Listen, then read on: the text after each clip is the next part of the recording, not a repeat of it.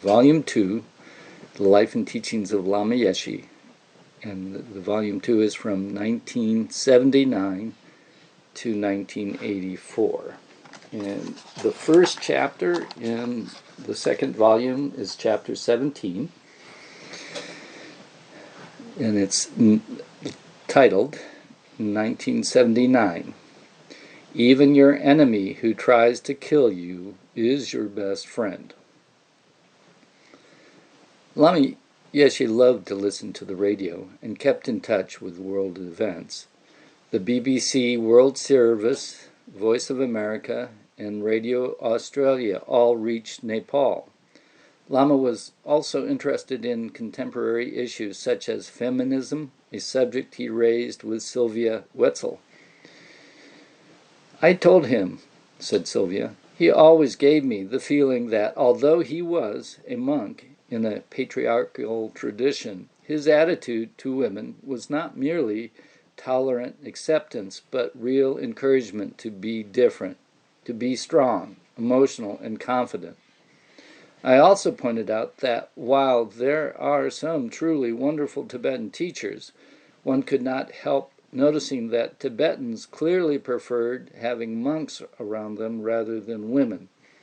My opinion was that there were really very few teachers in philosophy, psychology, and religion, or in Buddhism, who were as open to women as he was.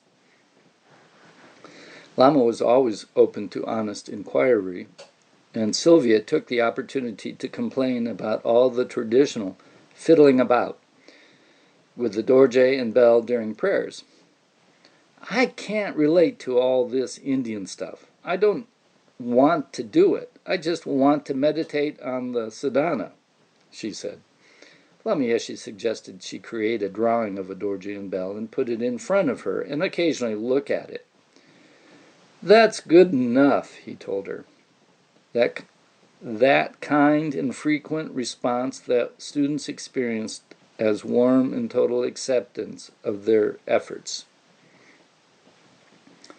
One day a student asked about the meaning of the traditional 7 water bowls offerings to the Buddhas that include water for drinking, water for washing the feet, flowers, incense, light, perfume, and food.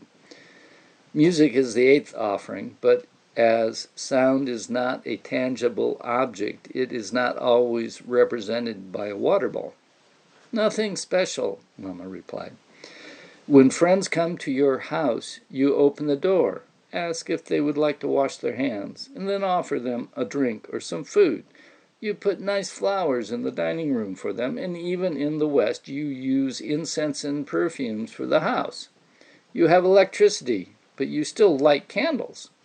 You also play music, so these are the offerings. You already offer those things naturally. There's no need to make a big deal of it as some Eastern cultural thing. The point is to offer these objects to the senses rather than to take the pleasure of experiencing them only for oneself. In this way, pleasure becomes liberating rather than simply increasing attachment, and as a consequence, suffering. One day, Lama told Max Redlich, now Tupten Gaelic, that he would one day be in Time magazine. Oh, come on, Lama. Why would they put you in Time? Said Max. What? Said Lama. You don't believe? As time would tell, Lama was not joking. Susan Parodi had been living and working at Manjushri Institute under the care of Nicole Couture. She was doing much better, although she was still in fragile health. Now she wanted to return to Italy. On January 15th, Lama wrote to Susanna in his peculiar idiom. Dear Susanna, my daughter, we received your letter. I am very happy you stay in Manjushri Institute up until now. We all happy here. As you wishes, you can go with Nicole, but the conditions are you cannot go to Milan or to Rome. You can only go to Lama Tsongkhapa Institute. Otherwise, I will come and chase you. Fine, as you wishes. Your Yeshi. And then the next part of that chapter is called Tara Siddhimanti Initiation Kopan. Everyone knew Lama Yeshe was going to give a Tara Chittamani initiation. This was the highest yoga tantric practice of the deity Tara. He had never given his students this initiation before, and several of them, whose visas were about to expire, hung around Kopan waiting for it. Then Lama announced they must wait another month. It seemed he wanted them to really value this experience, not just add it to their esoteric collection of initiations. Lama often ruffled the feathers of some of his older students, accusing them of arrogance. For some, Buddhism had become just another arena of self-importance. Lama said such students were actually too lazy to confront their egotistic habits. George Chernoff was leaving for Manjushri Institute. I went to Lama, made 3 prostrations, offered a kata, and asked if he had any advice. He looked hard at me and said, "Intellectual Mount Meru isn't worth caca." It was an important message for me, a Massachusetts Institute of Technology physics graduate. I had to learn that studying Dharma is not just an intellectual enterprise, said George. Finally, at the conclusion of the Lam Rim retreat that had begun after the 11th meditation course, Lama gave the longed-for initiation to 50 people. This was followed by a commentary on the Tara Chittamani practice from January 24th to February 4th.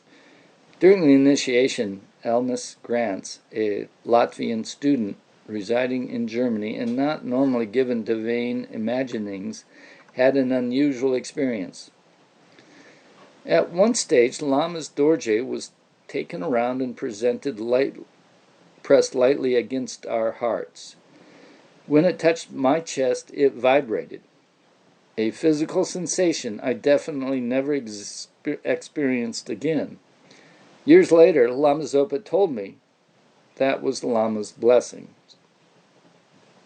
Tantric practice are based on dissolving the concrete view of a self-existent I, or ego, and replacing it with a visualization of oneself as a Buddha. In this case, Tara. It is not our limited self of I that becomes a Buddha. That limited I has been dissolved through analysis in meditation. Tantra holds that within the body there are 72,000 psychic channels, of which the main 3 are the right, left, and central channel. At various points along the central channel are the energy centers known as chakras. These inner elements were explained in the instructions on the seed syllable meditation. We have all had experiences that indicate the presence of these chakras and the concentration of energy they contained. Examples include the lump in the throat, the tightness in our chest when we're suddenly at the center of attention, the uncomfortable sensation in the pit of our stomach when we're nervous, and the pulsation we feel in our lower chakra when we're sexually aroused. While these give us a rough sense of the existence of these energy centers along our body's central axis, it requires empowerment, training, and extensive practice to be able to penetrate the central channel through these chakras and experience the transformative results. The next section, from Lama Yeshe's teachings on Tara Chittamani. Chidamani. According to Tantric science, there are different explanations of how to enter into the Sushumna, how to stay there, and how to dissolve into it. When the energy enters and stays in the Sushumna, there is no movement of the breath because the energy is so gentle. We move and breathe so wildly now because we are not balanced. But the person whose energy has entered the Sushumna is very subdued, and their breath almost stops completely. This is a difficult concept for the Western mind. If one is not breathing, then one is dead. A Western doctor would probably debate with me. What are you saying? Someone in whom there is no movement of energy is alive? That's outrageous. You are stupid, a Himalayan dreamer, and we are the international rest of the world. That's a point of debate. When I was still young, my uncle fell sick, and it looked as if he had passed away. His breathing had stopped. Then a Dharma friend came to our house. He burned some sampa, and the smoke rose up, and suddenly my uncle opened his eyes and started breathing again. That happens to many people. You think they are dead, but suddenly energy comes back and they come to life again. Even in the West, there are many stories like this. So sometimes it's difficult to say who is dead and who isn't. Tibetan Tantra has incredible technical meditations that bring about different experiences. You yourself can see how they function. The explanations of Yoga Tantra and Western science are coming together. Even Western doctors have discovered that there is a painkiller inside you, that you do not need injections. But they should also discover how to access the blissful energy as well. Our project here is to discover this blissful energy which is already there within us. Lama wasn't fussed that people thought Tantra might be some fantasy. What you haven't experienced is not reality for you. For example, someone who doesn't know about the 31 flavors of ice cream in New York City doesn't crave them because they are not his experience, even though they exist there. Come on, that's clear, isn't it? Whatever your mind holds on to is reality for you. Lama appointed Sylvia Wetzel as meditation leader for the Tara Chiramanti commentary. Together we discussed what meditations I should lead every day. He often asked me how I thought people were relating to the teachings, Sylvia explained. I had studied a little Tibetan in Dharamsala, so Lama got me involved in writing down the special request prayer in the Tara Chidamani sadhana. We sat there for hours, neither of us native English speakers, translating from Tibetan into English. Lama would ask me to tell him what associations particular words had, so I'd go through some for him. Sometimes he'd say, "Wonderful, just right." At other times he would say, No, that's the wrong meaning.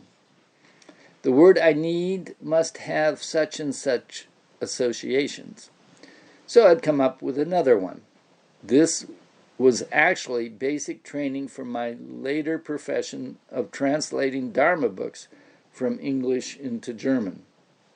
Afterwards, Lama asked me to edit the Tara Chiramanti commentary. I felt inadequate for the job, but Lama told me, it's just words. That gave me confidence. A Song of Longing for Tara, the Infallible. From my heart I bow to the Divine Mother Tara, essence of love and compassion, the most precious objects of refuge gathered into one. From now until I reach enlightenment, hook me with your great love and kindness to liberate me. By the witness of the three jewels, not just from my mouth, but from the depth of my innermost heart and bones. I pray to you morning and evening. Show your blissful face to me, loving one. Grant me the nectar of your speech. Great gurus and small gurus cheat us with their made-up teachings, selling Dharma, teaching without comprehension, not observing who is qualified and who is not, being concerned about their own happiness and the 8 worldly concerns. Since I can no longer trust friends of this degenerate age, you are my principal guru. Inspire me, Divine Mother, essence of love. Arouse the great power of your compassion and think of me. Most Dharma protectors do not show their powers. Tired of those who invoke them, they do not act. Other protectors, lacking insight but proud of their power, may be friendly for a while but will later do me harm. Since I cannot rely on other protectors, you are my principal protector. With divine action, Wisdom Mother, essence of love, arouse the great power of your compassion and think of me. To ordinary view, the names of objects are the same as their meaning. Like this, they produce affliction and bind us to samsara. When it is time to die, unless I understand the true nature, could a wish-fulfilling gem enable me to carry even a sesame seed with me? Since I do not trust in illusions, you are my real richness. Please grant my desires, Divine Mother, essence of love. Arouse the great power of your compassion and think of me. I cannot rely on non-virtuous friends for even a day. They pretend to be close to me and all the while have in mind the opposite. They are friends when they wish it and enemies when they don't. Since I cannot trust in this kind of friend, you are my best friend. Be close to me, Divine Mother, essence of love. Arouse the great power of your compassion and think of me. You are my guru, my yidam, my protector, my refuge, my food, my clothes, my possession, and my friend. Since your divine quality is everything to me, let me spontaneously achieve all that I wish. Although I am overwhelmed by my habitual uncontrolled mind, please cut these self-centered thoughts so that I will be able to give my body and my life millions of times without difficulty to each being. Inspire me to be able to develop this kind of compassion to benefit all. Empower me to cut the root of samsara, self-grasping, and to understand the pure doctrine, the most difficult middle way, free from the errors of extremes. Inspire me to practice as a bodhisattva, turning away from what is worldly, dedicating all my virtue to teaching living beings, never for even one instant thinking of just my own happiness. Let me wish to attain Buddhahood for the benefit of all. Empower me to actualize as much as possible the most subtle vows and to keep them without a careless mind, thus becoming the most perfect bodhisattva.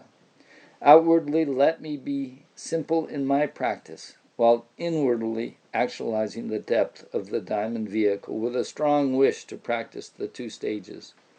Inspire me to attain enlightenment quickly for the benefit of all. Divine Wisdom Mother Tara, you know everything about my life, my ups and downs, my good and bad. Think lovingly of me, my only mother. I give myself to all who trust in me, to you. Divine Mother, Mother Tara, Divine Wisdom Mother Tara, being completely open to you, let us be born in the highest pure land. Set me there quickly, with no births in between. May the hook of your compassion and your skillful means transform my mind into Dharma and transform the minds of all beings, whoever they are. They have all been my mother, the mother of one unable to follow the conqueror's teachings. By reciting this prayer 3 times a day, and by remembering Divine Wisdom Mother Tara, may I and all beings who are connected to me reach whatever Pure Land we wish. May the 3 jewels, and especially the Divine Wisdom Mother, whose essence is compassion, hold me dear until I reach enlightenment. May I quickly conquer the 4 negative forces. If, as long as you live, you recite this prayer 3 times every day, not just from the mouth, in words only, but strongly linked with your mind, you will have close connections, and you will see Tara's face. No hindrance will be experienced, and all wishes will be fulfilled. You will have a close connection with all the Buddhas and Bodhisattvas, and they will hold you dear. If you recite the homage to the 21 Taras and end this prayer, you will attain the Divine Liberating Mother. This prayer to Venerable Tara in heart words, making his own request and also non-deceptive to others, was composed by the Buddhist monk Losang Tenpa Gyaltsen in his 19th year, the Water Mouse year, 1852, on the 3rd day of the miracle month, 2nd month of the lunar calendar, at the Bengar Namgyal Ling. It is sure to have great benefit. Translated by Lama Thupten Yeshi and Sylvia Wetzel, Kopan Monastery, Nepal, January and February 1979. This is not a literal translation, but rather one in Lama Yeshi's individual style, with words added to clarify the meaning. Many people were aware that Lama Yeshe had been a nun in his previous life and connected that with his special care for women. When Lama was talking about Tara's body during the Chidamani commentary, he was so feminine it was scary, said Karuna Ketan.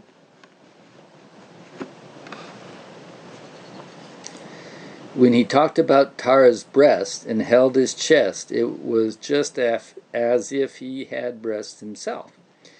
He was a great actor and mime, but he also showed some feminine power beyond any vulnerable stereotypes.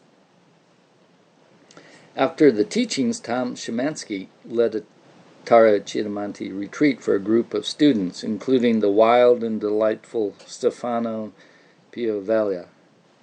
Stefano loved roaring up and down the hill on his motorcycle, much to the joy of the young monks, who nicknamed him Rambo.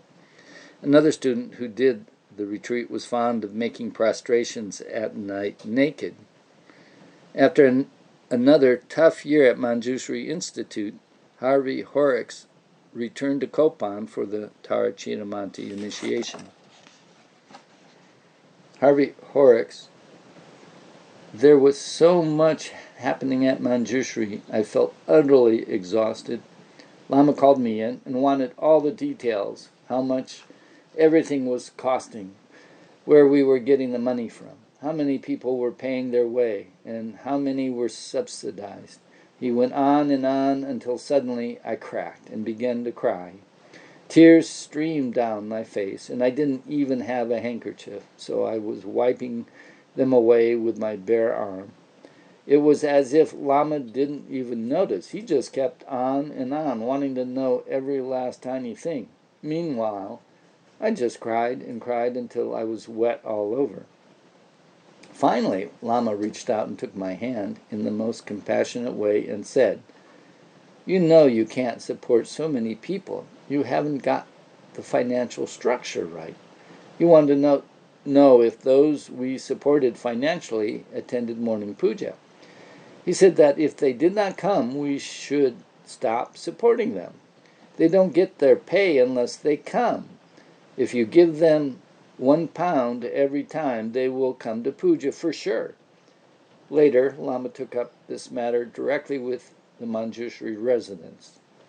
Normally, daily teachings at the priory were held between 8 and 9, and we did morning puja before that.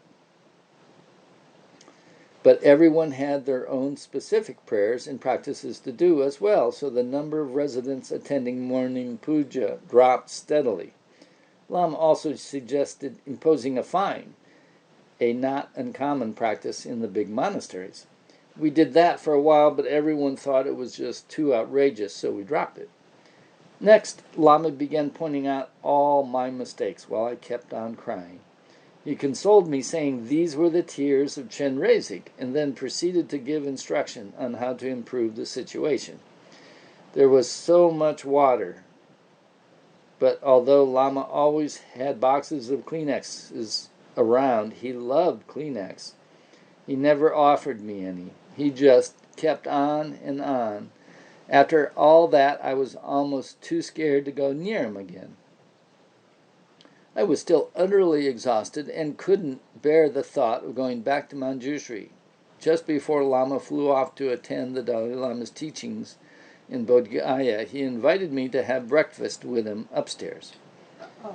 We sat up on the Gompa roof with this marvelous view and had the most delicious breakfast. Lama said that in 1 year's time he wanted me to have a year's break, but I didn't believe it until it happened. Lama's youngest IMI monk, Andrea Antonetti, had been a bit wild back in his native Italy. Lama understood people like me very well, said Andrea. He knew about our acid experiences and suggested we meditate outside sometimes. Go outside, look around, he said. If we hung around indoors too much, we might become withdrawn and lose our freshness. He also told us, my monks and nuns in the 20th century are already living like saints, but sometimes they are so stupid they accidentally kill a mosquito and then worry for a month. Oh, Lama, I killed a mosquito. Now I'm going to hell. This is what they tell me. So impractical. Lama Yeshe's understanding of the practice of discipline included advice to lay students on how much wine they should drink. He said that if their parents offered them a glass of wine, they should accept and drink it, but slowly, and not follow it with 5 more glasses. Lama also stated that if one did not lose control of the mind, the vow against intoxicants was not broken. Spending time at Kopan. The Lama's international tour, planned for 1979, wasn't due to commence until June.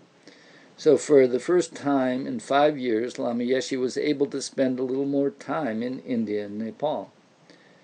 Lama decided it was time Marcel Bertels moved to the retail business from the Hotel Solti Oberoi to bustling Dubar Marg, one of Kathmandu's principal thoroughfares, and home to 2 major tourist hotels, the Yak and Yeti and the Annapurna.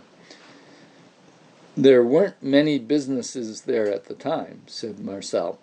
Really, only the safari business, Tiger Tops, plus 1 or 2 airline offices. But over the years, that side of the street developed into the best shopping strip in Nepal.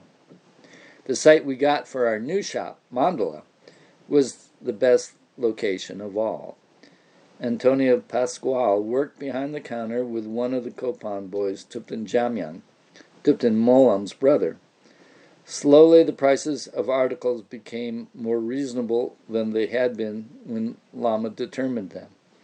In February, Champachuki and Peter Isley held a month-long contemplating course at Kopan for 20 people. Champachuki led meditations, encouraging people to focus on colors and the feelings they associated with them. Lama had been busily promoting the boys' colorful artwork for some time as a means of raising funds for their upkeep. I can't paint, he told Champachuki. You have to paint for me. He came up with the ideas and I just followed his instructions, said Champachuki. He drew some perfectly formed Tibetan syllables for me, but said he had no ability with his hands. Then I taught painting to the boys. The lamas checked every detail. Lama Yeshe got me to photograph their work and then put me in charge of selling the paintings, which I did. I kept the accounts, too. Sometimes Lama asked me for money, but I wouldn't give him any. One day he caught hold of my hand and said, "Give me the money." "No, Lama," I told him. "I have to make proper accounts." He was laughing while trying to wrestle me for the rupees in my hand.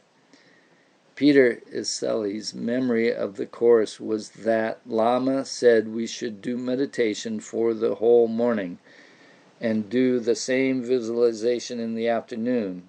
But as painters, it was the best idea.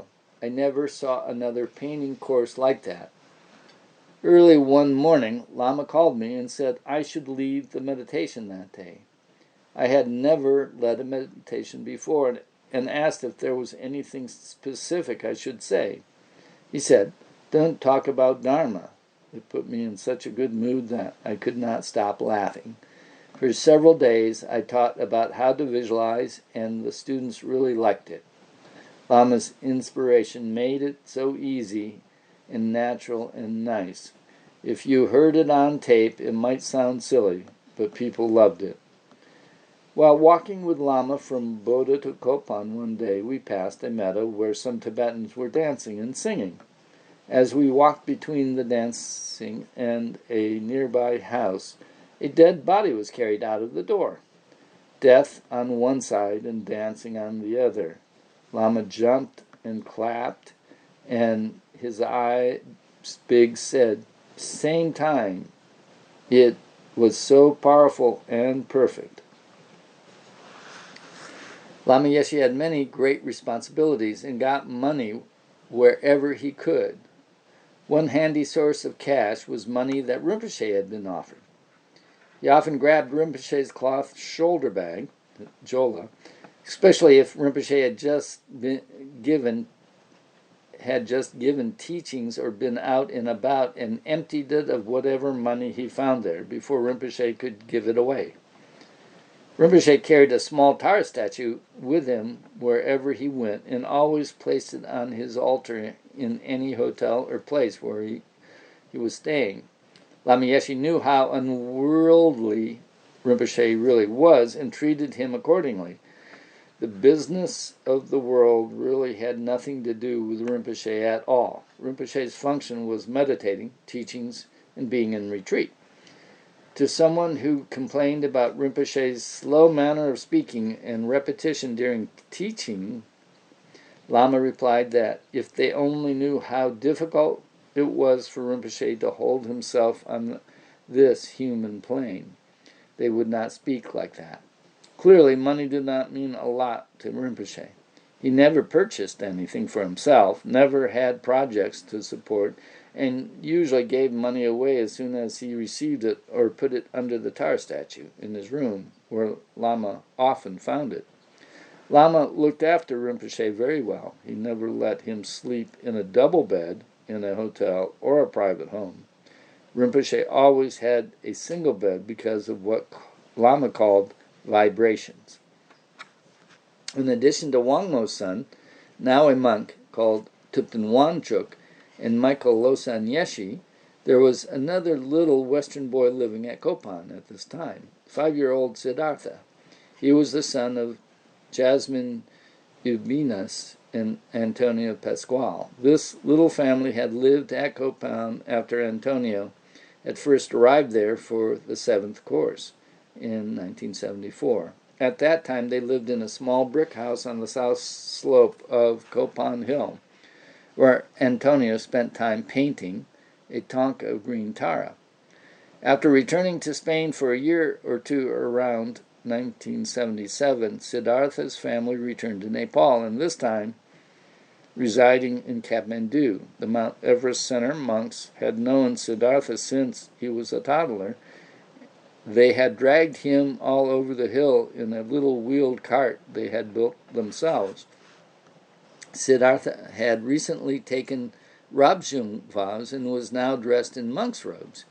It was all great fun for him, hiding behind Norbalinka to eat secret food stashes and, best of all, making kites. Kites are forbidden, Siddhartha later recalled, but in the early spring everyone in the valley flew kites, and we just had to have them. So we made our own out of scrap paper and bamboo sticks. We didn't have any glue, so we stuck them down with tree sap or our own resin. Stuck them down with tree resin or our own snot. As a young Mount Everest Center monk, this Spanish boy spent hours in the Gompa with the other monks, patiently memorizing texts by recitation. He came to speak Tibetan well enough to participate in debates. One day, when Lama was walking around the hill with Massimo and Siddhartha, he suddenly said, "I think I should come back as a beautiful little Spanish boy like him, don't you think?" Once a year, Lama Yeshe liked to take all the Mount Everest Center boys and whoever else was around on a celebratory picnic. This year, they went to the famous Hindu water gardens in the Kathmandu suburb of Balaju. Among the Ingis present at that picnic was a young Australian woman, Pam Phillip. Lama took her hand and asked her what she had thought of the course. Pam replied that it had been great, but she didn't know what she should do next. She said she wished she could just press a button and become instantly enlightened. "Yes," said Lama, "but first you have to learn to live in the world." He led her over to a pond and began feeding the fish, giving Pam some grain so she could feed them too.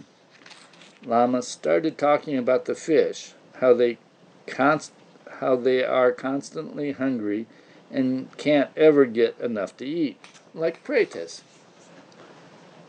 said Pam. As we stood there, it suddenly occurred to me that just being able to do this was teaching me how to live in the world.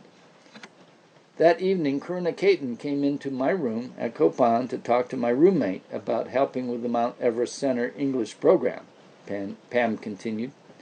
I found myself offering to stay and help too, and knew the thought came because of helping Lama feed the fish.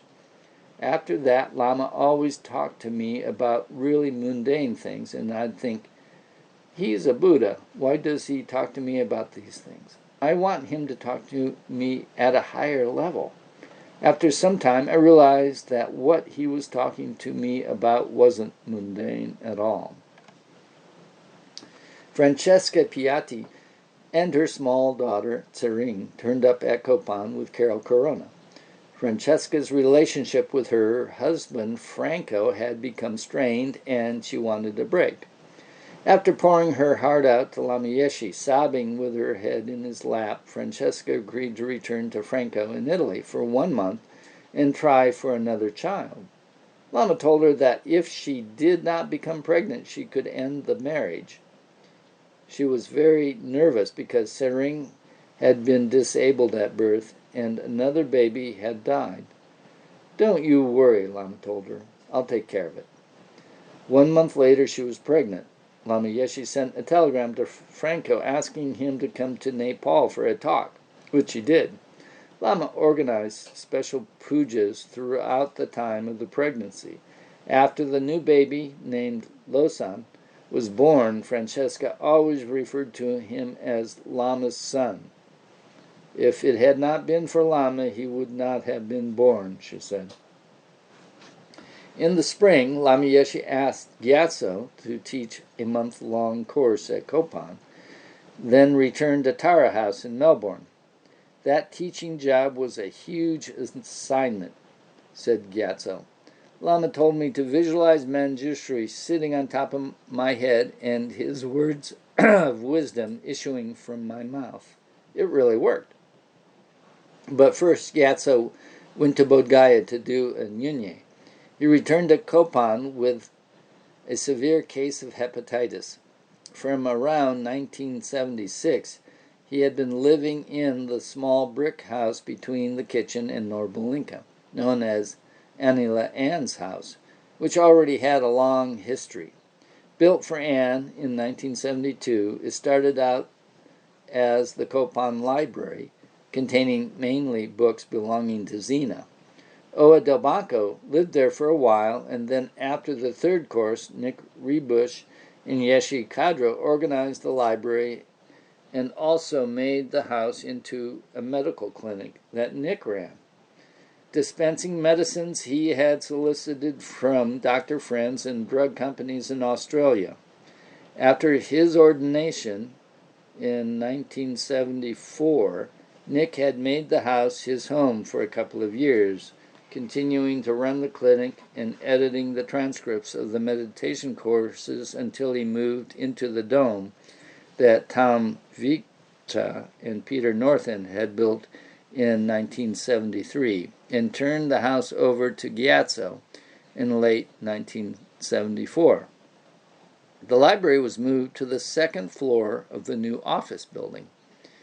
After Gyatso returned ill from Bodh Gaya, Lama Yeshe walked into his room one day.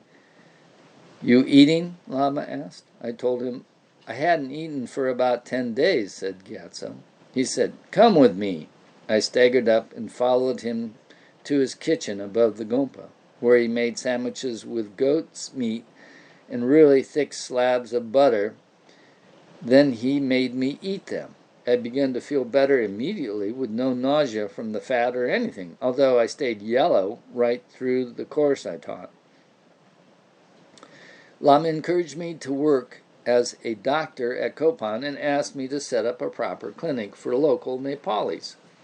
Later, a new clinic building was built by Gelek Gyatso Rinpoche on Copan land at the bottom of the hill, staffed with Nepalis paid out of Copan finances. The People's Clinic, as I named it, still operates to this day. The People's Clinic didn't treat only people, but among the many dogs who lived on Copan Hill was Sasha, a yellow female. Although she left the Copan monks and Injis alone, she was vicious towards the local Nepalis, who disliked her intensely. She was such a problem for Copan that Lama Pasang had once put her in the jeep and driven her all the way to Swayambhu, where he abandoned her by the side of the road. More than a week later, she showed up again at Copan.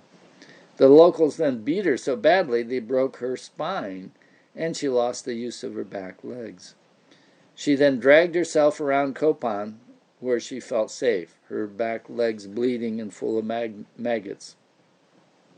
Even after this injury, Sasha had a litter of puppies. This much abused dog then became an object lesson for everyone on Copan Hill, as her love and devotion to her puppies was notable. After delivering her litter, she also suffered a ghastly prolapsed uterus. She was a truly pitiful sight. In his discourses, Rinpoche used Sasha as an example of a mother's love. He also said that she was purifying the karma of sexual misconduct created in a previous life as a monk. The Buddha himself said that the dogs hanging around monasteries were once monks who had broken their vows. Later, out of compassion for Sasha's plight, Gyatso and Dr. Nick, who administered the anesthetic, amputated her back legs so the infection wouldn't kill her. A makeshift contraption was then devised to protect her hindquarters so the flesh wouldn't be rubbed raw as she dragged herself around. Young Copan monks could sometimes be seen helping this ugly yellow dog up the Gompa steps by lifting her hindquarters by the tail and running up the stairs next to her, dog and boy both grinning as they ran. Jackie Keeley. I got hepatitis at the same time as Gyatso. I was sick for 6 months. Rinpoche said it was caused by spirits in the chimney, and that they got there from used tissues being burned in the grate. He said these spirits had gone into me and must be removed, so he made an entire palace out of dough.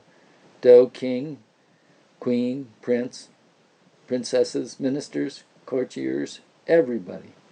I stayed in his room the whole afternoon while he made them. I could hardly keep awake. He was meticulous and made these absolutely beautiful figures with total concentration. He told me it was important I think of them as the most beautiful objects in the whole world, because if the spirits think you are trying to trick them, they get angry and do even more damage. The idea was to do a puja to transfer the spirits from me into the figures, then put them somewhere very nice where they could all live in peace. Time didn't matter for Rinpoche. It was like he had nothing more important to do in the whole world. I didn't start to get better afterwards, but it was still a long... I did start to get better afterwards, but it was still a long road to recovery. When Jackie was better, Lama sent her to Delhi with Thupten Wangchuk, Wangmo's son. He was such a special child, and Rinpoche often commented on his beautiful Tibetan, though his English sounded like grunting. It took him quite a while to catch up with his mother tongue after spending so long with Jumpa Trinley's family, said Jackie. During the springtime, dry season, there was always plenty of building work in progress. As the monastery's operation manager, Lama Pasang was the foreman, but Lama Yeshe could often be seen at a building site, with one hand behind his back busily working his mala. He'd pace to and fro, watching everything, often with a big straw gardening hat on his head, which was most unusual for a Tibetan monk. The boys were in constant need of medical attention, living as they did in crowded quarters and sleeping on ragged bedding. Their conditions were better than if they had stayed living in the mountains, but compared to the Inji rooms and their supered down sleeping bags, it was shocking. As Pam Phillips became more involved in teaching the boys, she and another student, New Zealander Maureen O'Malley, did their best to improve the conditions of the young monks. Pam Phillip: we Inji travelers pride ourselves on dressing in tatty old clothes and doing without cosmetics. We congratulate ourselves on how clever we were, blending into a very poor country. One day Lama took Maureen and me to task about our appearance. "Tell me," he said, don't you like looking at beautiful things? Everybody does. But look at these monks with their dirty noses, dirty rags, dirty rooms. I don't like my monks to look like that. You think the mind feels happy to see that?" He went on to say it was important for us to look beautiful too. If you use makeup and clothes to attract attention for your own ego, that's something else. But if you use them to look beautiful as an offering to others, that's really great, he told us.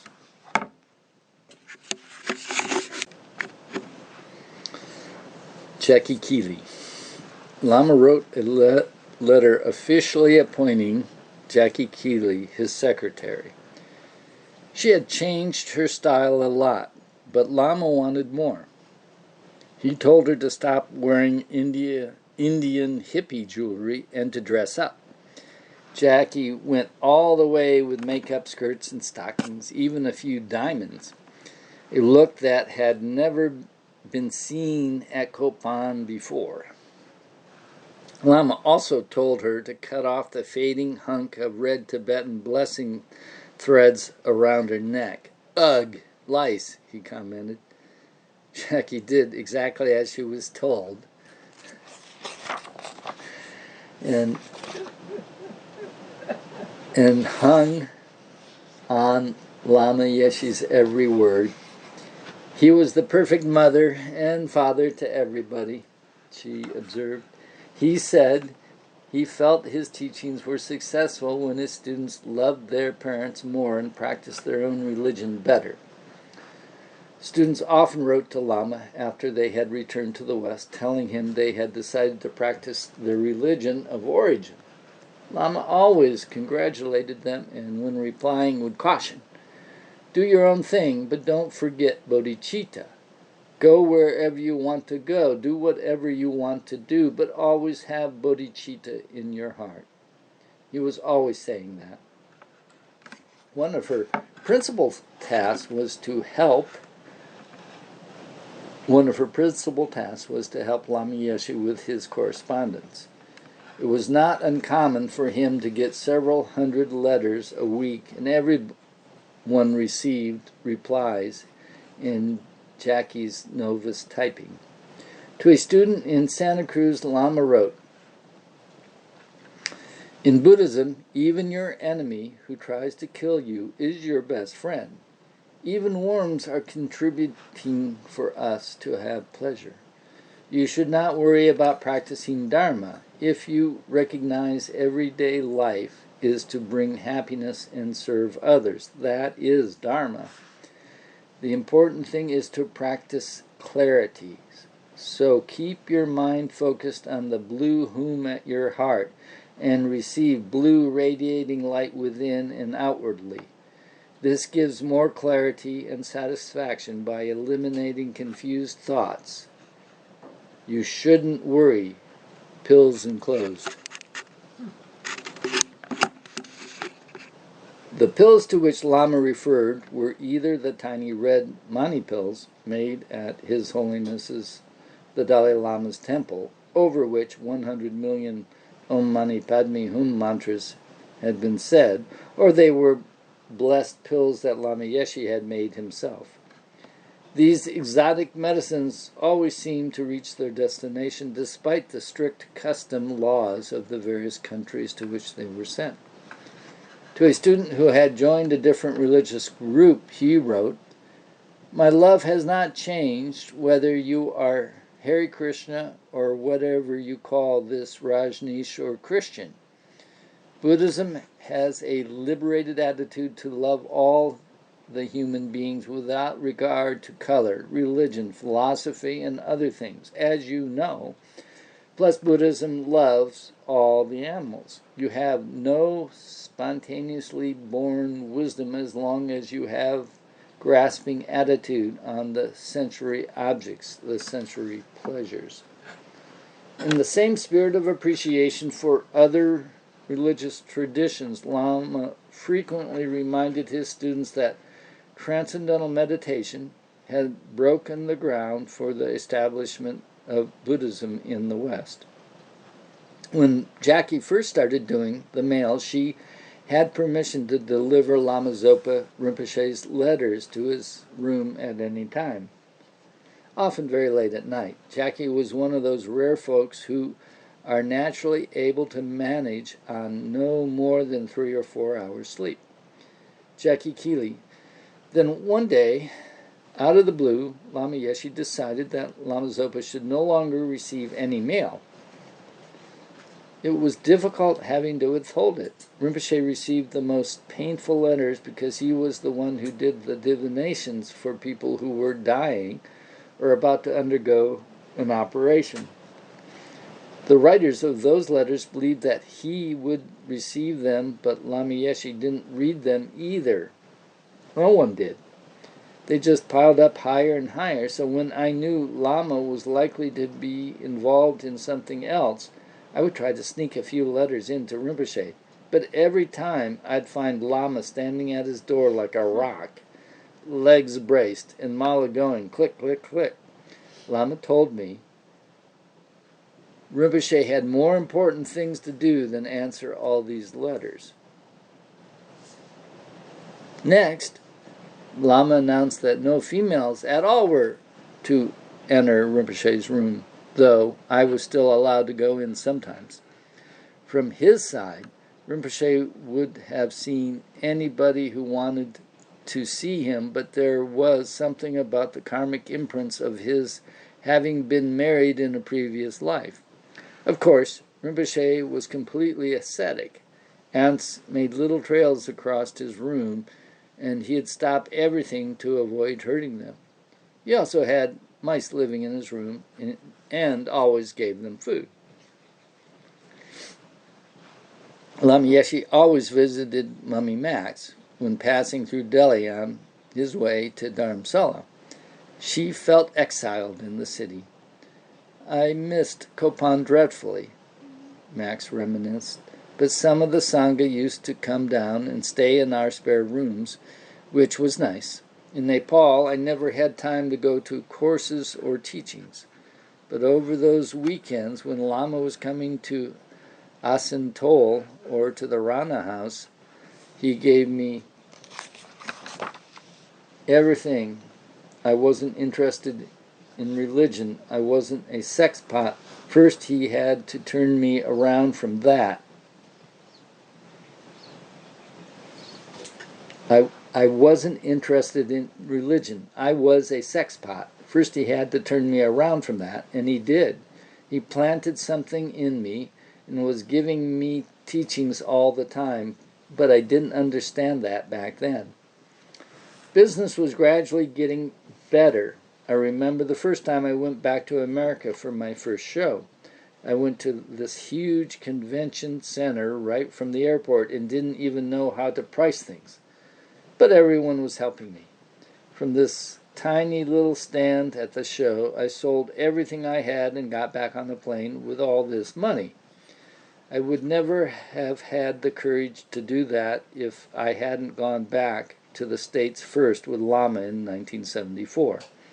I was flying 10 feet off the ground. I knew it was all due to Lama's blessings. My first label was Samsara, then Yeshe, then Sister Max, which was the one that succeeded.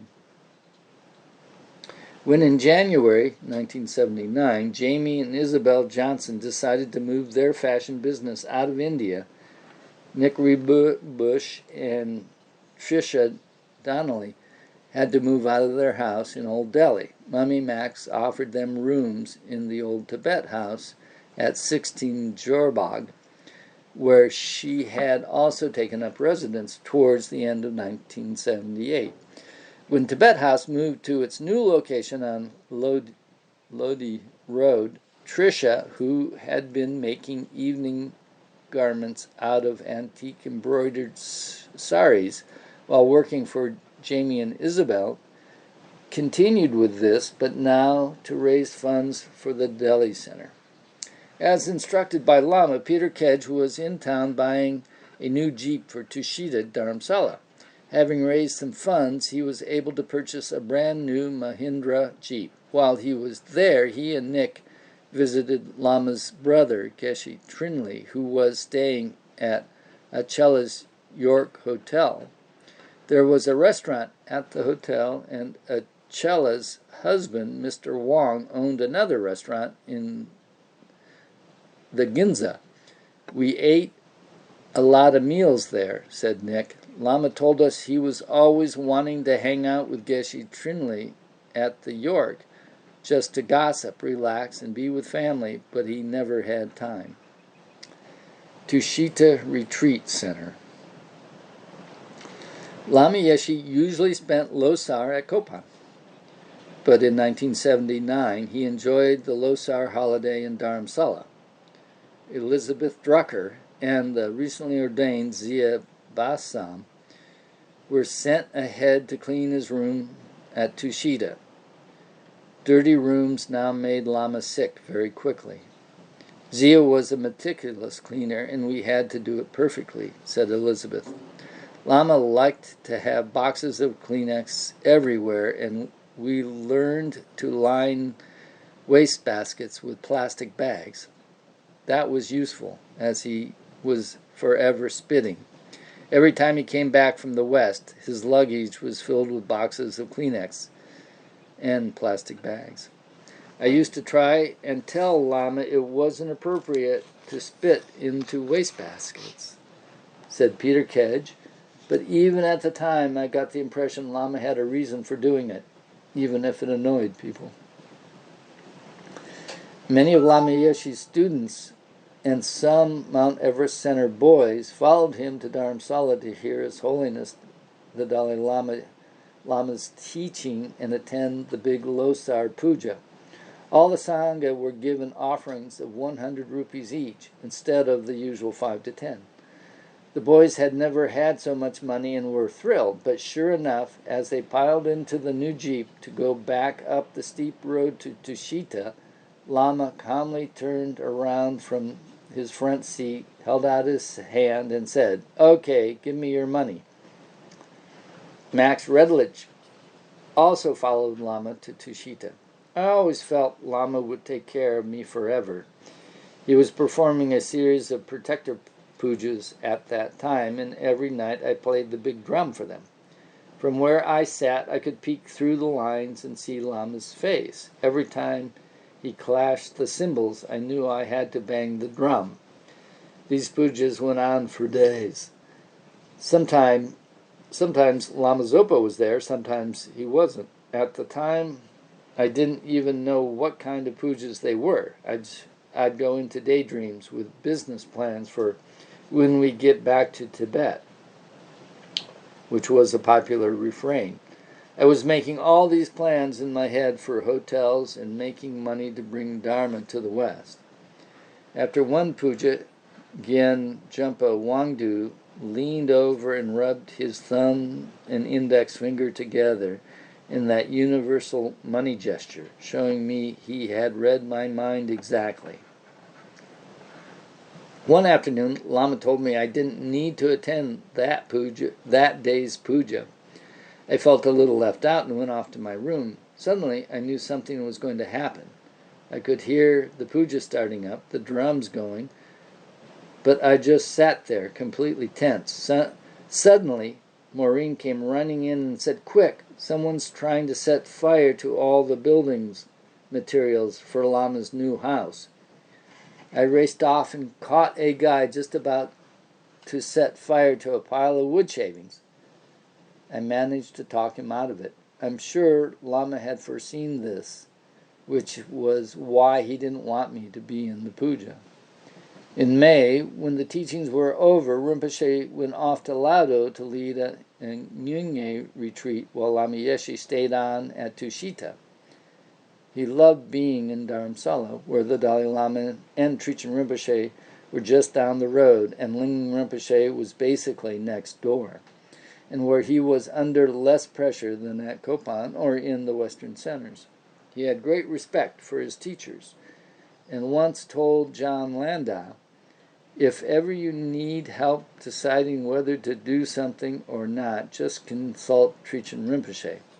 You don't even have to tell him your question. Just formulate it in your mind, ask for a response, and he will answer yes or no." One day I took Piero Seri with him. One day Lama took Piero Seri with him to meet Trijang Rinpoche.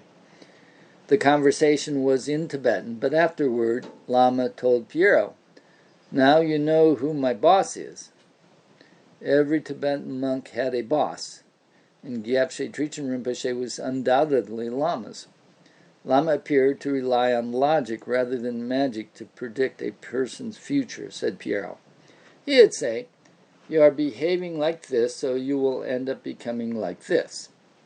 It was a mixture of clairvoyance and common sense, but very precise and sharp. Lama always knew exactly what I was up to. Max Redlich had no doubt on this score.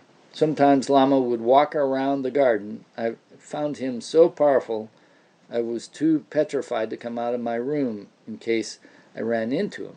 Once, when our paths crossed, he just looked at me slowly up and down, as he often did, and I knew he could see every atom of me. When Peter Kedge found some tapes of Trijang Rinpoche's commentary on Heruka, Lama immediately went into retreat with them in his big room. He completed that retreat on May 9th and began making a batch of blessed pills.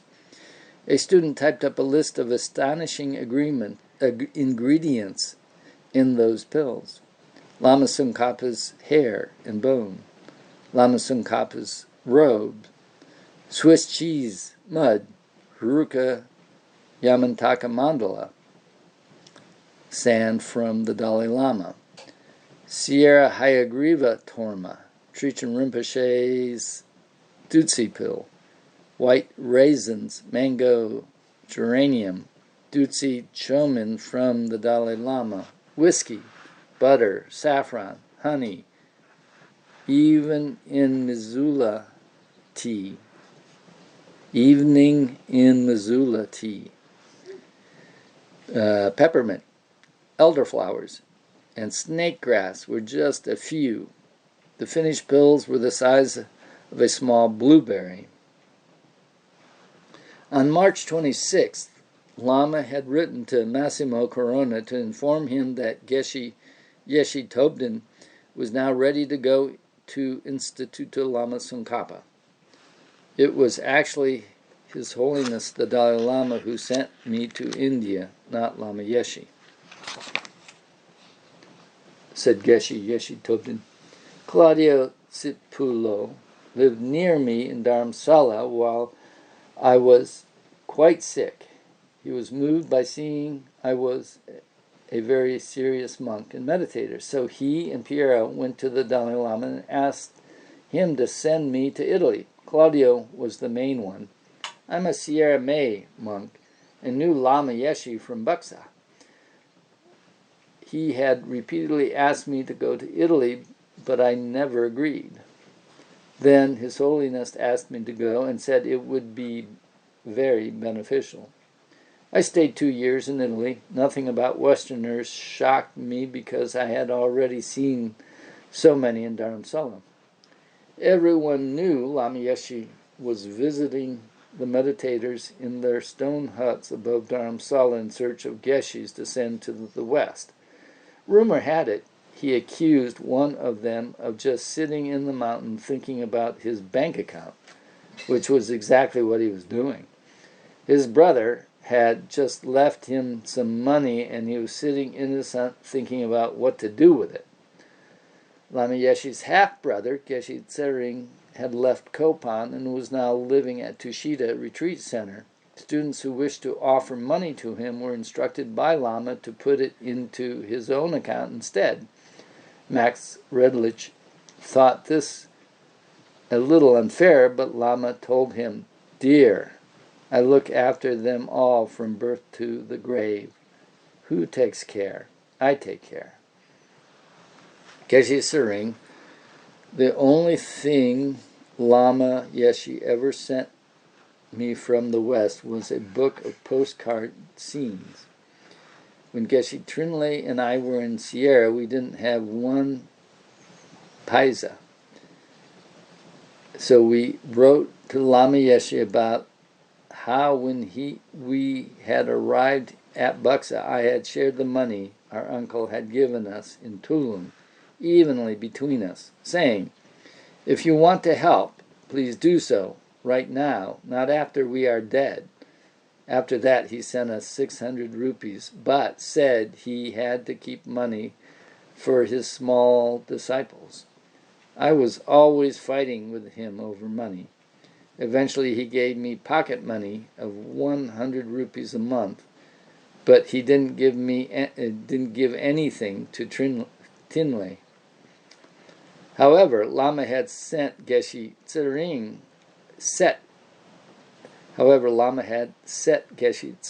up for life at Tushita, and he also had a job for Geshe Tinley at Chenrezig Institute.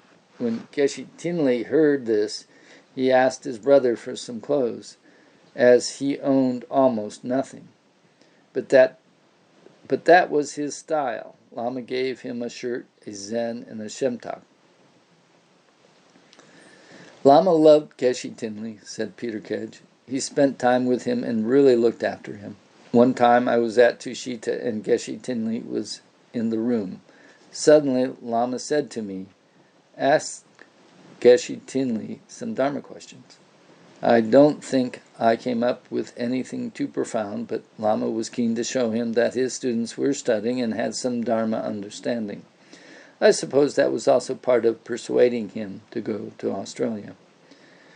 Some Westerners were even more poverty-stricken than the Tibetans and received a lot less sympathy. An American monk, Jumpa formerly Sanford Jaffe, and known by most as Chaitanya, had worked on the first English translation of the Guru Puja. Now he was penniless. Jumpa I was an IMI monk. Although I had been ordained by Geshe Nawang Dargay, I was so broke that I was about to go to Tehran to teach English because the money there was so good. When Garth Sparham told Lama Yeshe about this plan, he said, "No, no, no, he mustn't go. Tell him I'll give him what he needs to stay." My parents were dead, and I had nobody to help me, so I accepted Lama's offer to stay at FBMT in Jigompa. I ran up a bill of 80 rupees a month until the monk in charge threw me out, with a warning not to tell Lama Yeshe about it. It was terribly unfair. I spoke Tibetan. I knew that many Tibetans were openly critical of Lama Yeshe, but not of Geshe Dargay, although both of them had been personally requested by His Holiness the Dalai Lama to teach Westerners. The Tibetans thought this was a total waste of time. Their resentment of Lama was based on jealousy because he was successful. The English translation of Guru Puja was published by the Library of Tibetan Works and Archives in June 1979. Gary Fawkes did the cover illustration, and the translators included Alex Berzin and Judith Dane, short, Jumpa Gedon's girlfriend from their Rajneesh days, known back then as Priya. Nearly 40 years later, this translation is still in use around the world.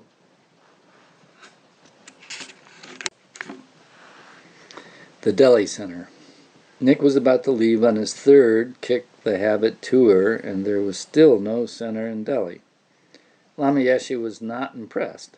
One morning in May, Nick told Tricia Donnelly he was coming home that night until he wasn't coming home that night until he had found suitable premises. This resolve led to a lucky encounter with the owner of a luxurious house in the pleasant Shantiniketan enclave, situated in a lovely residential area on a quiet street opposite a large plot of empty land. The two-story White House was roomy and comfortable. The upstairs rooms became dormitories and private bedrooms. The mezzanine bedroom became Dr. Nick's office, while downstairs there was a small office in a large living room that was transformed into a lovely gompa. Separate servants' quarters in the back functioned as housing for the center's staff members, and the whole complex was set in a beautiful garden that even had a Bodhi tree. The rent was a bit steep, but Lama had mocked me for being scared of money, so I wasn't, said Nick. Peter Kedge lent me $10,000 out of the FPMT funds he was managing, and Tricia and Wendy Finster, as the spiritual program coordinators, moved in. Sunita Kakaria spent a lot of money fixing the place up. When I returned from my tour in the fall, the place was just beautiful. The teaching program was up and running, and Lama loved the place. One day, a year or so later, he was sitting on his bed in the room he used to stay in, looked around and said, beaming, "I love my center." For me to hear Lama say anything like that, which I took as praise, was pretty rare, but totally heartwarming. Of all the FPMT centers, Tushita Dharamsala and Tushita Delhi were the only ones Lama Yeshe himself had initiated. All the others were started by students. The Delhi Center only managed to attract a very small number of Indian students, but served as a welcome haven for Western students passing through or staying in Delhi. Tricia Donnelly, who ran the place together with Nick, also provided a valuable service for Geshis and translators communing between various FPMT centers by handling the endless arrangements relating to their travel papers. Gaelic Rinpoche, an old friend of Mummy Max as well as Lama Yeshe, had disrobed and married. His wife, Desi, a Tibetan aristocrat, was the director of Tibet House. When he first arrived in Delhi, Gaelic Rinpoche began printing Tibetan texts. Lama always bought as many of them as he could. He always got Max to pay, and for once never bargained down the price because he knew that if Gaelic Rinpoche made money, he could print more. Mummy Max never said anything at the time, said Gaelic Rinpoche, but afterwards she always came back alone to see me and made a deal. When Gaelic Rinpoche had disrobed, both Gyapche Trichen Rinpoche and Gyapche Ling Rinpoche bluntly reminded him that even though he was not a monk, he was still a Rinpoche. They told me I had to carry the banner for Buddhism anyway, said Gaelic Rinpoche. When Lama Yeshe learned I was hanging out in Delhi and not teaching, he told me, "What a waste. Why don't you go and teach?" I said, "No, I'm just a wild and crazy guy, not the kind of person who should teach Buddhism." Then he sent Dr. Nick to my house in Defense Colony with a scarf to ask me to teach at Tushita. I said, "No, I don't know how to teach. I'm not a Dharma teacher. I don't know anything about it." Then Lama Yeshe went to Trichen Rinpoche, who told me I had to teach. So then I had to teach. Lama Yeshe pushed me, and so that was the beginning of my teaching. I had to tell Trichen Rinpoche everything I had done. I said, "Look, I've been naughty. I'm not the nice Rinpoche of old. I've been smoking, drinking, doing all sorts of things. I disrobed when I was 25 to see what worldly life was like, and smoked 1.5 packs of cigarettes a day for 4 years. I ended up smoking for about 20 years in all. Then one day I just stopped it all. I was through with my teenage life with girls and got married in India. Gyapche Trichen Rinpoche and Gyapche Ling Rinpoche were so clever. They let you do everything, then they got you back. They're so kind. This was the beginning of my life as a teacher. So Lama Yeshe is responsible for the teachings I now give to so many Westerners. By the time I started teaching at Tushita, Delhi, I had completely stopped drinking and smoking. I had taught before in Tibet and sometimes at Tibet House in Delhi, but this was my first experience of teaching Westerners. I used the little English I knew and taught a little bit about mind development. Gaelic Rinpoche was being very modest about his English, which was extremely good. For some years, he was a broadcaster for All India Radio, speaking on Tibetan issues. Lama studies English in England. Lama Yeshe was preparing to go on tour when Pedro decided that he, rather than Peter Kedge, should be Lama's attendant this year. I was in Kopan well before Nick and Peter arrived, and I was jealous, said Piero, who could be very honest. I did some heavy pujas, then went to tell Lama I thought I could do a much better job than Peter. Lama just looked at me. He adored Peter, who was a handyman and could fix anything. The leaking roof, the Jeep. Lama really relied on him.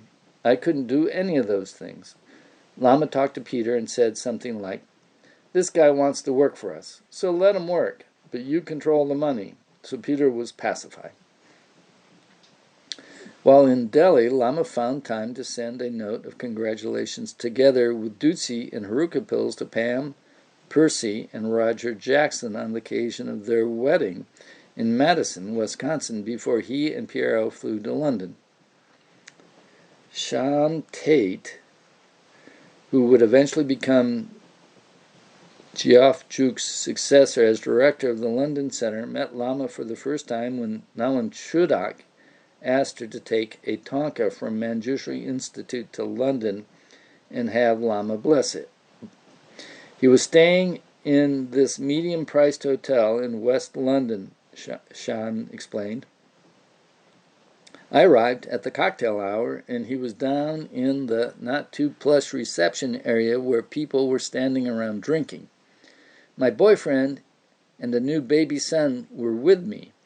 Lama greeted me warmly. I explained about the tanka, and he just sat down in an open space and started to do the blessing.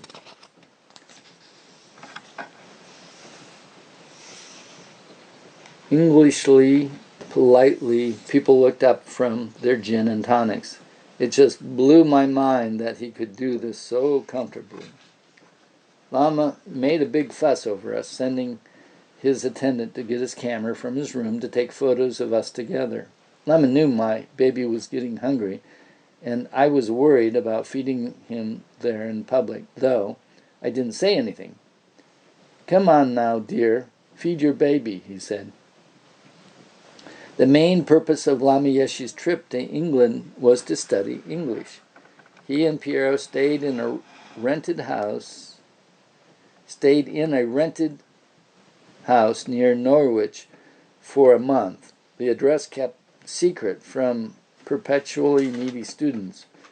Just prior to their arrival, Harvey and Nick, who had just finished a Kick the Habit course at Manjushri Institute, spent a whole weekend scrubbing the place, which was pretty dirty from top to bottom. Besides, the English tutor who stayed in a small hotel nearby, they had only 2 or 3 visitors. Piero became Lama's cook. He knew exactly what he wanted to eat. I always watched how he cooked, and when I cooked, he told me what to do. One time, I put too much oil in the dish. He ate 1 spoonful and just put it down. I felt so bad I wanted my food to be the best for my guru. Another time, we were going somewhere, and he cooked the spaghetti in a really small pan of water. I told him, no, you have to have a big pot of water for spaghetti. But he just waved me off, of course. A small pot would work. These were all little attacks on my rigid state of mind.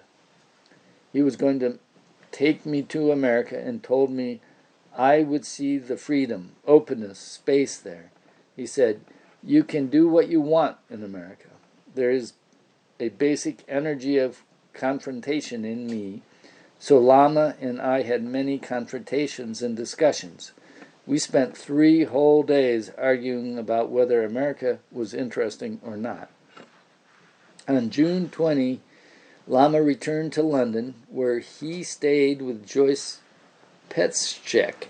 Piero and Peter accompanied him to Joyce's, but stayed elsewhere. As Lama was not well, Joyce recommended he see Dr. Martin Skur at the La Bronx Private Diagnostic Clinic, and Peter arranged a couple appointments with him. After the examination, another lengthy report was made about Mr. Yeshe, noting gross left ventricular hypertrophy, systolic and diastolic murmurs, and marked enlargement of the ventricular mass. After further tests, the conclusion was that Lama's main pathology was severe aortic valve disease. A valve replacement surgery was advised for the near future. The report concluded, this reiterates instructions he has received elsewhere. If he delays until such a time as he develops cardiac failure, the dangers of operative procedures are increased and a satisfactory outcome less certain. Once again, Joyce was the perfect hostess. Lama often stayed with me in the London family home. I remember saying that I didn't think it possible for me to reach enlightenment in this lifetime, as I liked too many worldly things. Beautiful clothes, gold jewelry, travel, skiing, movie, theaters. That's good, dear, he told me. Now you have a chance. They often spoke about her spiritual development rather than doing retreats. Joyce was dedicated to her creativity, the writing of books, and the designing of Bargello needlework. Lama told me these were my forms of meditation. He was very clear that you can have it all, just as long as you don't need it or want it, as long as you're not attached.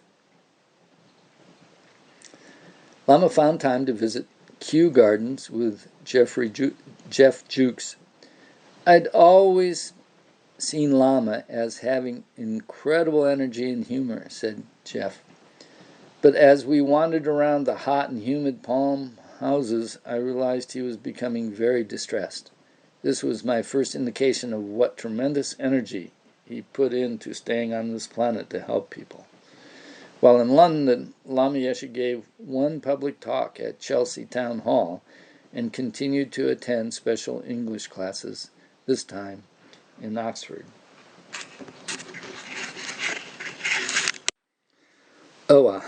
Hi again. It's me again, Steve Pearl, still reading from the 17th chapter in the second volume, the chapter 1979, Even Your Enemy Who Tries to Kill You Is Your Best Friend. I'm on page 733 at the subheading Rinpoche's Decision. It is the next day, June 28th, 2021. And I'll continue on. There are 60 more pages to go. We'll see how far we can get. One day, a telegram arrived at Joyce's house. At first, Piero thought it was from some Dharma hippie. It read something like, "Your compassion is beyond the limits of the mind. At this time, I think I have to meditate, so I cannot come to teach on courses in Europe. Anyway, Piero is with you and he can teach as well as I can." It was signed Zopa. Piero Siri. I couldn't believe it really was from Rinpoche. I didn't want to show it to Lama, but later, when we were in the taxi going to Oxford Street, I read it to him. As I read it out, the meaning became clear to me. Because Lama was repeating the words and stopping all the time, then I realized, Rinpoche says he wants to meditate, said Lama. He didn't budge an inch. He was unsurprised and totally cool. But it was a serious thing. We had courses booked at Manjushri Institute, at Instituto Lama Tsongkhapa, in Holland and in Spain. All the advertising had already gone around and the airline tickets were arranged. Rinpoche's backing out was a major upset. Lama went to his class and sent me off to send a telegram. The tone was like, "Yes, I understand, but this time everything is ready and you have to come. So please come." It was very well written and not heavy, and I had to send it most urgent, which cost £40 back then. Later, Lama said to me, Lama Zopa is not playing games. In reality, he is putting himself down at the lowest of the low. He told me once that whoever doubts Rinpoche doubts Buddha. The telegram was delivered to Kopan, where Jackie Keeley received it. Peter Kedge was back in India, having left instructions that if Lama Zopa didn't return from Laudo by a certain date, Jackie would have to go up and fetch him back. Jackie: that date came and went. I was facing a difficult situation, so I went to see Sirkin Dorji Chun at Swayambhu. He made observations with the dice and said, If you don't get Lama Zopa now, you will never get Lama Zopa down. I borrowed money from Marcel and hired a helicopter. The monsoon weather had already started, and flights to and from the mountains would stop completely once the monsoon rains arrived in full force. The sky was terribly overcast, Jackie continued, until we swerved and the clouds opened like the Red Sea. We landed at Mende below the Laudo Gompa, because there was no place to land beside it. I ran up the path to the cave, still weak with hepatitis, while the pilot was shouting from below, "Run faster! The clouds are coming!" I got to the top, and there was Rinpoche. He said, "Didn't you get my letter? I'm not coming this year." I told him I didn't know about the letter, and he didn't have to come if he didn't want to, but then he said, "Let me make some observations." The Sherpas packed Rinpoche's things, grabbed some food in a thermos, and raced down to the helicopter. By the time we got there, they had a little folding table and a chair set up so Rinpoche could have a cup of tea. He had to sit down, drink the tea, and get into the helicopter. There he sat, not looking at anybody. Rinpoche's mother and sister were hanging off the helicopter, tears pouring down their cheeks. They only let go at the last moment. We got to Kathmandu safely, and when we were in the taxi, Rinpoche told me, "I have never prayed so hard in my life not to have to go to the West. But the whole time I was making these prayers, I could feel there were strong prayers being said, and that mine wouldn't work." Rinpoche said later that just before the helicopter arrived, which was at the end of his morning session, a vision of a row of Westerners appeared in front of him, chanting the first line of the dedication prayer, Gewa Di Ngirdu Dak, due to the merits of these virtuous actions. He thought this meant his retreat was probably over. He also commented that Jackie had been very respectful in the way she presented the situation to him. Jackie stayed on at Kopan with Karuna, Maureen O'Malley, and the boys throughout the summer monsoon.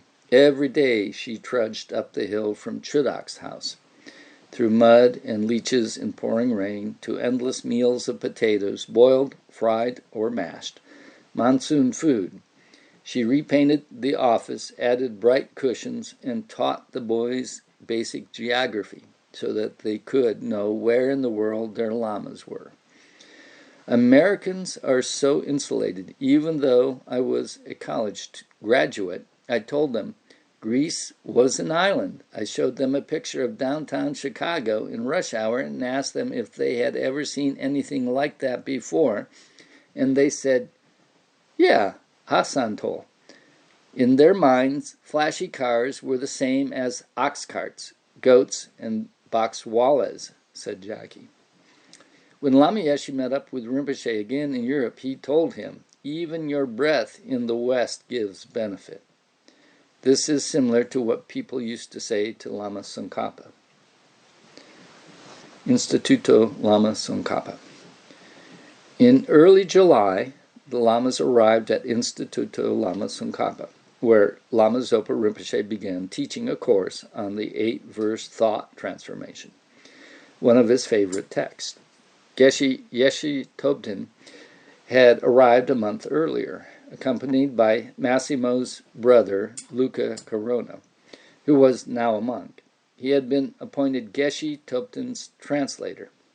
By this time, many important teachers had taught at ILTK, including Sirkin Senchab Rinpoche and Geshe Jumpa Lodro, and the highly learned Sarah May Geshe from Switzerland.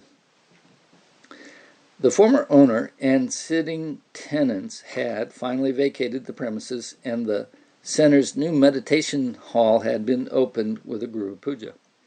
One dormitory was ready, and more than half the building had been rebuilt. Laboring together under the hot July sun, digging trenches and laying sewage pipes, the intrepid band of Italian students had become good friends. Most of us were hippies, but day after day we worked from dawn until midnight to get everything ready for the Lama's visit, said Fabrizio Palelotti. We managed to finish the upper floor of the Vietta, the Lama's cottage, but the rooms below were still little more than caves. Damsik Dorji initiation. Lama gave an empowerment to the highest yoga tantric deity, Damsik Dorji. In Sanskrit, Samyavajra, to 55 people, followed by a commentary on the meditation practice. A powerful method for purifying broken samaya, sacred words of honor, especially negative karma created by disciples with their gurus and each other. Lama Yeshe wanted his students to acquire a realistic understanding of Tantra, a word much misunderstood in Western society. He began slowly. For the next 30 minutes, just check up what you feel. I want you to meditate on your own experience. I don't want you to think about Buddhism, Lamrim, Tantra, Yoga, Lama, or any idea. Just watch, check up on whatever you're experiencing. Maybe you have pain. We generally feel the energy of pain as a sort of concrete. But if you check up, it is also like space energy, like light. I want you to just contemplate that experience. Meditate on that. Or if you feel happy, check up in the same way. Just contemplate. Don't think that pain is bad, pleasure is good. Don't engage in such emotional reaction, good or bad. Just emphasize natural contemplation, concentration, without too much intellect. Even if there is depression, just look at that depression in the mind. I want you to contemplate that depression, which is in the mind, not in the body. At a certain point, that pain becomes space. You become space. Pain becomes space. Pleasure becomes space. You become space like the sky. If you contemplate like that without emotional involvement, eventually you can have this experience. And that is the time you should not be afraid. Just hold. Don't worry. I don't want you to worry. Just contemplate continuously without being afraid. And in that moment, you experience losing your ego. Every sense object that we experience appears to us as a concrete entity. There is a kind of concreteness that appears from the object itself. Normally, we say that whatever we perceive in the world is real. Everything I see or hear or touch is true, true, true. We never question this at all. But this is wrong. So now we are checking philosophically. You might think that checking philosophically is difficult. Right view, wrong view, it's not difficult. It's simple. Whatever appears to your eye, to your ear, and so on, instead of accepting it, believing it, be skeptical. Don't accept how things appear at face value. Be a little suspicious, a little bit. I'm not sure. To find the right view, you don't need to look at space. You don't need to look at your Lama's face or at Buddha's face. You need to look at the face of your normal way of looking at things, your normal view. If you observe your view, you will see that the right view isn't there. In other words, you find the wrong view in your normal way of looking at things. Don't think the wrong view is in Italy, but the right view is in the Himalayan mountains. Don't think Buddha, Buddha, Buddha. Buddha has right view, so if I always look at Buddha, then somehow I'll discover right view. It's not like that. Right view is everywhere, anywhere. The beautiful face of Shunyata is existent within all phenomena. Of course, we understand that this concrete appearance of ego cannot be extinguished immediately. It takes a long time to eliminate it completely. There are gross levels and subtle levels to be purified. What we can do right now is to loosen our tight conception a little bit, our uptight view, little by little. Even though the concrete appearance is still there, by understanding how it is wrong, you loosen your tight conception that holds it to be true. Of course it appears, but it's not true. It doesn't exist as it appears. So then you contemplate, what is my consciousness? Consciousness is not concrete.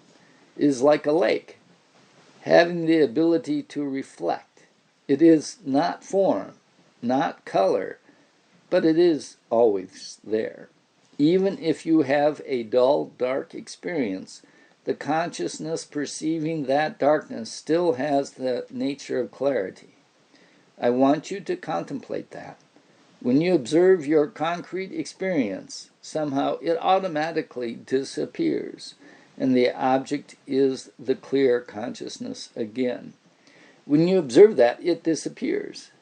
You should think that this disappearing is more real. This gives an injection to the mind. So what I'm saying is that the clear energy of consciousness is with you 24 hours a day. Even when you are angry, clarity is there. It is basic, fundamental human nature, pure, beautiful. Our consciousness is like the ocean. In that space is the potential for ego, whether positive, negative, good, bad, or ugly. It has the ability to reflect any kind of thing you want to see. Tantra shows that human beings have the capacity for limitless enjoyment and at the same time the ability to be free from the grasping mind. I want you to understand that Buddha's teaching is not saying that human beings should not be happy or that they cannot have pleasure. The problem is that the unclear ego grasps at concrete entities, which are non-existent. If you didn't have this grasping, you would have as much enjoyment as possible, any kind of pleasure, any kind of bliss. Lama again stayed at Casalone, and Joyce drove him to the center every day. Zia was officially the Lama's cook and housekeeper for the tour, but Francesca Piatti cooked for them in Italy, simply because Lama liked having her around. Petty jealousies surfaced among the other students, and it was decreed someone else should have the privilege of preparing the Lama's meals. Lama settled this particular brouhaha by simply refusing to have anyone but Francesca in the kitchen. Lama told me that being with me was like being with his mother, she said. In Madison, he had told Petey Shane that the same thing. Sometimes it seemed Lama Yeshe preferred the company of some people to others. Given this is the common interpretation of preferential treatment, over time, however, it became clear he had no favorites and kept by him those people who needed him the most. And they were not necessarily those the most determined to see him. Lama was certainly a mother to Lama Zopa Rinpoche. One student visiting Casalone left in a sulk because Lama had not met her expectations. I felt left out in the cold, insulted, she said. I was looking for my shoes outside when I looked up through the window and saw Lama Zopa sitting at lunch. He had just lifted his spoon, and I could tell that he simply couldn't put it in his mouth. He just stared at it. Somehow, I immediately knew Rinpoche was seeing all the beings in the universe who suffer from hunger and cold, and that was why he was unable to eat. My sulky tantrum melted away, At that moment, Lama Yeshe spoke to him in the tenderest voice, telling him again and again to please, please eat for his own benefit. It was in Tibetan, but I could understand enough. I felt overwhelmed with gratitude. In 1979, Franco and Francesca Piatti moved their jewelry business and silver shop to ILTK. We realized there would soon be quite a few permanent residents there, and we were in a position to provide some of them with employment, said Franco. We named the business Shine, which in Tibetan means calm abiding. Lama said that was a good name. Lama Yeshe said about transforming his Italian hippie students into serious and responsible citizens. In Milan, Raffaello Longo was working for Massimo Corona's fashion business, Karma. I didn't want to be there, said Rafa. But Lama told me it was good for me, he said. I want you young people to learn some proper jobs so you have confidence in yourself and confidence to reach enlightenment. If you can't do a simple job, how are you going to become Buddha? I went back to Milan, but every year I asked Lama when I could come back and live at the Institute again. Marco Cipulo was an invertebrate hippie. When Lama Yeshe spotted him working in the ILTK office, he immediately told him to cut his long hair and wear a proper tie and jacket to work. I cut my hair and changed my clothes the very next day, said Marco. But I was still suffering because I was from a rich family who had given me a proper fascist education. I was the only one there with a clean jacket and good clothes. I said to Lama, the hippies are killing me because of the jacket. Lama told me, if you want to communicate with hippies, it's not difficult because you have the same culture. But with straight people, you have to try harder. Before moving to Instituto Lama Tsongkhapa, Piero Siriani had never lived anywhere but Rome. With no knowledge whatsoever of gardening, Piero began to tidy up the grounds. His original intention was simply to clear the construction debris, but he soon began thinking about flowers. Naturally, Lama Yeshe noticed this, and the two went off to buy things and make plans. To Lama's delight, the center soon had fruit trees and a vegetable garden. The trials of being a Lama's attendant. Piero Siri soon discovered that being Lama Yeshe's official tour attendant was no picnic. One evening, when Lama and Piero were staying at a student's beautiful townhouse, Lama floored his sophisticated Italian attendant with a blunt and embarrassing observation. It was a very fashionable house, said Piero, and there were some super pretty girls and young boys there. I came into the room with my robes, and in front of everybody, Lama said my breath was bad. I just fell to pieces. Lama and Rinpoche were the only people I ever met who could knock me down. We would watch TV and talk. I didn't like gardening. Lama always understood exactly what you liked and didn't like. If gardening was your trip, then okay. If it wasn't, he didn't make you. Being with Lama all the time was an overpowering experience because you had to surrender to him completely. It was the worst when both Lamas were together.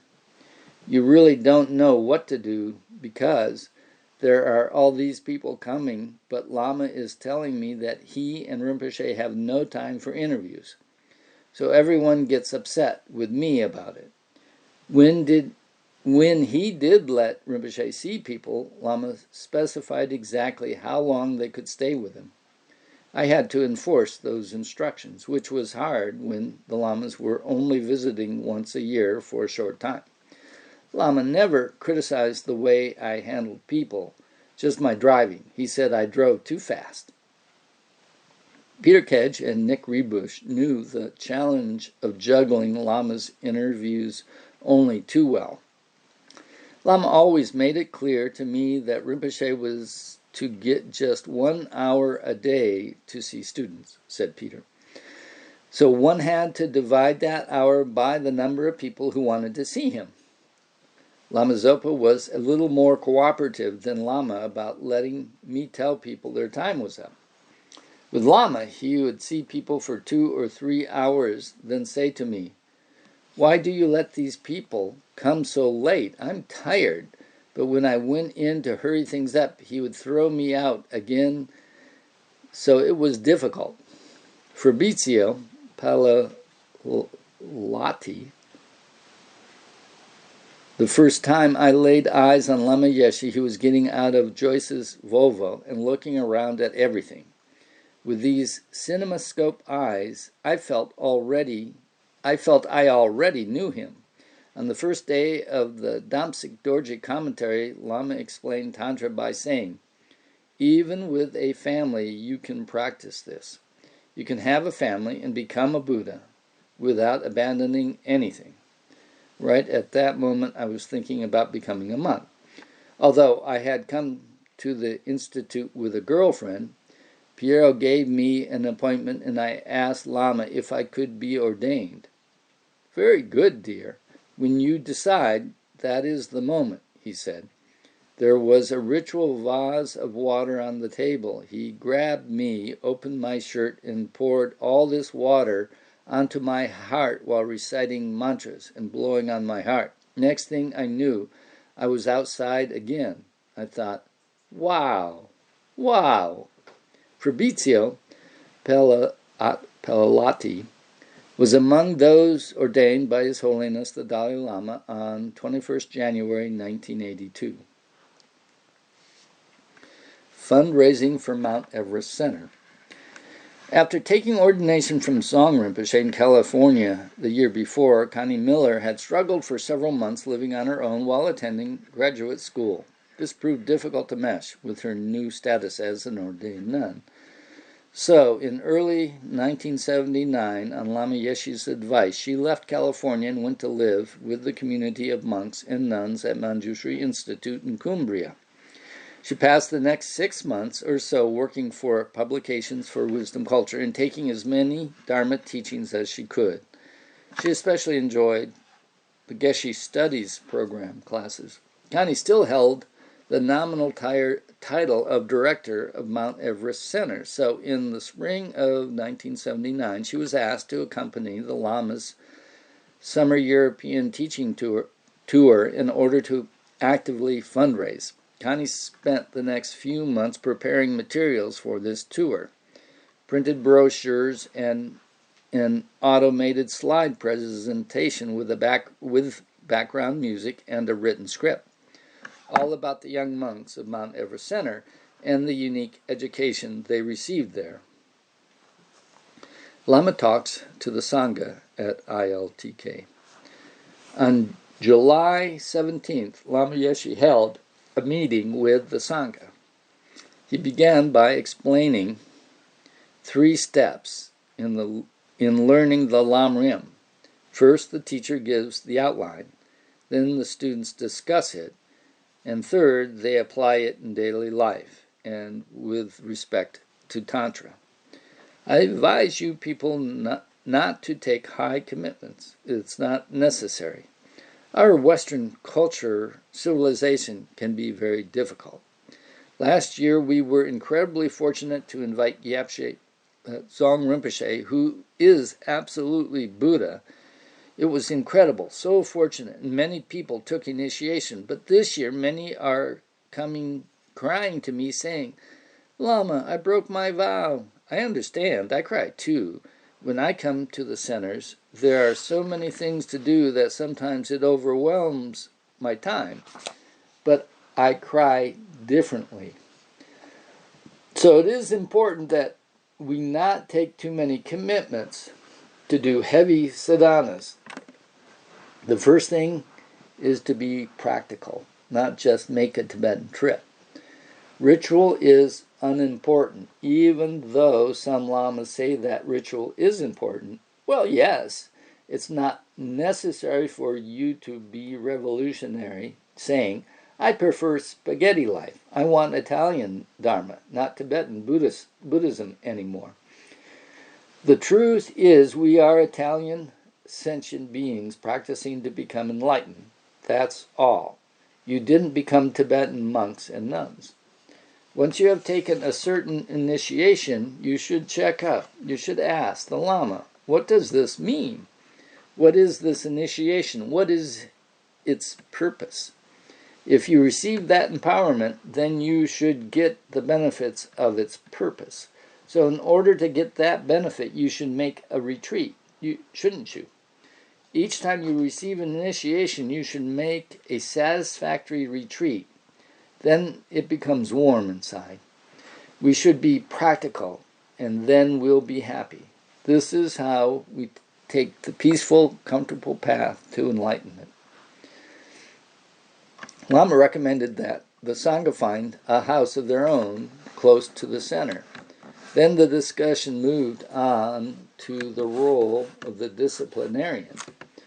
The Italians wanted an Italian gecko, but a vote was taken, and it was agreed that American nun Thupten Chodron, who had gone there to be spiritual program coordinator in 1978, would keep the role for 6 months. Finally, with regard to wearing robes, Lama told his monks and nuns to practice discretion and wear Western clothes when appropriate. For example, you can dress in the common way to go and visit your family, he told them. Also, if you are looking for work, you cannot go dressed as a monk. If you have to visit a public office, you can wear normal clothes and change back afterwards. It was all wonderful common sense. The Viviers course, France. Then it was off to France. Dominique Regibo, who had been at both Ibiza courses, was secretary to the as yet unhoused Institut Vajrayogini. She rented a place at Viviers, a small walled city on the Rhone in the south of France. The students who gathered for the Lama's second French course were a much more diverse group than that at St. Baume. Lama told the organizers to charge a decent fee, as Westerners value money more than anything. He didn't want people dropping out because the course was too cheap for them to care. An earlier 10-day retreat in the Pyrenees, led by the French monk Daniel Miles, had produced a core group of French students who met weekly in Paris. With no building permit forthcoming for Denis Hewitt's land, Elizabeth had gone looking for another place. Lama Yeshe told her that she had fingers that could attract gold and should look for a big place because Dharma will be big in France. At the Viviers course, Lama Zopa Rinpoche taught on emptiness, while Lama Yeshe conferred Vajrayogini empowerment and gave introductory teachings on the practice. It was here that Lama Yeshe finally met the French benefactor, Denis Hewitt. In 1975, Denis had begun the 8th Kopan course, but left before its completion. He had found Lama Yeshe to be too much the clown for his taste. However, Denis was very impressed with the Dharma, and his offer of a substantial piece of land was, under the circumstances, an even more remarkable gesture. A busload of students from Spain arrived for the course, including Maria Torres, who was pregnant with her second child, a daughter fathered by Paco. He had traveled by car with Yeshe, who was now 1 year old. My car was older than the Pyrenees and broke down twice, said Paco.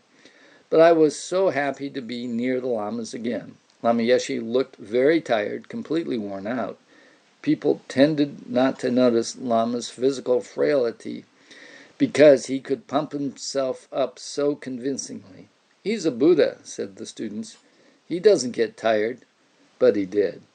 Each night, Elizabeth met with Lama to go over the plans for the next day. She also stood guard outside his door during his nap time after lunch to ensure he got 2 hours of uninterrupted privacy.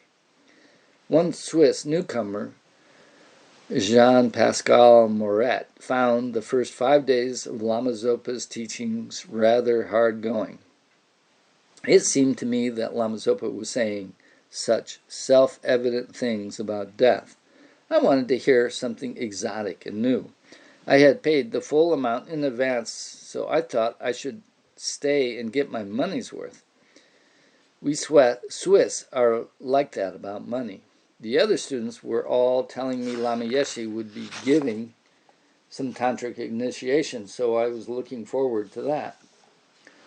When Lama arrived on the day before the initiation to explain it to us, I was standing around with the others. The moment I saw him, I went hot and cold, started shaking, and began to cry. I can't remember one word of what he said. Afterwards, I couldn't eat for hours. The next day, I went to the initiation as if to a marriage, even though I had no idea what this Vajrayogini was, and I hadn't even taken refuge. But ever since that day, Vajrayogini has been my main practice, he said. Eventually, Jean-Pascal also realized the profound and extraordinary nature of Lama Zopa Rinpoche's teachings on death and impermanence. Vajrayogini is a female enlightened being who is red in color. This highest yoga tantra empowerment, which Lama Yeshe also allowed Chantal Roussel's young teenage daughter to take, was given by Lama Yeshe towards the end of July and followed by 3 days of commentary. Rinpoche also gave a Chenrezig empowerment. 2 people took ordination, one of whom was Steve Carlier, a young man from England who would eventually spend many years with Geshe Jumpa Techok at Nalanda and Sera monasteries and become a notable translator and highly educated Dharma teacher in his own right. Mariette Torres had an interview with Lama before he left France. I told him 2 children were enough, and I was thinking of inserting a contraceptive device, she said.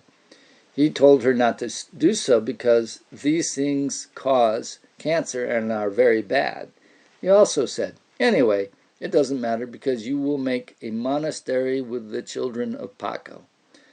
Well, I didn't know about that. The Dalai Lama in the West. At the completion of the teachings in Viviers, Piero and a group of students accompanied the 2 lamas to Zurich to see His Holiness the Dalai Lama, who was visiting Switzerland at the beginning of his first trip to the West. Out of respect for the Swiss policy of neutrality with regard to China, his visit to the community of 1,300 Tibetans living in Rikon received no publicity. Lama Yeshe and Lama Zopa Rinpoche also went to Rikon and assisted Geshe Rabten in a long life puja for His Holiness, which was held at Frau Dora Kolf's house. From Switzerland, the Dalai Lama departed for the rest of his tour, which concluded with a 7-week stay in the United States. On September 6th, His Holiness participated in an interfaith service in New York's beautiful and imposing St. Patrick's Cathedral, at which 5,000 people were in attendance, a remarkable crowd in the West at that time. Judy Weitzner, the International Society for Tibetan Reality, was the core group concerned with His Holiness's Bay Area visit and worked on finding the venue and dealing with the logistics. The public talk was held in the Oakland Auditorium, where coming events were advertised with huge signs reading, "Wrestling, Roller Derby, Dalai Lama," reflecting how little known His Holiness was in the West. Once he started traveling, momentum grew rapidly. More Tibetans started appearing in the Bay Area, and it made sense to incorporate them and give them leadership roles. We invited everyone to a big meeting to organize this expanded group, and the Tibetans chose the name Bay Area Friends of Tibet, BAFOT, with the same goals Lama had laid out. We sponsored an annual Tibet Day on March 10th with lectures, films, Tibetan opera, Himalayan handicrafts, and momos. The International Lawyers for Tibet spun off from BAFOT, as well as a Tibetan association. At one time, all the Tibetans in the Bay Area could fit into my living room. Now there are more than 1,000. Then Friends of Tibet groups began forming all over the place. I was simply overwhelmed by the thought that Lama's wishes were coming true exactly as he wanted. The course at the Cosmos Amsterdam. From Zurich, the Lamas went to Amsterdam. For the previous 2 years, Marcel Bertels had been teaching Lamrim courses there, organized by Paula de Wiss. Paula Kulkin had married Mati de Wiss some years earlier. When Paula was appointed secretary for His Holiness the Dalai Lama's inaugural trip to the United States, it meant finding someone else to take over organizing the Lama's Netherlands visit. Paula and Mati lived on a houseboat. One afternoon, just as she was thinking about them, Jean-Paul and Margot Kuhl drifted past her living room. Rushing outside, she yelled, "Lama Yeshe is coming! Call me!" Immediately prior to the Lama's arrival at the beginning of August, Marcel gave a preliminary course. Later, Margot described meeting Lama Yeshe in the foyer of the hotel where he was staying. It was like stepping into a totally different energy field, she said. At De Komos, Amsterdam's landmark New Age center, the Lamas taught 80 students over a 3-day period. During the teachings, a stray cat turned up and sat on the throne with Lama, giving rise to excited speculations as to its previous life. Marcel took the Lamas to see his conservative and devoutly Catholic parents, and they visited the local flower auctions. Together, Lama enjoyed himself enormously. "Have I got enough money to buy bulbs to take home?" he asked Marcel, who carried the cash. "I had met him once before," said Mrs. Bertels, who with her husband had visited Marcel at Copan in 1974. "That time I had looked at him quite hard. He took our hands and looked hard at us, too. He didn't say anything personal about Marcel, like how marvelous he was. Lama never spoke to us or gave us presents. My husband was a reserved man and not quickly personal with people. My problem was in thinking, what does he think of me?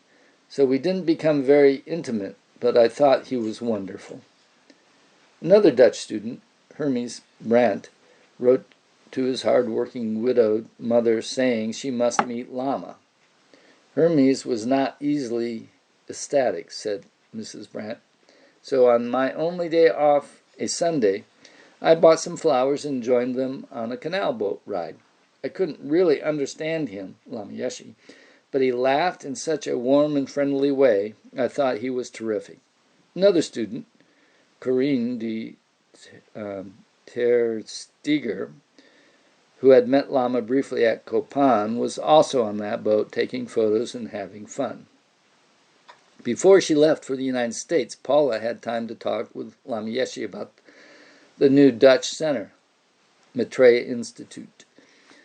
Lama told us to publish a magazine in Dutch, hold courses once a month, and also organize parties and picnics, said Paula. Jean-Paul and Margot immediately started organizing weekend courses, and the first edition of the magazine came out at the end of that year. We were not so good at the parties and picnics because people were always too busy. Maitreya Institute was developed as a non-profit trust. One of the first publications in Dutch was a translation of Lama Yeshe's Silent Mind, Holy Mind.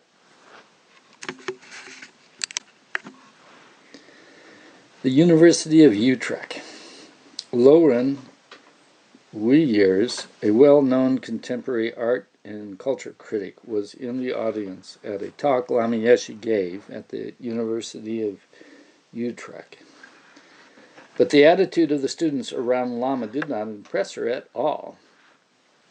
They were all running around very unprofessionally, Laurens recalled. I cried in my heart because these things can have such a deep impact. But these hippies were ridiculous. I could see the energy they put into it, but I didn't like the way this powerful person was being presented in such a religious way as the exotic, esoteric Buddhist Lama. I thought it was completely wrong. I had been to Buddhist cultural things before. You experience them, then forget them. I thought Lama Yeshe made a big mistake in choosing these energetic hippies before checking if they could do things well. He initiated so many wonderful things, but he had too much going on around the world to ensure the right people were there to do the work. He himself was utterly clear, as he often said. But I knew I couldn't work with these crying, emotional people. I loathed that kind of scene. I saw that Lama Yeshe could fit right in with pop culture. That was the connection I wanted to make, but I wasn't very successful. The group he was surrounded by wanted him in the Tibetan culture. Years later, I heard a monk say, I wish all these people would get off their nationalistic folkloric trips and see how much more actively we can work as monks and nuns for the betterment of the world without all that. Well, that was exactly my reaction in Utrecht. The first German course. Lama Yeshe took a short break to recover his strength before the first course in Germany was due to begin. The course was held over the weekend of August 11th, 12th at the Center for Initial Therapy in the Black Forest. The place was owned by Count Karlfried Graf Durkheim, whose pioneering work introducing Buddhism to Germany parallels that of Christmas Humphreys in England. Lama had been invited to teach by Jena Brewer. Back then, you couldn't even say the word rebirth without inviting ridicule, said Jena. Count Durkheim and his partner were Zen practitioners. They had a beautiful center where they practiced Jungian and transpersonal therapies. The Lama stayed 20 miles from the center, and Piero drove him back and forth, while Lama warned him again and again about driving too fast. Students began arriving from all over Europe, including psychotherapist Radmila Miokanin. She was following the Lama's European tour and had long wanted to visit Durkheim's center. Lama was totally relaxed and cheerful, said Radmila. People asked him all these extremely convoluted questions, but Lama answered them in such simple, easy, brief phrases that made so much sense.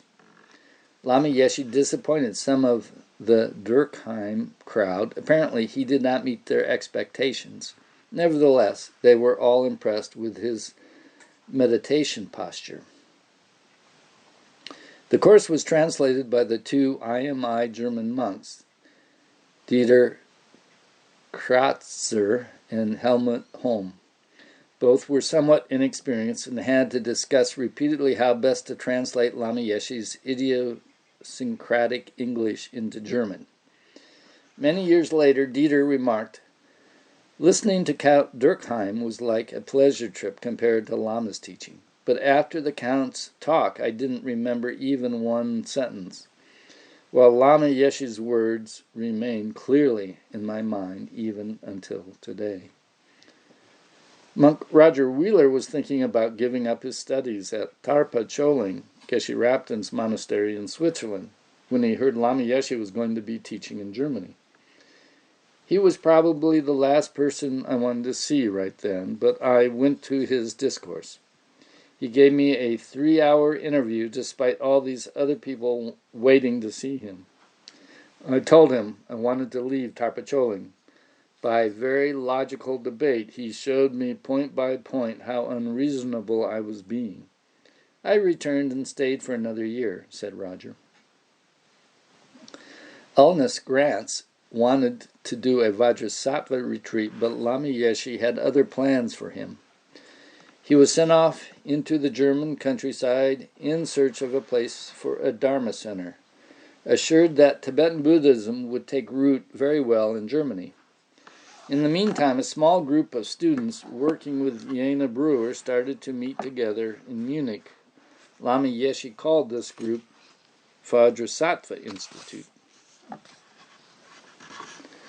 After the German course, the Lamas departed for England. And the title of this section is Manjushri Institute. Departed for England. At Manjushri, the Lamas stayed in Monique's cottage, named after Monique and Staffen Burgok, the couple who leased it for a tidy sum but rarely visited. The upstairs rooms were kept exclusively for the Lamas' use, and the rest of the house was leased to students. Manjushri was still an uncomfortable place to stay. Parts of the main building remained unsafe. The chemicals used to combat dry rot stank terribly, and everyone suffered from coughs and colds. Even Monique's cottage had a dead crow stuck in the chimney. A big change at Manjushri in 1979 had been the springtime arrival of Geshe Jumpa Techok to teach the Geshe Studies program. Geshe Techok entered Sergey at the age of 8.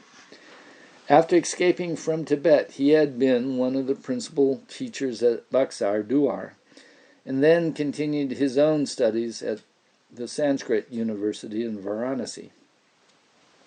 Prior to accepting Lama Yeshe's invitation, Geshe Techok had been lecturing at the Central Institute of Higher Tibetan Studies in Sarnath. He and Lama knew each other well. Geshe Techok was considered by all who knew him to be an exceptional Geshe. Geshe Zopa had tried to lure him to America, and Geshe Raptin had wanted him to come to Switzerland. I did not have any feelings of rejection for teaching Westerners. I thought it would be very good if Buddhism was taught to the very bright, intelligent people of the West, Geshe Techok explained.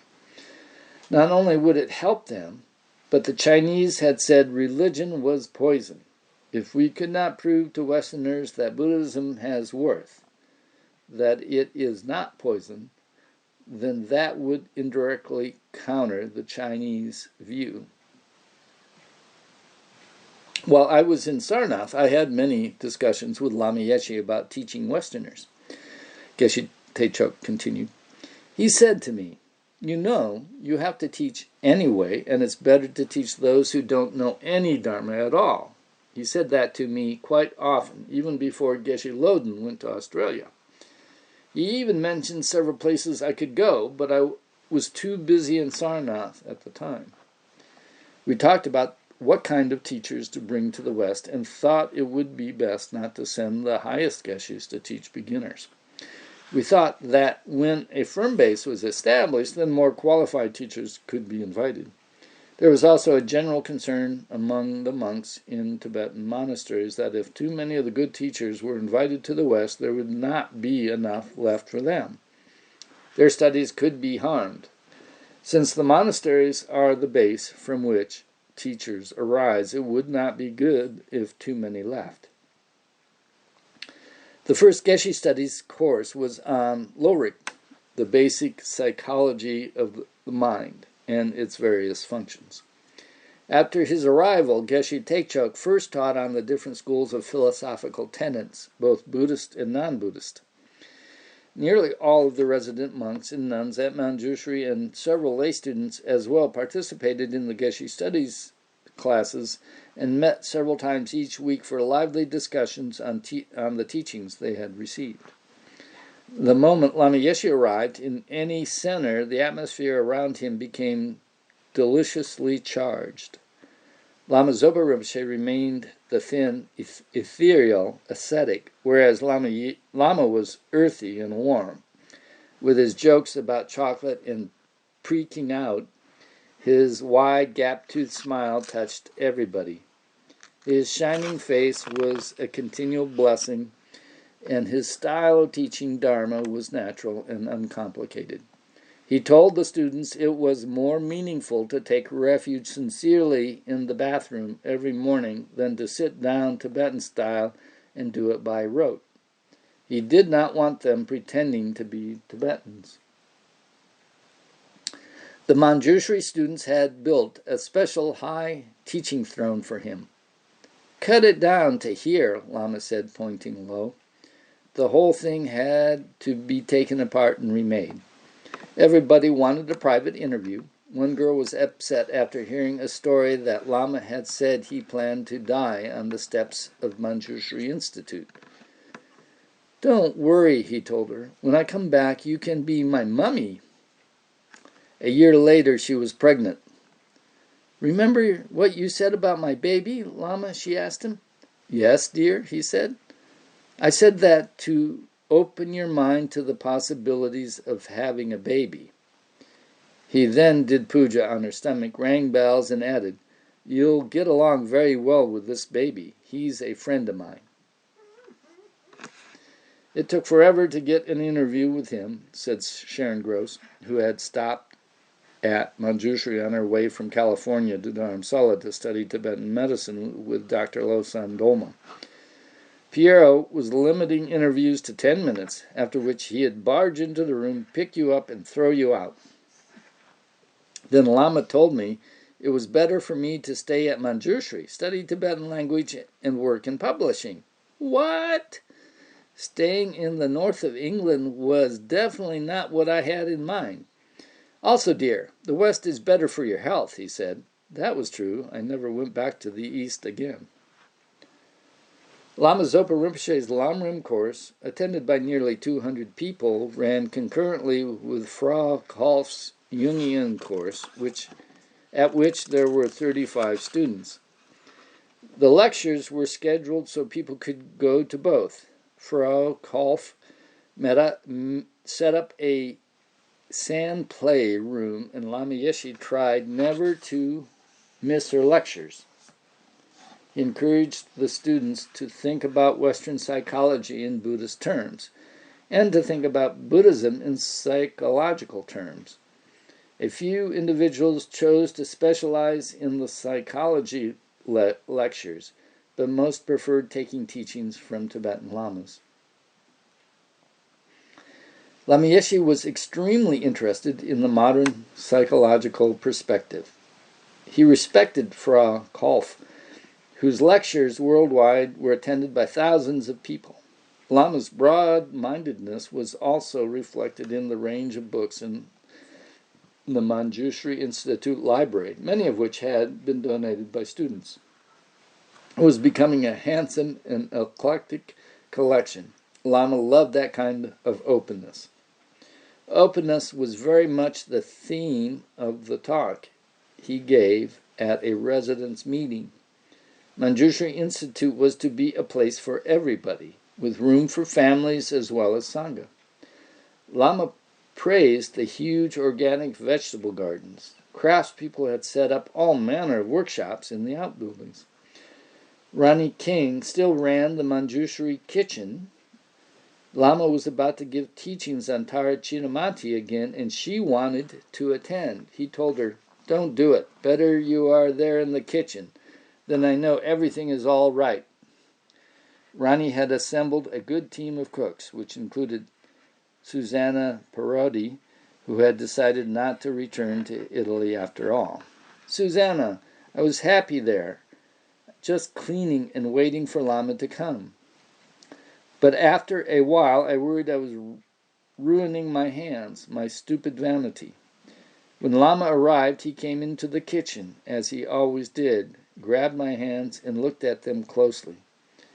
"Susanna, don't worry, they are not ruined," he said, and he hugged me really hard. One day, someone delivered a wonderful chocolate cake for Lama. Piero and I decided to try just a little bit, but oh, it was so good. So we tried a bit more. The next thing we knew, we had eaten it all.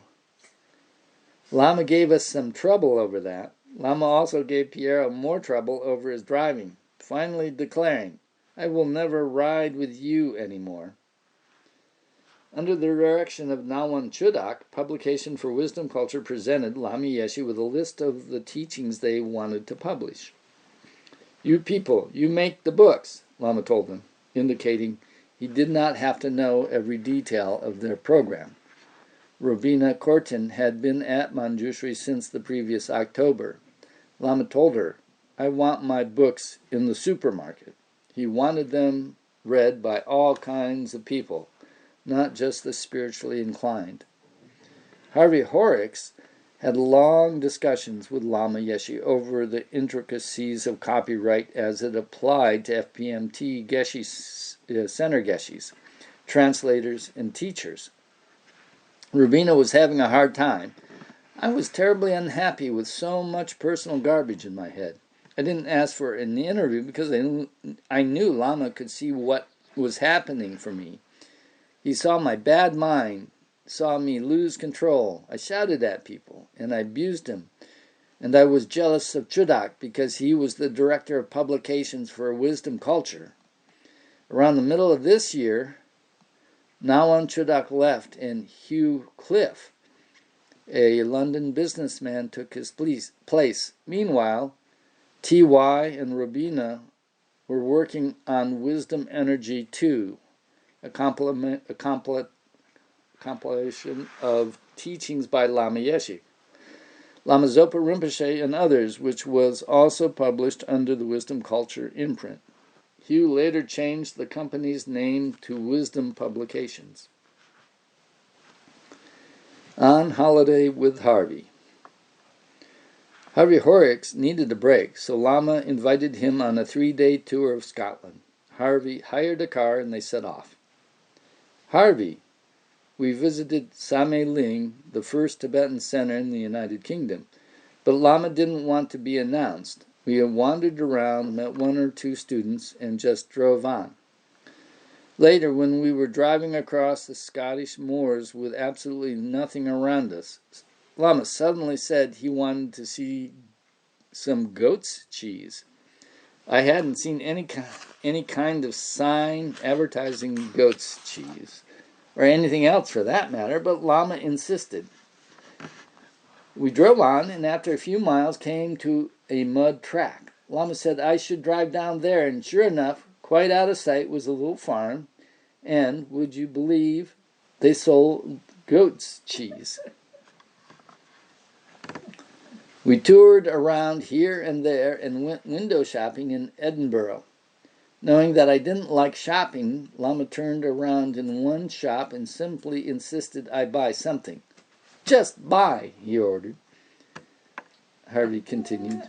"Shopping was of no interest to me, but I had an absolutely fixed idea about where I wanted us to have dinner, which was at a good hotel in the Lake District, where my parents had often gone. I became quite desperate to take Lama there, but couldn't seem to find the village. I was very frustrated, but he wasn't attached at all. He kept making comments about my attachment to the idea. Finally, after getting lost a lot, we found the hotel and went inside, only to find they had just closed the kitchens and wouldn't serve us. I was distraught because Lama had already said, well, if we can't find it, we can just go back to the priory. But I wasn't at all interested in going straight back to the priory. Anyway, we set off in the direction of Overston. We were driving down this country lane when Lama suddenly said, "Stop! Back up! There's a bed and breakfast." I said I hadn't seen anything, but I backed up, and there was this funny little sign. really low on the fence and half covered in grass. I said maybe it was a B&B once, but not anymore. Lama insisted on checking. We got out and were greeted by these two elderly ladies who had cooked this incredibly nice English Sunday dinner for somebody. It was all ready, and there was no one to eat it. It was as though it had been magically prepared for us. So we had this delightful meal and spent the night there. We got back to the priory the next day. During long walks around the grounds, Lama Yeshe talked with Harvey about his job. Lama was trying to get me to understand the full responsibility of undertaking this incredible enterprise, said Harvey. He asked me how much I thought the place was worth. I said I didn't know. Of course you know. How about £1 million? As we talked, he leaned on me so I was supporting his full weight on my shoulder. It was a physical teaching, underscoring his teaching me how to develop as a director. The place was so busy and there was so much going on, Lama knew it was difficult for me to come to terms with the enormity of it. Tara Chidamani at Manjushri Institute.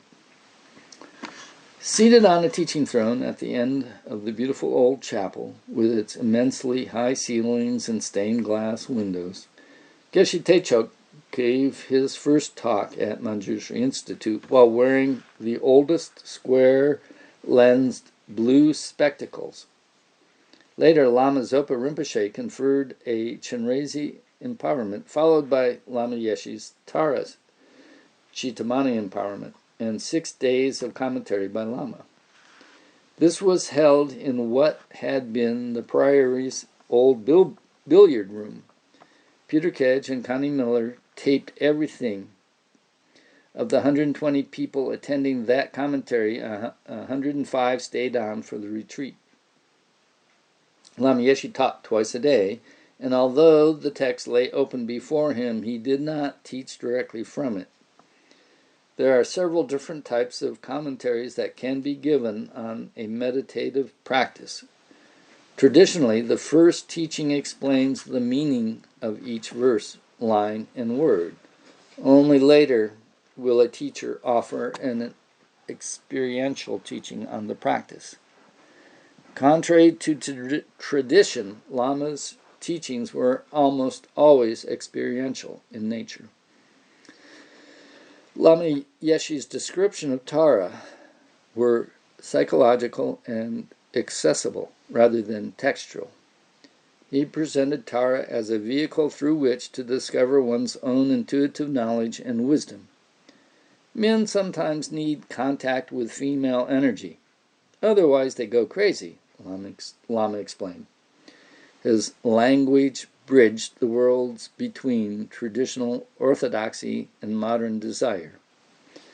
Tantra became exciting and available as Lama Yeshe brought it to life. Every day, John Landau led a review of the teachings. He had become an invaluable assistant, though Lama still teased him, mercilessly calling him my Jewish genius.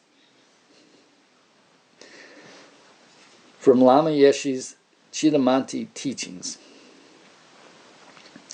Sometimes Dharma becomes a complete hassle. Let's say you have promised to do this sadhana daily. You have commitment.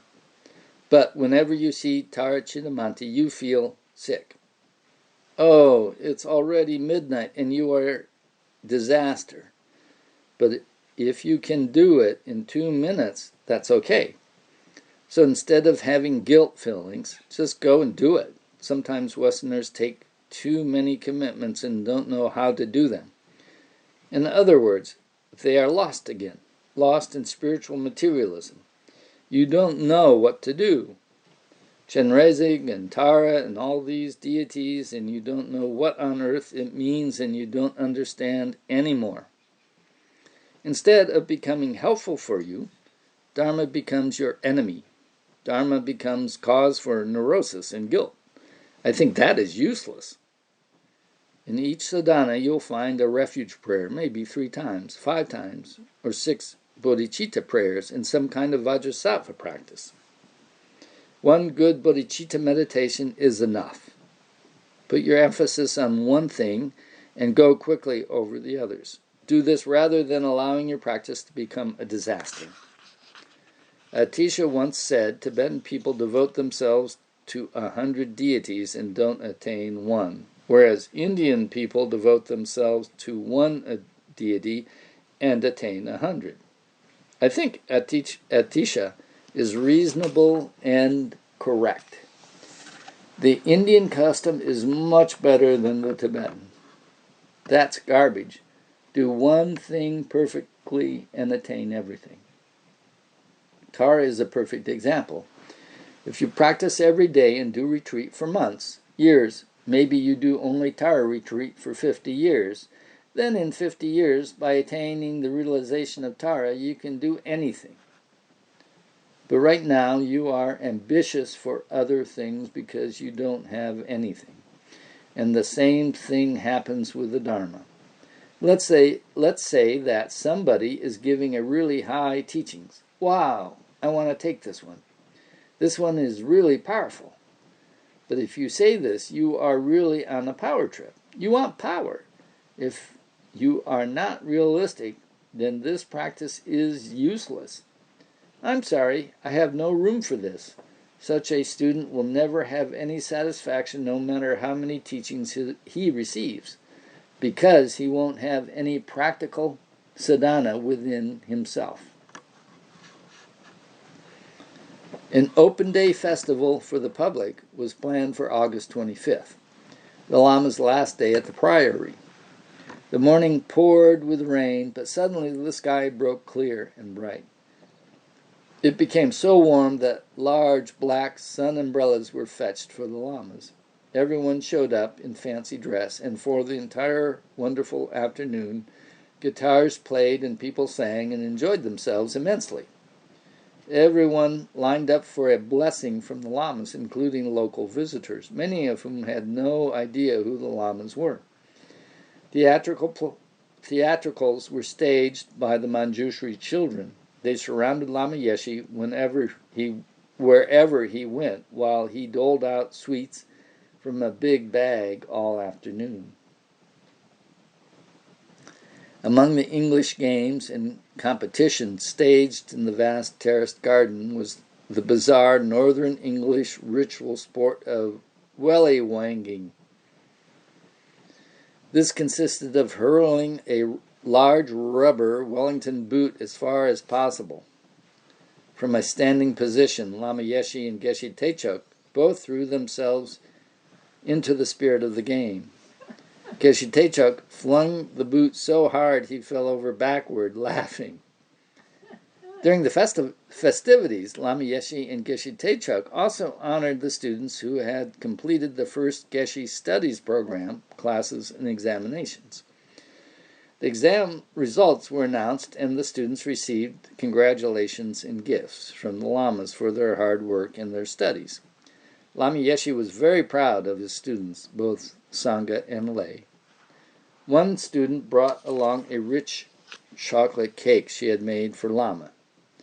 For her sake, he ate a piece on the spot, which resulted in a choking attack. Jeff Jukes quickly escorted him to the main building where, out of sight of the crowd, Lama Yeshe vomited. This was becoming an increasing feature of his illness. He retired to rest, but not for long.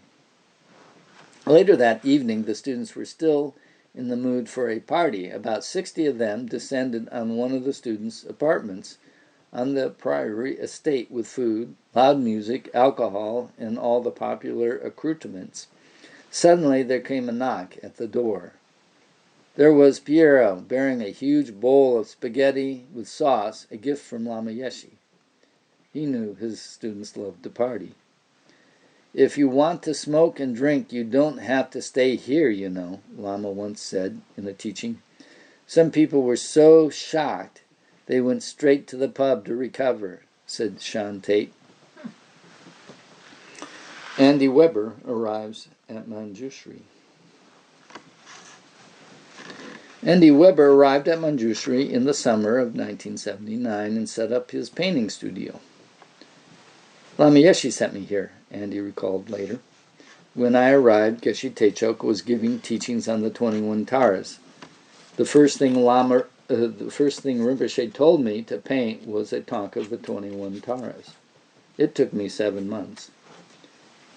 At the time, I felt it gave some incredible protection to the place. Later, that painting was made into a poster that sold all over the world." Manjushri Institute was so cold, so very, very cold. There was a stove in the sitting room, which was the only warm place in the whole center. You could get hot tea in there all day. We huddled around the stove, drinking tea and discussing Dharma and the meaning of life. Out in the corridors, the wind howled, and people ran from the sitting room to their own accommodations, or the Gompa. When we all gathered in the Gompa for Guru Puja, it was a real treat because, with everyone crowded together, the room became warm. Also, they served excellent butter tea made with Earl Grey, and we got sweets to eat. Everybody came to puja, including the young children. They would fall asleep on the cushions and then wake up when the soak came around. In the winter of 1979 and 1980 was a real hardship winter. We had teachings every morning from 9:30 to 10:30. That thawed us out a bit before a team of around 15 of us went to work, injecting chemicals into the dry rot and replacing these huge old wooden beams. We installed steel ends to stop the floors from collapsing. We slaved every day, and in the evenings we were all utterly exhausted. The big staircase that branched under the stained glass window was just fabulous. Someone told me that Lama Yeshe had once said, "These stairs will kill me one day." Manjushri Institute was the FPMT's biggest center from the outside, but it was the toughest to live in. A quick rest in California. The day after the Manjushri open day, the Lamas left for London, staying at Joyce Petchek's house before flying to San Francisco for a few days. Piero left the tour and went to Spain. No teaching duties were scheduled for the Lamas while they were in California. They needed a rest. With Peter Kedge and Zia Bassam in attendance, they arrived at Gabriel Audant and Lois Greenwood's house one day earlier than expected. Lois Greenwood, Peter telephoned us to ask if we could put them up, but somehow our wires got crossed. We cleaned the place night and day for 3 days. The night before we were expecting them, we came home from work to find them sitting at our kitchen table. "Welcome to my home," said Lama Yeshe. "Come and have some tea with me." We were a little embarrassed. Of course, we moved out immediately. Without realizing it, I had confused the time change and given Lois and Gabriel the wrong date, Peter Kedge explained. So there was no one to meet us at the airport in San Francisco. We took a taxi to their house, but no one was home. I called a cab and got a hotel room for Lama, who needed to rest after the 12-hour flight. Then we went back to the house, where I opened a screened window, climbed inside, opened the front door, and let everyone in. We quickly made ourselves very much at home. While we were enjoying our tea, Gabriel and Lois came home and found us there. Lama was not pleased with me over that. As the manager, it was my fault. On August 27, Lama Yeshe had a long meeting with the directors of Vajrapani. They were to sponsor a visit by His Holiness, the Dalai Lama, to the University of California at Santa Cruz on October 2nd. Lama had this to say to the Vajrapani Board of Directors during that meeting. I told you about 100 times. The reason that Vajrapani is needed in the American world is because of the American Buddha Dharma. Do you understand? In order for the American Buddha Dharma to develop, we need to live the Dharma every day. I feel that if we really think about it, it will take many generations to develop the Dharma. But in order to do this, we have to start developing it right now in a kind of community living situation. In that way, I think we can sink deep roots of the Buddha Dharma into the American consciousness. This is how the Buddha Dharma becomes America Buddha Dharma. Otherwise, even if we put so much effort every year, we may see some benefit, but really not really. I kind of feel it is not worthwhile because, as you can see, we have been working here almost 10 years. We do have some students, however, we have not really continued to develop the consciousness. This is what we need to do. We have to show the old students that it is their responsibility to put their experiences into action and to share. We must demonstrate a clear destination in our small experience of the Buddha Dharma, so that we can share that experience and lead others to enlightenment. This means that somehow we have to understand, and not just the words, We have to put it all together in our own experience. I think that with regard to Vajrapani's success, we are not yet together. We are not moving in one direction. Our Vajrapani Institute energy movement is kind of split. So far, we haven't yet been able to put everybody's energy in the right direction in order for each person to have a kind of clear destination. About developing the community, I can't exactly say the community has its own kind of evolutionary existence. You can't just make it this way or that. Today, Lama Yeshe says, make community living, and tomorrow, Pam, it's there. No, that's not how it works. The community's basic foundation has to be built up gradually, If there is water, fish will come. Where there is water, fish grow. Similarly, if we build the foundation, the object will exist. Community will be there. You don't need to think about how to make community. Is the ocean there? In the ocean, fish are always coming, always coming. It is the same thing. If we make the fundamental ground of Vajrapani exist, then that will be the source of the community. And if we don't make that fundamental existence, then it won't happen. Without human understanding, without human conscious effort, there is no existence.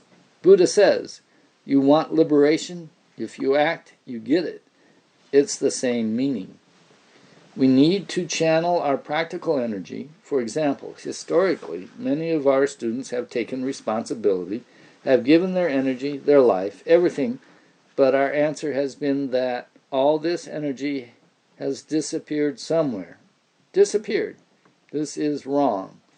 In one way, I feel the responsibility lies with the administrative people, with a lack of capability around how to use this energy. We cannot simply use students' generosity, their money, like poof, gone. Do you understand? We cannot throw it away. It is as if suddenly the energy is gone, like you've thrown it away. It is not fair. The students give out of their own generosity, not in order for them to get pleasure out of their devotion to the Buddha, Dharma. They just give.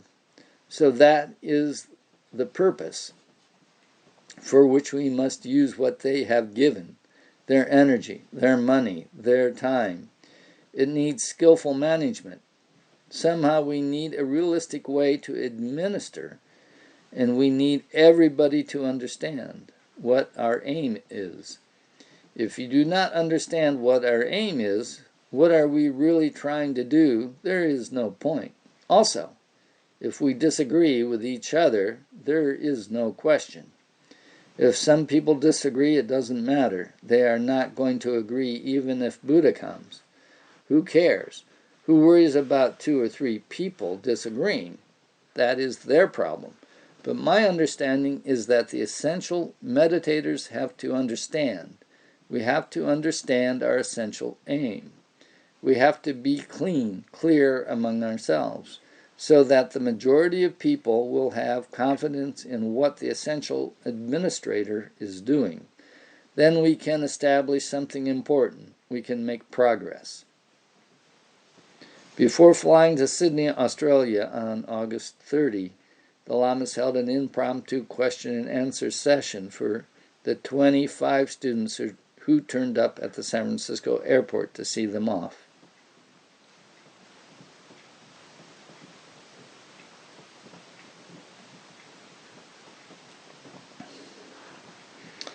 Chenrezig Institute. From Sydney, the party went directly to Chenrezig Institute, just in time for Lama Zopa's Lamrim course for 120 people. No one could ever have guessed this would be the last time the 2 Lamas would visit Chenrezig together. At the end of the month, Frau Kolf was scheduled to teach a seminar called The Mind in Jungian and Buddhist Psychology. This was her only visit to Australia. Lama Yeshe encouraged Patrick Jensen, an Australian Jungian analyst, to give talks at Chenrezig and Tara House using the sand play method and dream analysis. Chenrezig was booked out. Geshe Loden and Zazep Tuku, whose teaching contract was about to expire, had been living in what was called the Geshe House at the top of the hill. When Lama and Rinpoche arrived at Chenrezig Institute, they were housed in a second house, the Sangha House. A library and new dormitories had been built below the Gompa, and work on a communal laundry and a family center was underway. Yeshe Kadro was still Chenrezig's director, and American monk Scott Brusso was working at the spiritual program as the spiritual program coordinator. The family center was Denise Finner's project. Denise, her monk husband Peter, and Lindsay Pratt undertook most of the fundraising and construction work. Those without children were not really interested. Things were not good for children at Chenrezig, said Denise. The serious meditators had no time for them. They were a nuisance. But Lama was totally behind the idea. At a meeting on September 8th with Yeshe Kadro, Peter Kedge, and Chenrezig Institute parents, Lama shared some of his views about caring for and educating the children in FPMT centers. In our centers, there are many children, but because their parents are so busy, the children don't get much attention. Instead, people tell them, don't come near. Sometimes the children don't get fed or to bed on time.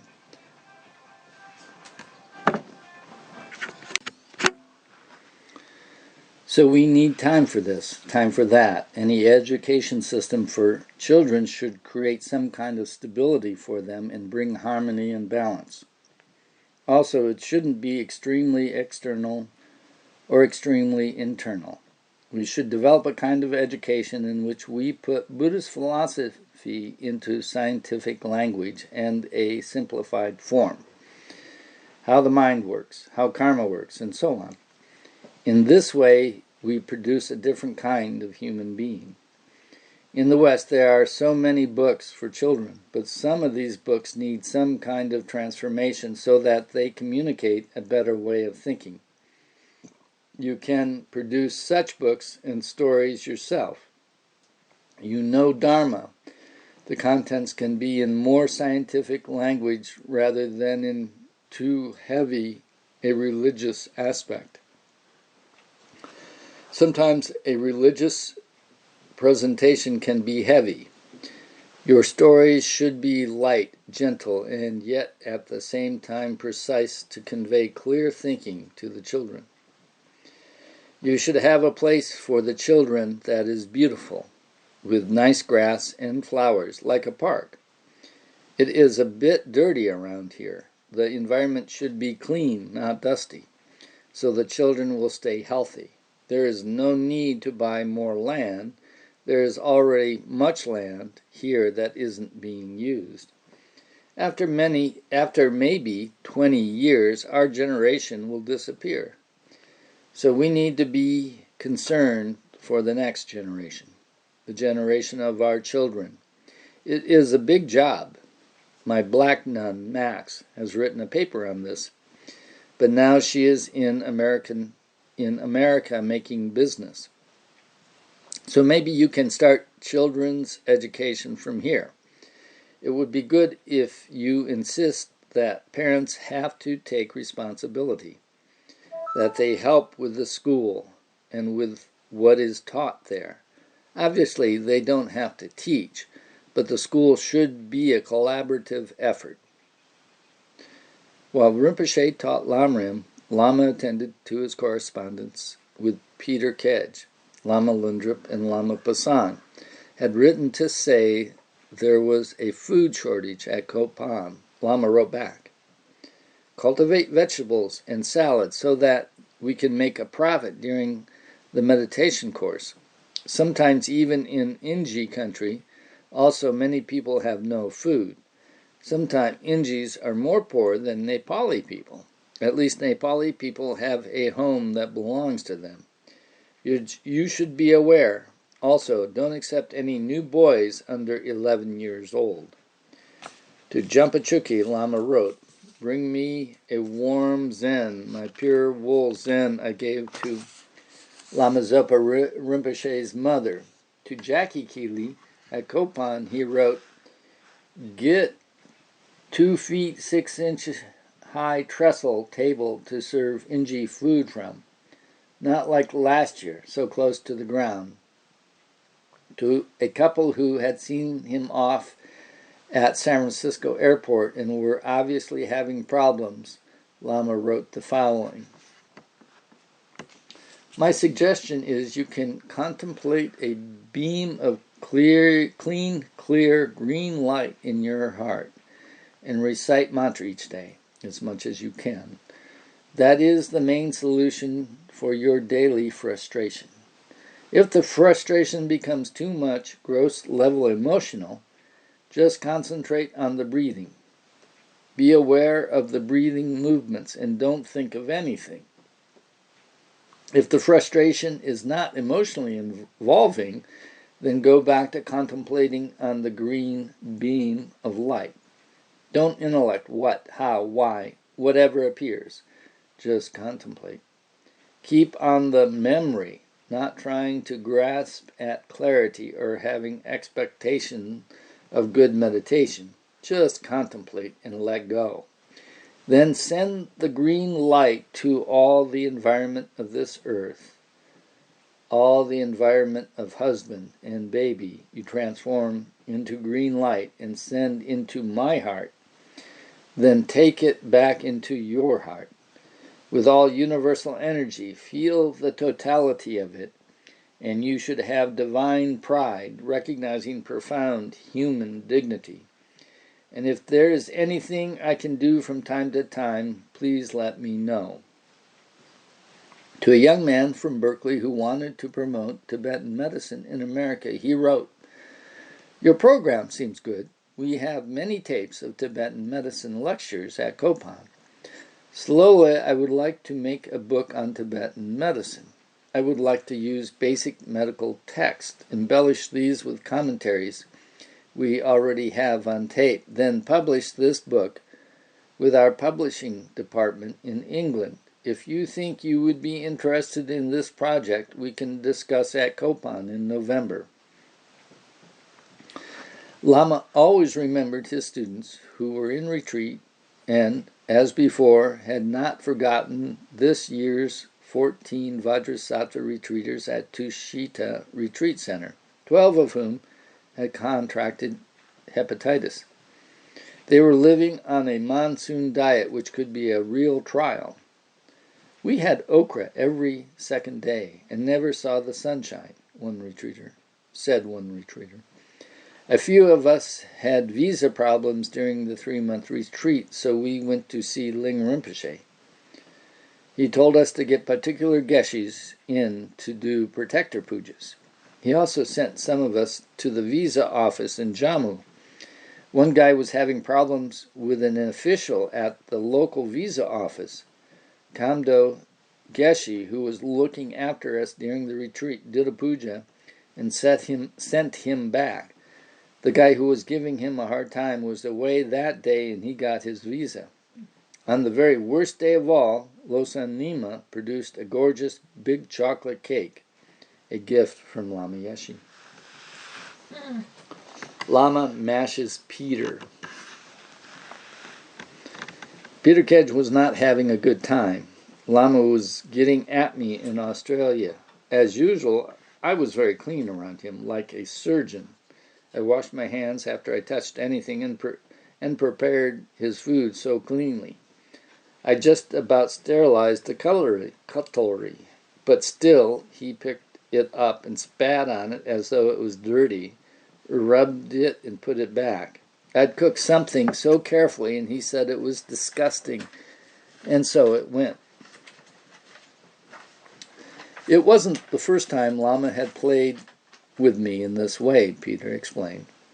Once, when we were in a hotel in Delhi, I was absolutely exhausted from Lama pulling my wires and just couldn't take any more needling. I had made Lama's bed so many times that day, in the morning and after his rest, once more when he had pulled it apart again. This time, while I was making it up yet again, he came in and said, "One more thing." And I just left the bed half made, walked out, and slammed the door to my shame. Another time we were in London, and Lama wanted to buy artificial flowers at Harrods, which has a wonderful selection. Silk flowers are everywhere now, but they were quite special back then. Tibetans loved them, and Lama wanted to offer some to his gurus in India. So we were going through London, and being English, I knew how to get to Harrods. But Lama insisted I stop people along the way and ask them directions.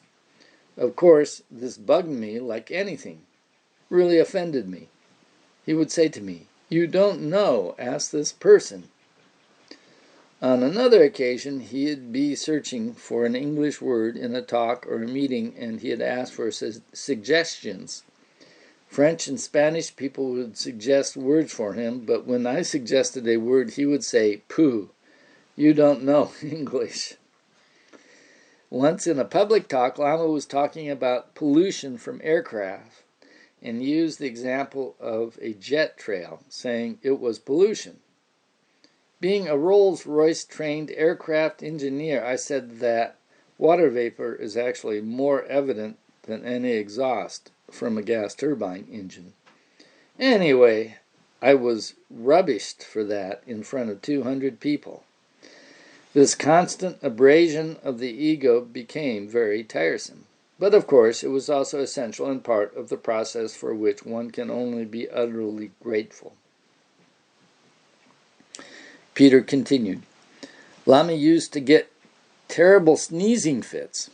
Instead of sneezing into his elbow or hand, as I felt was the right thing to do, he sneezed quite openly.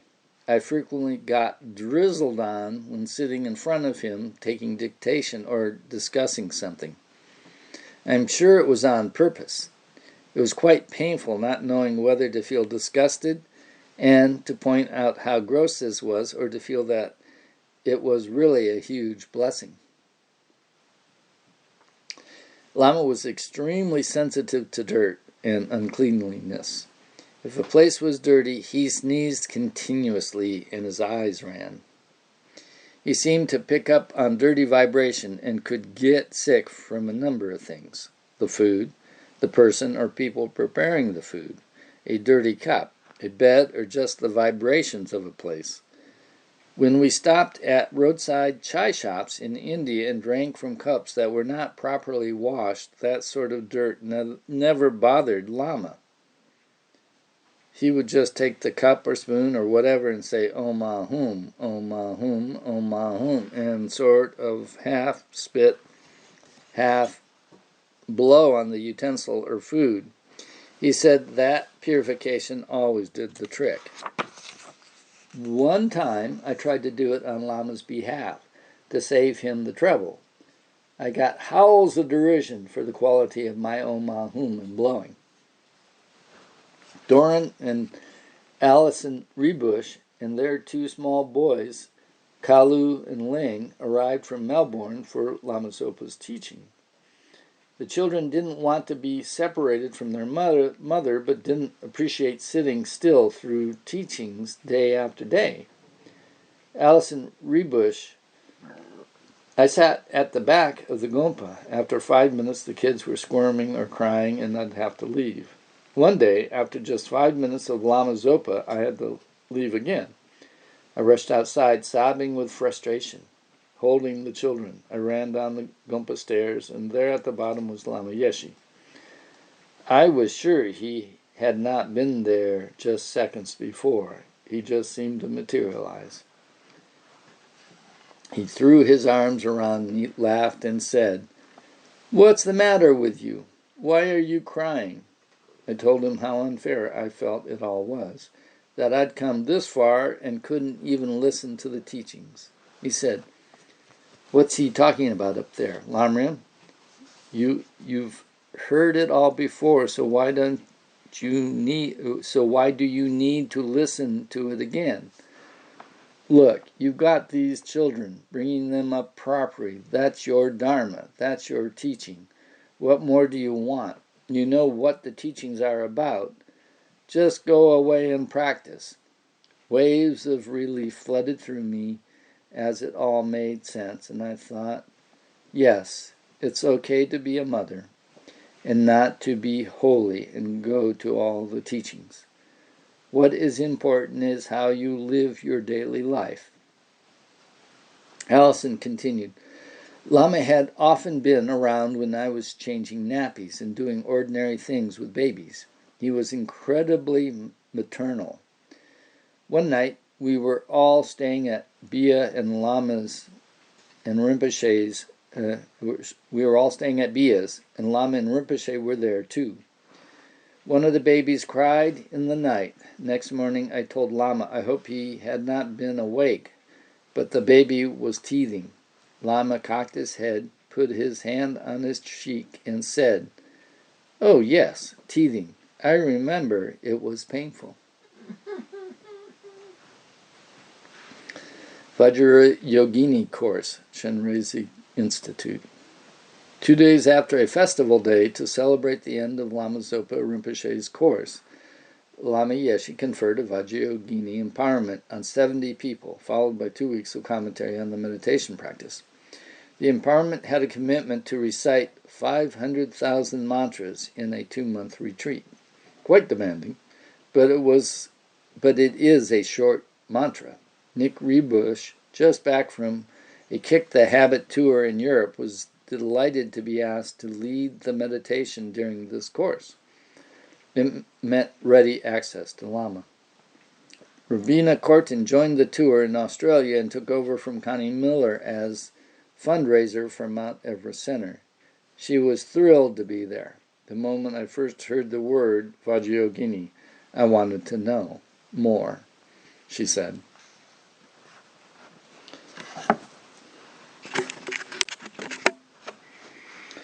From Lama Yeshe's Vajrayogini teachings. Vajrayogini is from the highest Yoga Tantric category of Tantra, which has 2 divisions, Father Tantra and Mother Tantra. Vajrayogini is from the Mother Tantra class. Mother Tantra has the sensitive aspect of emphasizing great wisdom. In our astrological system, daytime is associated with male energy and nighttime with female energy. Vajrayogini is the embodiment of female wisdom. And so, to begin our practice of Vajrayogini at night emphasizes this female energy. The whole subject of Tantric Yoga is included in two divisions, evolutionary yoga and completion yoga. We have a system. Before a commentary is given on how to practice Tantric Yoga, first a teaching is given on taking refuge, actualizing bodhicitta, and the Vajrasattva practice, Guru Yoga, and offering the mandala. Most of you have already learned these practices during the teachings on Lamrim. For those of you who have not yet received commentary on Vajrasattva and made that retreat, it would be good to do that in the future. We do have a system. At this time, we are practicing the evolutionary yoga method. The principal aspect of this is taking the three kayas into the present path of enlightenment. I am sure you have heard about the three kayas, the Dharmakayas, the Sambhogakaya, and the Nirmanakaya. The reason we do this is to purify ordinary death, intermediate state, and rebirth, to make those vanish. This is the unique characteristic of Tantric Yoga. Human beings have a gross level body and a subtle level body. We also have a gross mind and a subtle mind. Our gross consciousness is made up of our sense perception, but to understand our subtle conscious is very difficult. There is a subtle, perpetually residing consciousness always existing within us from life to life, whether you are a Buddha or a mosquito. That consciousness has a clean, clear character. When this consciousness is functioning, you can always expect something similar to non-duality or shunyata. For example, when you meditate, you almost stop breathing. As your breath becomes smoother, you reach the point of being calm, clear, and slowed down. In order to discover this subtlest consciousness, we need deep, penetrative concentration on the clarity of our own consciousness. At the time of death, the four elements, earth, water, fire, and air, are absorbed, and we experience the clear light nature of the mind. It doesn't matter whether you are a meditator or not, you have this experience. This is because our sense perceptions have ceased to function, and so the gross level of consciousness has disappeared. We gradually reach a point where the last thing functioning is the energy in the central channel. At that time, the subtlest consciousness is able to function, and the result is the clear light experience. Every ordinary death has that experience. So why do we need to meditate? Because ordinarily we aren't able to comprehend that experience. We have no awareness of it, and so it comes as a shock. In meditation, however, we take that ordinary death experience into the present path, which is the Dharmakaya experience. In meditation, we train the mind to use that opportunity. Briefly, it is said that a Buddha, or enlightened being, has two bodies, or aspects, a form or physical aspect, Sanskrit Rupakaya, and a truth or consciousness aspect, the Dharmakaya, which can be understood very simply as the omniscient pure mind of a Buddha. However, only Buddhas can communicate Dharmakaya to Dharmakaya, or enlightened mind to enlightened mind. So out of their great compassion, Buddhas manifest themselves in more tangible physical forms as the various Rupakayas in order to communicate with unenlightened beings. From us ordinary beings all the way up to highly skilled bodhisattva meditators, there are two types of Rupakaya: the enjoyment form aspect, Sanskrit Sambhogakaya, and the transformation form aspect, Sanskrit Nirmanakaya. The historical Buddha, Shakyamuni, is an example of the Nirmanakaya. The uncertainty about the Nirmanakaya aspect is that at worldly levels we never know who is a Nirmanakaya Buddha and who is not. Lama Yeshe pointed out with a sly smile. Therefore, we should treat all beings as though they just might be Buddhas. Lama told the students that while in retreat, they should not meditate for more than an hour at a time. The reason is that when we meditate for 1 hour, we do a good job, and when we are tired, we should stop. It is a completely personal, individual experience, but we should not push. Lama Tsongkhapa says that when your meditation is going well, you want to meditate more. So when you are having a good time, you should stop. If the good time finishes before the end of your session, you don't want to do another. But if you finish a session meditating powerfully, you'll feel blissful merely seeing your meditation cushion when it's time for the next one. Doc White, an old friend of Dorian Rebush, one day at lunch with Lama, Doc and Dorian told him that John Day, known to all as Daisy, the popular macrobiotic cook from the Diamond Valley, Dhromana, and other courses, had been killed. Doc wondered where Daisy was now. Lama put his hand flat on the table, turned to me, and demanded, "You want to know? You want me to check up?" I said, No, Doc recalled. I got invited to lunch because of the Rebushes, Doc continued. Lama Zopa sat so quietly in the corner, like he wasn't even there. I wasn't looking for religion, but Nick Rebush had teased me mercilessly all his life, and I had seen how much he had changed. I thought, if Dharma can touch his heart, there must be something to it. Lama singled Doc out for extra attention several times during that course. Zia Basam hovered in the background, cleaning, cooking, and making sure Rinpoche got some nourishment. Zia was a wonderful cook and carried jars of pure honey everywhere in the attempt to cut down on the prodigious amounts of sugar Rinpoche added to his tea. When Anita McKim came to afternoon tea, Zia put honey in Lama's cup too. Claiming not to like sweet things, however, he handed his delicate Chinese porcelain cup to Anita. When she remarked on its beauty, embossed with peonies on yellow background, Lama told her he was not attached to things, but having spotted this item in a shop window in Hong Kong, he just had to have it.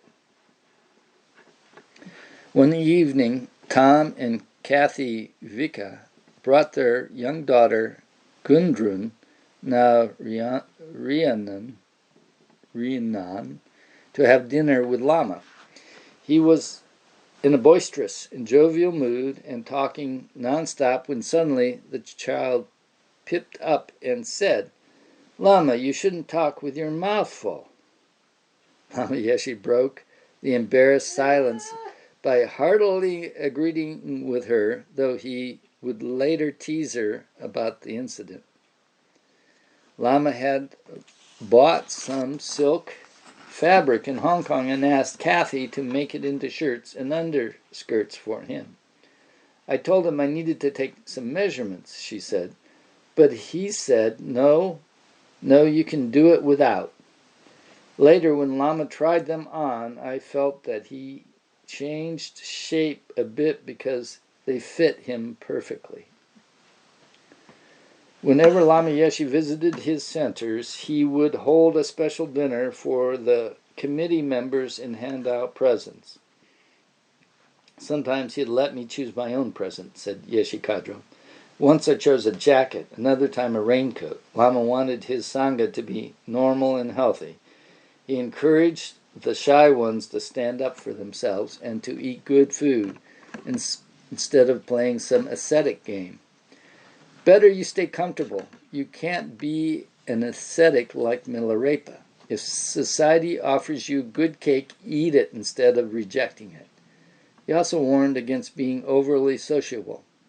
Sometimes Western monks and nuns get too close, too involved with people.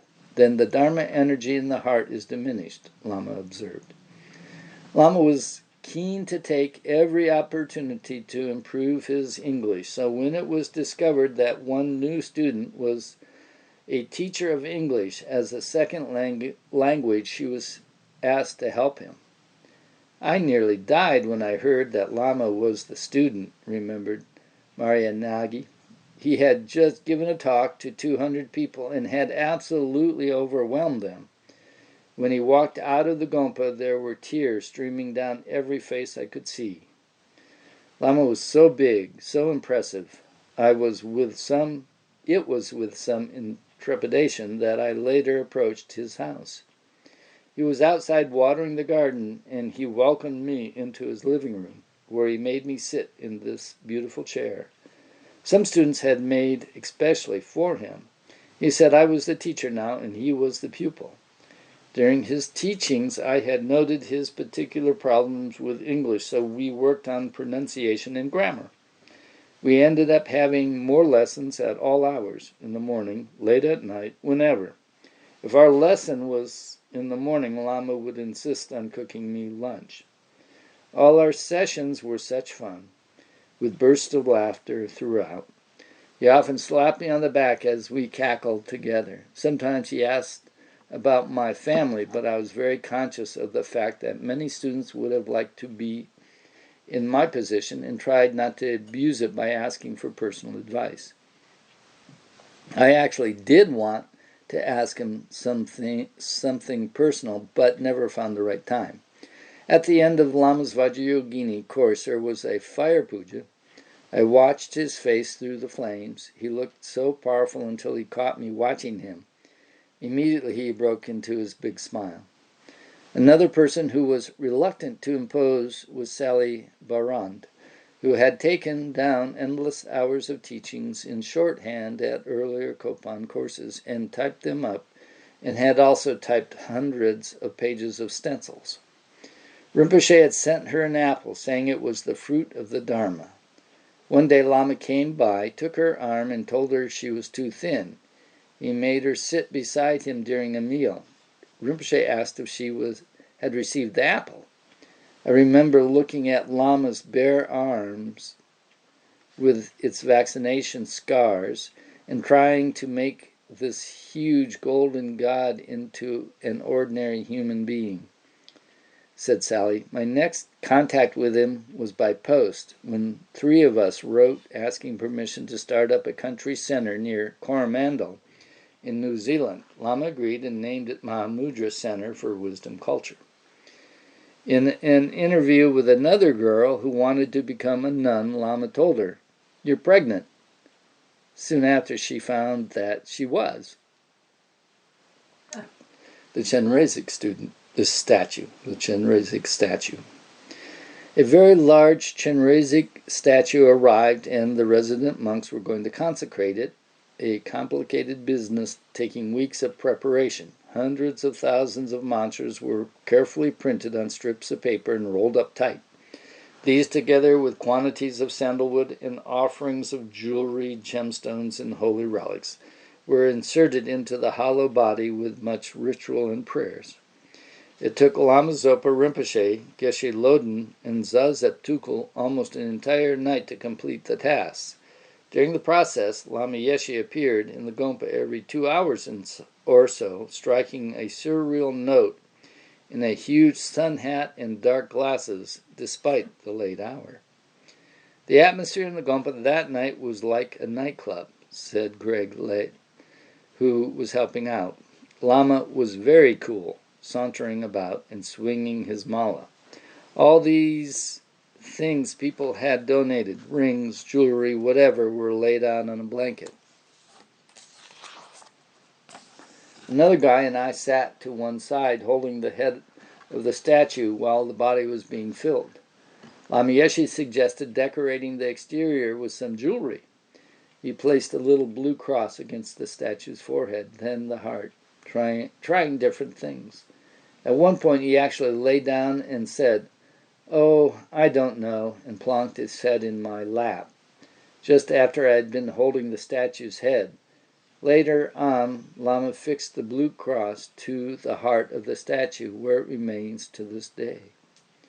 At Geshe Loden's request, in order to make the teachings more available, another small center, Bodhicitta Center, had been established in Brisbane in 1977. It operated as a satellite of Chenrezig Institute, and Lama Yeshe gave one talk there before he left for Melbourne. Geshe Loden and Zazep Tuku. Zazep Tuku. We had a great time with the Lamas during that visit. We had lots of discussions about the Western mind and how best to teach Dharma, which was quite new in Australia. Many people were doing spiritual shopping. Some were getting quite carried away and extreme. Others were a little bit rigid. Others uncertain and mixing all kinds of things together. It was interesting for us, Lamas, to observe, as we had come straight from India. Geshe Loden and I worked very hard at Chenrezig. We taught 6 days a week and took only 1 month holiday a year, sometimes only 2 weeks. I found the work difficult as I was always translating. In those days, my English was not so good. Every evening, Geshe Loden and I sat down and read through the text for the next day. I had to write out all the vocabulary, mostly by myself. Lama Yeshe did not write us many letters during those years, but every now and then we'd get a postcard and nice cards at Christmas and Losar. Lama always thanked us for our work. Before Lama Yeshe and Lama Zopa left, we had a very nice going-away dinner together. They told us, "Now you have worked for 3 years and were very good and kind for Chenrezig Institute. If you ever feel you would like to stay here or teach again, you are always welcome." Martin Wilson, an English scholar and monk, was Geshe Loden's star pupil at Chenrezig. The whole basis of Geshe-La's teaching program at Chenrezig came from Lama Yeshe, Martin said. He insisted we study the Indian root texts straight off, rather than studying the standard Sarajay commentaries, which were a bit convoluted. Later, I spent 3 years following the traditional Gelut training at Geshe Raptin's monastery in Switzerland, studying deadly 19th century commentaries on the Indian texts. That experience left me convinced that Lama Yeshe's judgment was sound regarding how to organize the best teaching program for Western students. When the Chenrezig course was over, Yeshe Kadro accompanied the 2 Lamas to Brisbane. This was in the days before the highway was widened and straightened out, said Yeshe Kadro. Lama insisted on driving, but I just couldn't stand driving with him. Having been in 3 accidents, I had a thing about cars, and Lama loved scaring me. I took a book with me on that trip for distraction. On the way, he asked about tidal waves in Sydney and Brisbane. "But there will be tidal waves," he said.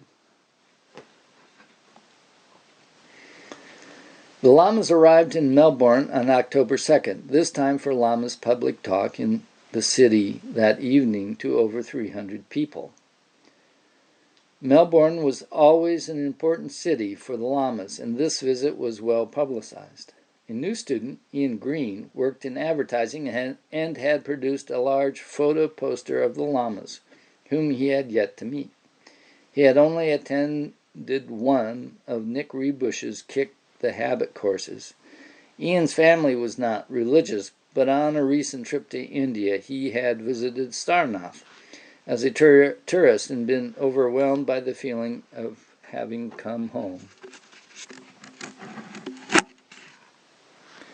With Peter and Zia still in attendance, the Lamas spent that night at Bia Rebush's home. Then they moved to a beautiful rambling old house situated in a huge garden in the Dandenong Ranges, a picturesque series of rolling hills and valleys set among forests and located about 45 minutes east of Melbourne.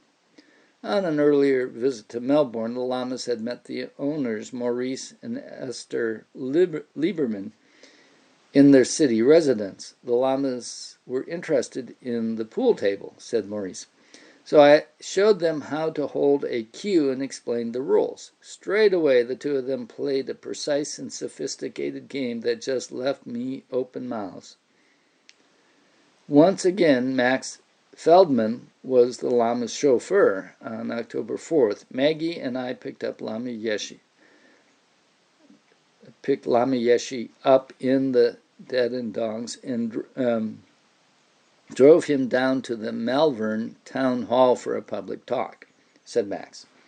After telling us he felt sick, Lama didn't utter one word the whole way. There were 500 people waiting to hear him, but the acoustics in the town hall were so bad he had to strain his voice to make himself heard. Then Lama insisted on blessing everyone who wanted to come up, pouring himself into each one. I was worried about him, but when we drove him back to the hills, he was really exuberant. I asked him how he did it. I get good energy from the people, he told us. That's when Ian Green met Lama Yeshe for the first time. There was an enormous queue, said Ian. Lama took my hands and looked into my eyes, and I knew I had to do anything for this man. The following day, Lama Zopa Rinpoche left Wazia for the new country center at Nuji, established by Tara House residents. Established by Tara House resident nun Bonnie Rothenberg, located even further east from Melbourne than the Dandenongs, in an area called Gippsland. Nuji is an Aboriginal word for contentment or place of rest. In this very remote corner of the Victorian Alps, Rinpoche taught a 10-day Lamrim course to 45 students. Holiday in the hills.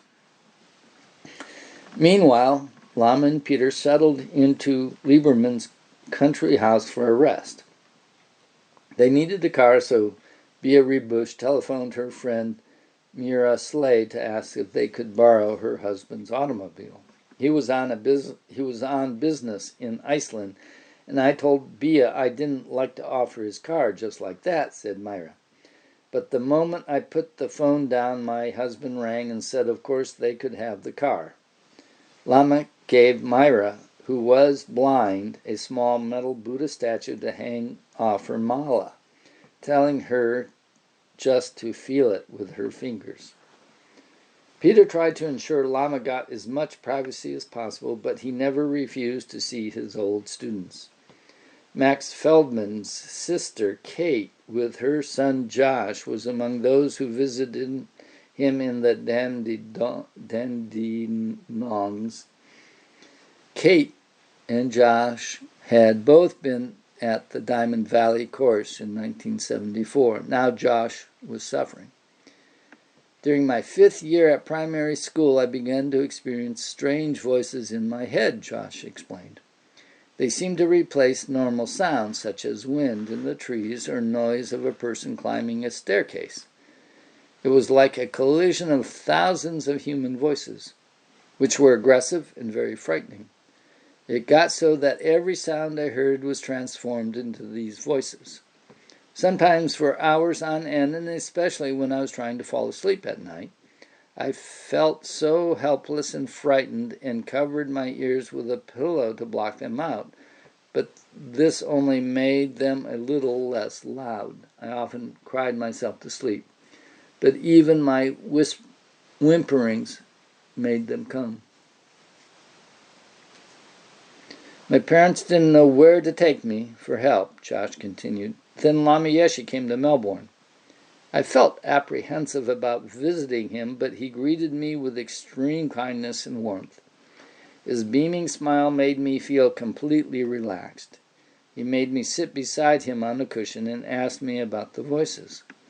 Then he poured some special medicine into a bowl of hot water, placed a towel over both our heads, and together we inhaled the vapors.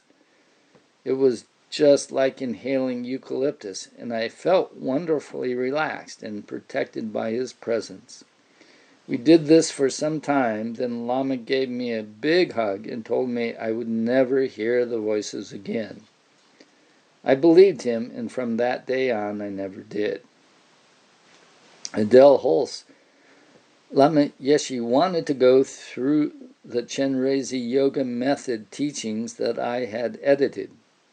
Tell Adele, come here, holiday, Lama instructed Bonnie.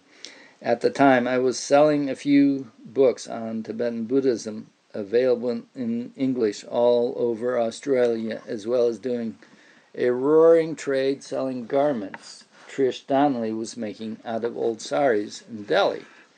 I was also 3 months pregnant. I moved into Rinpoche's room after vacuuming up the mounds of rice he regularly tossed in every direction as offerings.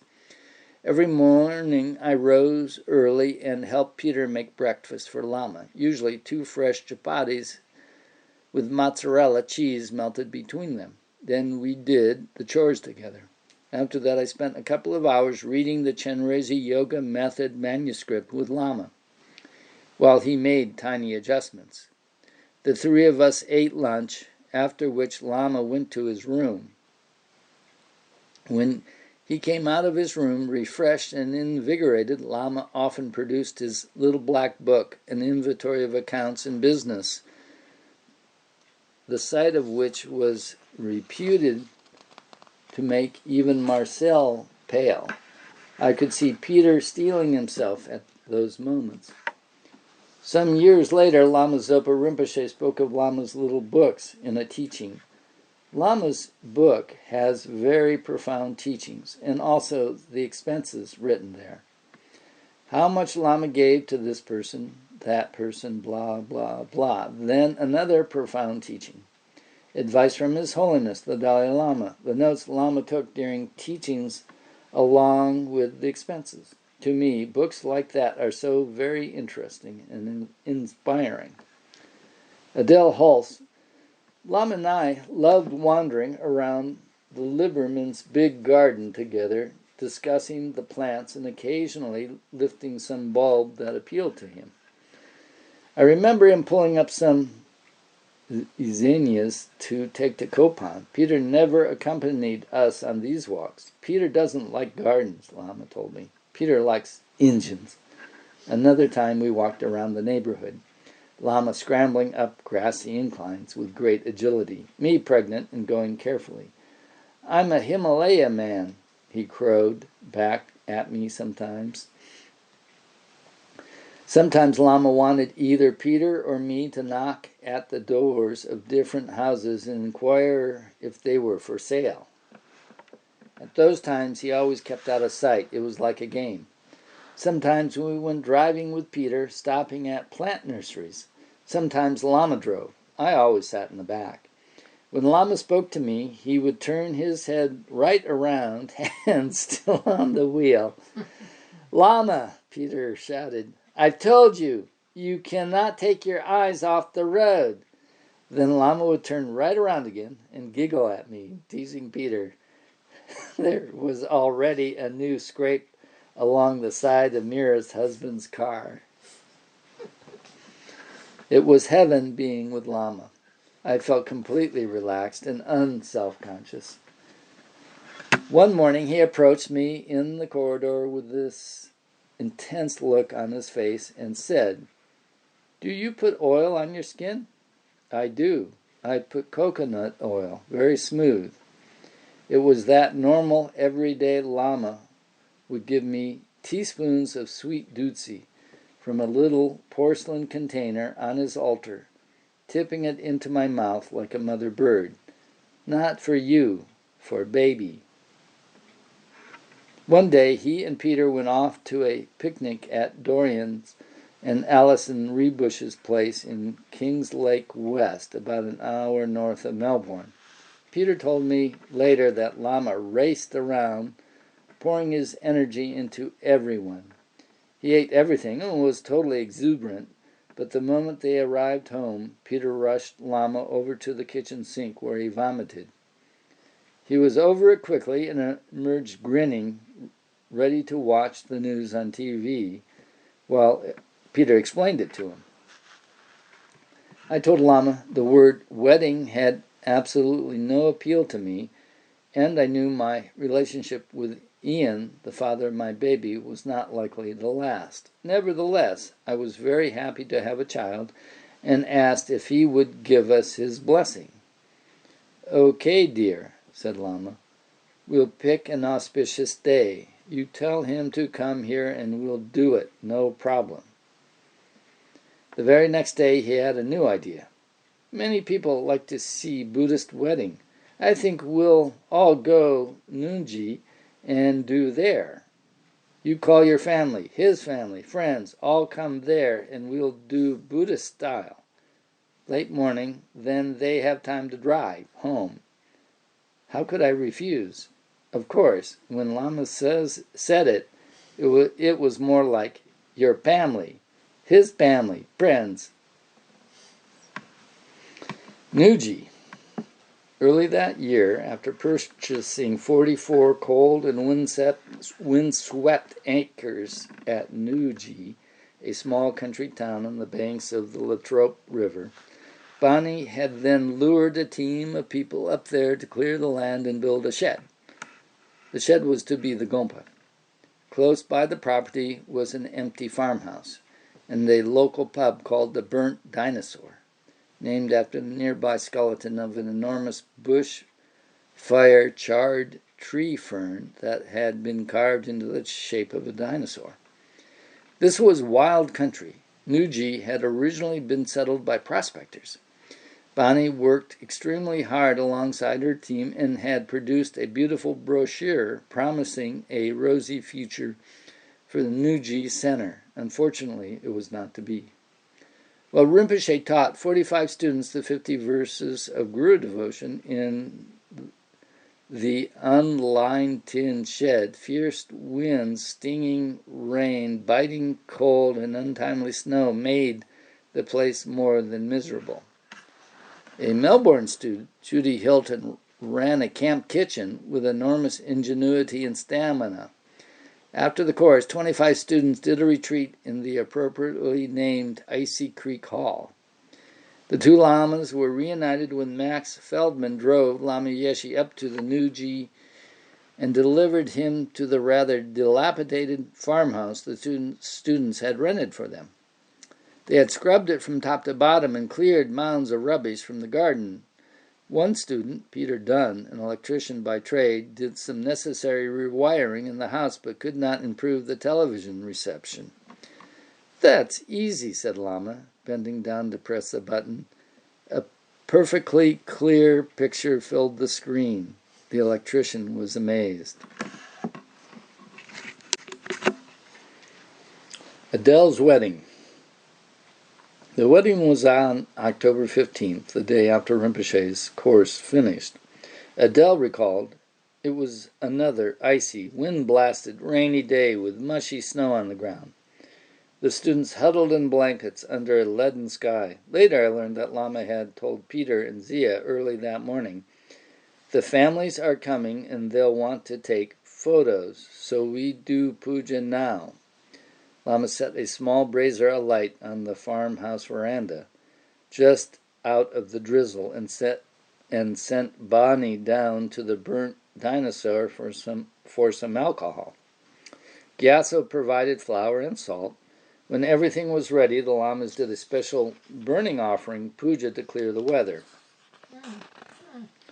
Our families arrived and we all gathered inside the tin gompa, which someone had kindly decorated with fronds of bracken fern. The puja the lamas did was utterly incomprehensible to me. At one point, Rinpoche washed a mirror with a peacock feather. Nothing was explained. I could hear my elegant sister muttering asides behind me. We didn't have to sign anything, which was good. I didn't want to sign anything, but Lama gave us each a ring, which I thought terribly funny. Peter told me later that Lama got them out of Rinpoche's mandala offering set.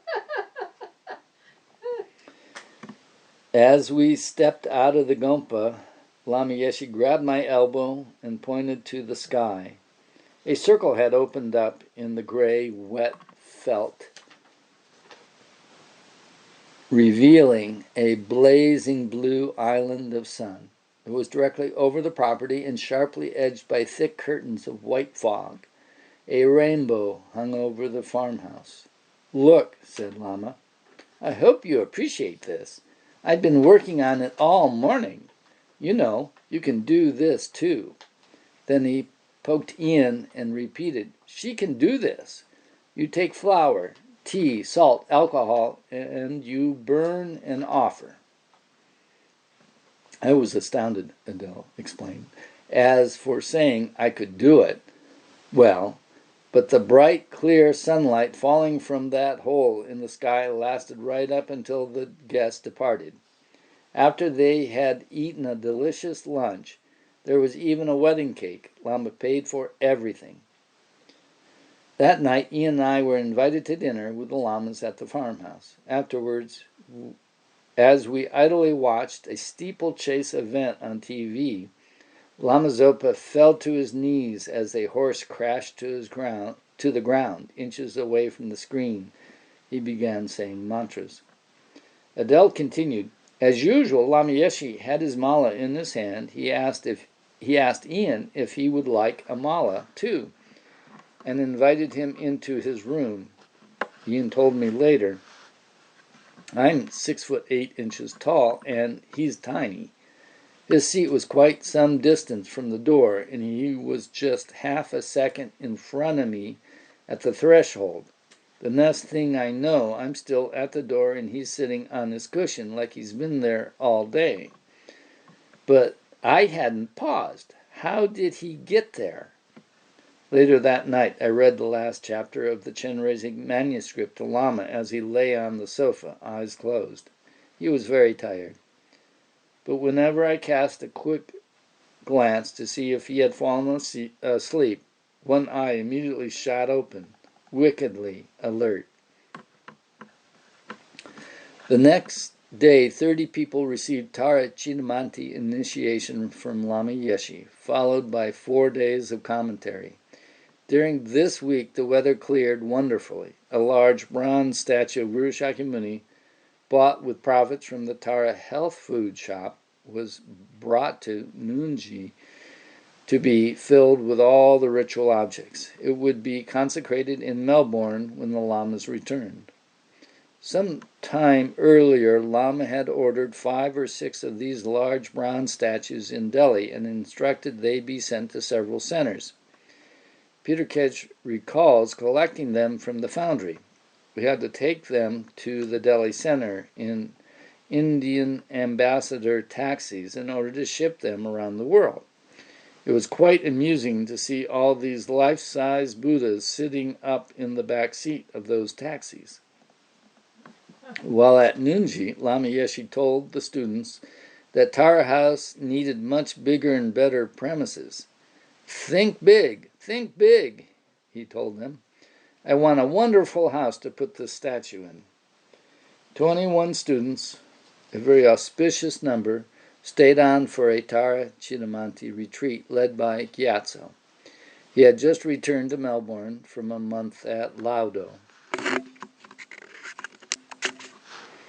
On October 19th, the Lamas gave the Gelong ordination to Neil Houston in a ceremony held in the old farmhouse. The first Getzel ordination in Australia had taken place in July 1977, but this was the first time the full monk's ordination ceremony had ever been held in the country. The 2 other officiating monks were Gyatso and Max Redlich. Usually 10 monks are required for a Gelong ordination ceremony, but Lama Yeshe was quite happy to have just 4.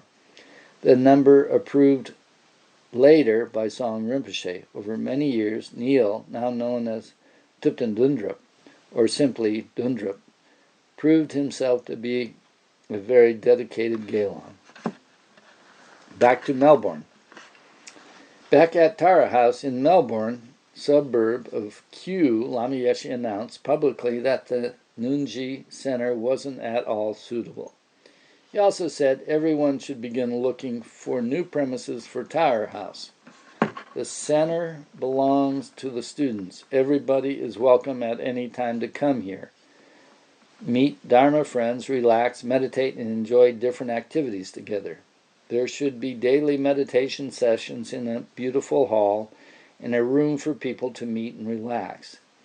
If there is good harmony between people, that shows we are attaining something with our practice. Tower House is to serve the needs of the community. It is for all sentient beings, the Lama told them. He appointed Max Redlich and Uldis Belodis as center directors. Gyatso and Liz Menzel were to be the spiritual program directors. Bonnie was asked to find new premises into which Tower House could move. On Sunday, October 21st, following all-night prostrations in the Realities Art Gallery owned by Mariana Beilu, a student, the Lamas blessed the new Tara House statue of Shakyamuni Buddha. Crowds of recently arrived Vietnamese refugees attended the consecration ritual. Lama and Rinpoche left Australia the next day, but first, something interesting happened at the Melbourne airport. Just as the Lamas were about to depart, Lama Yeshe had Peter telephone his English teacher at her home. Marianagi. Lama told me he was about to fly out, but wanted to know if there was something I needed to ask him. He said he had told his attendants he wanted to call in on me, but they had said that there was no time. I was amazed. I did have this very personal question I hadn't felt I should ask at Chenrezig, so I asked it right then. It made a great difference to my life to be able to talk with Lama Yeshe about that. Indonesia. With Peter and Zia, the Lamas flew to Indonesia, where they were guests of Dharmawati Brekshbul, who had been at PAMO's 1976 course and a couple of November courses since then. Dharmawati was married to Max Brekshbul, who was at that time a manager at the Hotel Intercontinental Bali Beach at Sanur. Max arranged for the Lamas to stay at his hotel.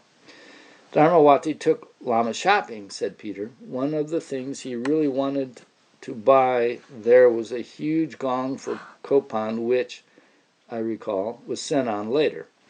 From Bali, we went to Borobudur in central Java, which is one of the world's greatest Buddhist shrines and dates from around 800 current era. The day we were there, it was blistering hot and humid. Absolutely the worst conditions for Lama, but Lama insisted on circumambulating the shrine while making full-length prostrations all the way. Rinpoche joined him, but I couldn't keep up at all and went off and found some shade.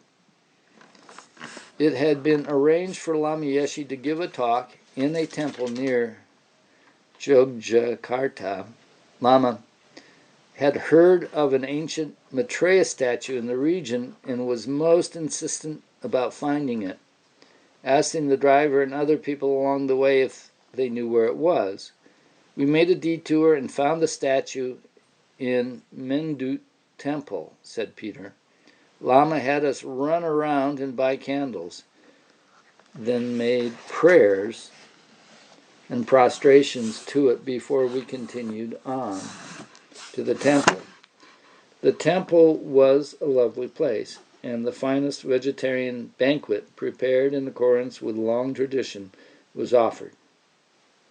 During the lecture, Peter and Zia sat together on a bench. During the question and answer session, following the talk, someone asked why a monk and nun were sitting on the same bench. In the Indonesian tradition, this was not acceptable behavior. Lama gave a very nice explanation of the different traditions and no offense was taken. After that, we were very careful to consider local etiquette, said Peter. Lama was concerned that he should not wear leather shoes in Indonesia, so we found some other sandals for him. Lama returned to Delhi via Singapore. Peter had the tour finances well under control, estimating that each person touring had cost $17 a day in Europe and $26.74 a day in Australia. Delhi.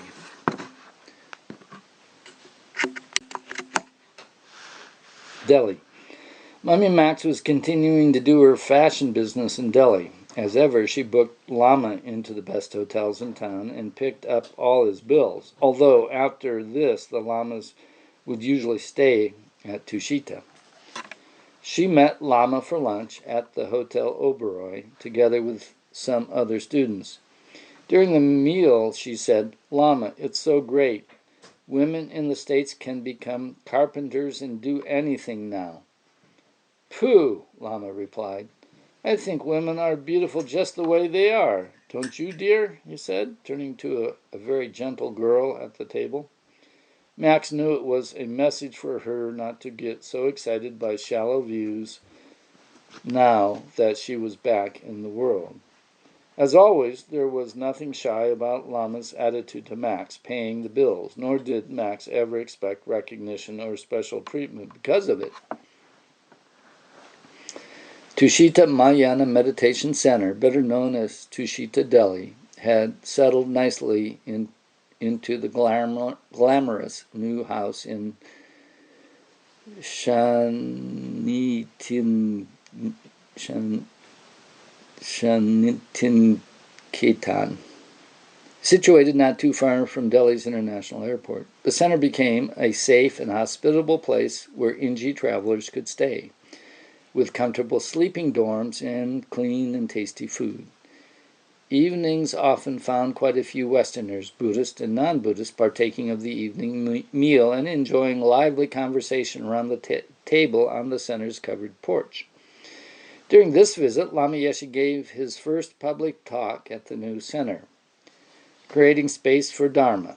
Trish Donnelly watched with interest as the audience of middle-aged, highly educated Indian men turned to each other, nodding their heads knowingly and saying, "He knows something, definitely." Lama was always busy when in Delhi, calling in on Domo Geshe Rinpoche if he was in town and spending time with Gelek Rinpoche and Rongtha Rinpoche. "I often met Lama Yeshe in Delhi," said Gelek Rinpoche. "He used to take me to lunch at one of those five-star hotels, which was a great treat." Sunita and Nick secured the loyal services of a Mr.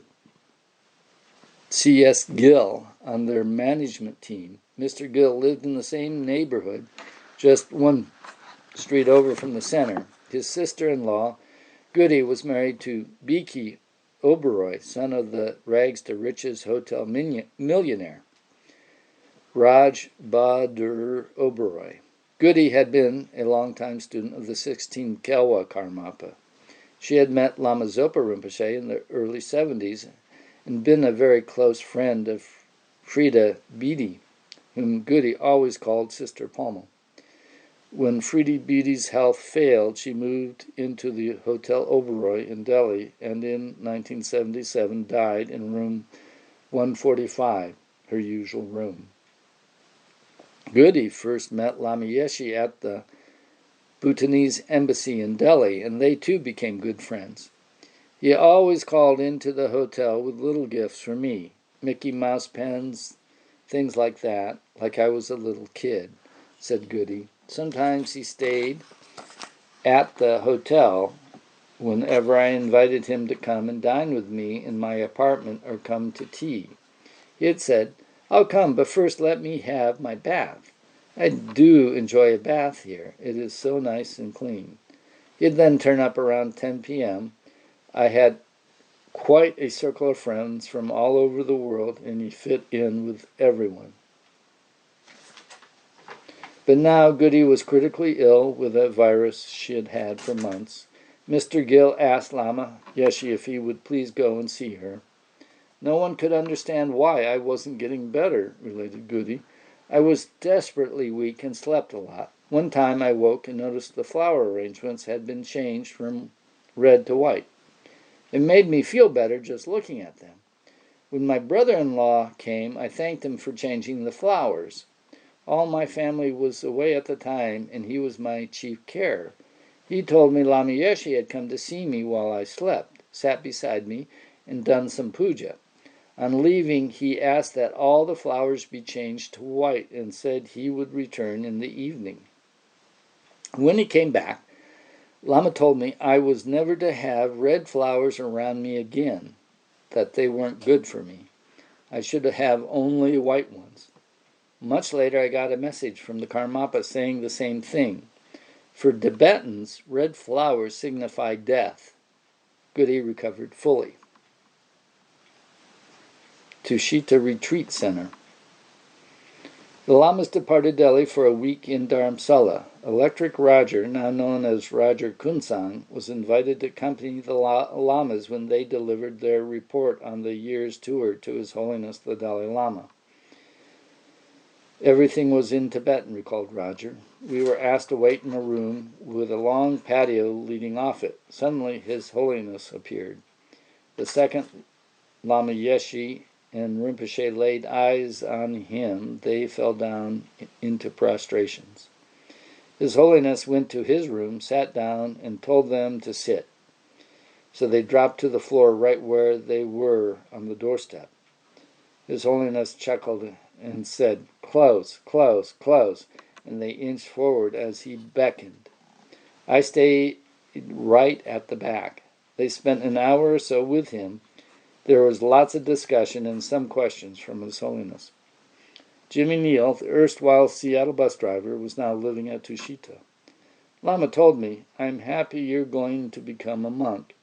You should serve sentient beings, not yourself. Now you should check by going through every samsaric pleasure and seeing if you want more of it." So that's what I was doing. All sorts of amazing objects of desire were arising, ones I hadn't thought of for years, said Jimmy. When I got ordained, the Lama sent me to Laudo for 6 months. Lama Yeshe made a point of sticking his nose into absolutely everything at Tushita, just as he did at Kopan. He could often be seen stomping around the kitchen and storerooms, poking into every corner with his ski pole. Kopan. Hepatitis still raged unabated in Nepal and India, and a note outside the office stated that Kopan could not accept Western students who were ill, thanks mainly to Jackie Keeley and Pam Phillips. Lama came home that November to a much fresher, cleaner Kopan. Jackie had given each boy specific cleaning duties in a plastic bucket with his name on it. They had whitewashed the whole place, scrubbed the toilets, and hung up air fresheners, something the boys had never seen or heard of. The glass shone, and there was no rubbish lying around. Lama was just thrilled, as he loved Kopan to be clean. Jackie even taught the boys to recite Lama's long life prayer in English. In return, Rinpoche bestowed many small gifts on her, which she gave away. I had seen the Lamas give away all their presents, often to the next person who walked in. I thought that was so practical and nice, said Jackie. Lama always returned with plenty of duty-free French perfume to spray around his altar. Inji incense, he called it, adding it was much better than Tibetan sawdust. Lama also bought a large number of Swiss chard and other vegetable seeds with him from Australia to plant at Kopan. Kopan's coffee shop now sold Swiss chocolate, Yeti peanut butter, Kathmandu cookies, local honey, and extremely rich milk coffee. Lama understood the Western need for distraction and knew how to turn them into profit. He also wanted the students to be natural, to be themselves, not caught up in some Tibetan fantasy. Kopan was still beset by administrative problems caused by the very strict visa requirements with which most students had to contend. Under these circumstances, Karuna Keaton's academic visa was a boon. Karuna and Pam had begun seeing each other. Lama called Karuna up to his room to discuss this. Lama asked me how she made me feel, whether I loved her, said Karuna. Do you like her? She's so nice. Then he started on marriage. I said, well, I don't think so, but he totally ignored that. A few seconds later, he asked me when I planned to marry her. Anyway, I found Pam for you. Lama was always so in my face. Lama called Pam upstairs and told her to write to her parents, tell them that she was going to marry Karuna, and include a photograph of him. Lama said that without commitment, it would be much harder for our relationship to become the path it should be, she said. I did write my parents, but I forgot the photograph, and they thought Karuna, is he Tibetan, Nepali? Lama's advice was always worth following exactly. The 12th Kopan Meditation Course. The 12th Kopan Meditation Course. Among the new students arriving at Kopan for the 12th meditation course was an Australian lad. We saw a poster in a restaurant in Kathmandu and came up. Lama Yeshe had just arrived at lunchtime, and people were running and shoving to be near him. Suddenly I had this very strong, arrogant feeling that I was never going to be part of that sort of thing.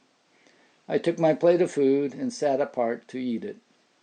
Lama was in the thick of a crowd, and on his way to his room, when he turned, came straight over to me and said, "Please eat, dear, please eat." I felt myself the focus of 200 Westerners, all listening to what I was thinking. The earth seemed to spin underneath me. During this year's course, Rinpoche's teachings concentrated on bodhicitta rather than the hell realms. John Schwartz and Monk Pelge led the meditation sessions.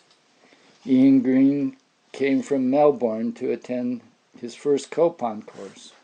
He watched Lama wandering around the vegetable gardens in the oversized wide-brimmed sun hat that he had picked up in Borobudur, and also noted the bad behavior of the boys during their English classes. It seemed to bring out the worst in them, probably because the teacher was an Inji, he said.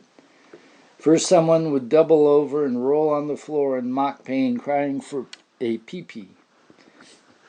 And when they were given writing exercises, they would invariably call out, "Hello, hello, no pencil."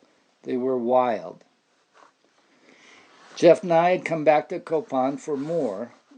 Lama told me his heart stopped every morning when he woke up. He said he had to restart it himself with breathing exercises and mantras. He told me to go to Manjushri Institute, but I didn't. I was never terribly clear as to which Lama was my guru. I did a Manjushri retreat that year with Lama's own Manjushri statue. Afterward, I told him that I thought Lama Zopa was my guru, and was that a problem? There will be time for that later, dear, he told me, said Jeff. One student felt guilty about all the dope he had smoked and decided to tell Lama all about it. He was certainly not the first to confess to this habit, but Lama's response was unexpected. I was sure he would be displeased, I said. Lama, I have a big problem. Oh, yes, dear, what is your problem? I can help you, I said. Lama, I like chillum, to smoke hashish very much. You like to smoke, so you smoke. Where is the problem? I can't see any problem. It made me feel so happy and good, though I also knew he was liable to tell the next person they should never smoke again. Lama knew everyone's secret. A tremendous rainstorm washed out some of Kopan's dormitories, and a German girl ended up relocating herself to Steve's tower, below the Geshe's room. It was very nice, she said. I could hear the Geshe's prayers and their laughters and had wonderful dreams. Then one of the English-speaking boys, Tupten Sharab, came and told me a nun was going to have this room, and I was to move out. I was so angry, like, why did I have to drop everything for her? Just then there was a knock on the door. I pulled it open crossly, and there was Lama Yeshe smiling away and saying, "Very nice, dear. How are you? How is the East? Not too dirty?" I told him I had to leave because they wanted to give my room to someone else. "No, no, you can stay here. Is there anything else I can do for you, dear?" I had been about to leave Kopan, but after that I stayed on. Outside the office, a young Swiss man told Lama he was going to have to go to prison when he got back to Switzerland for refusing military service. Lama looked up at the sky for a minute, like he was looking beyond universes, and said, "Not more than 6 months, dear. I was awaiting an 18-month sentence, but I got only 6 months." Little bit too much study, so began Lama's 12th course. Main thing is to have a good heart. Then when you go home in the evenings, just sit back, have a blissful cup of coffee, and relax. He looked tired and puffy, but few noticed. He was so utterly enjoyable.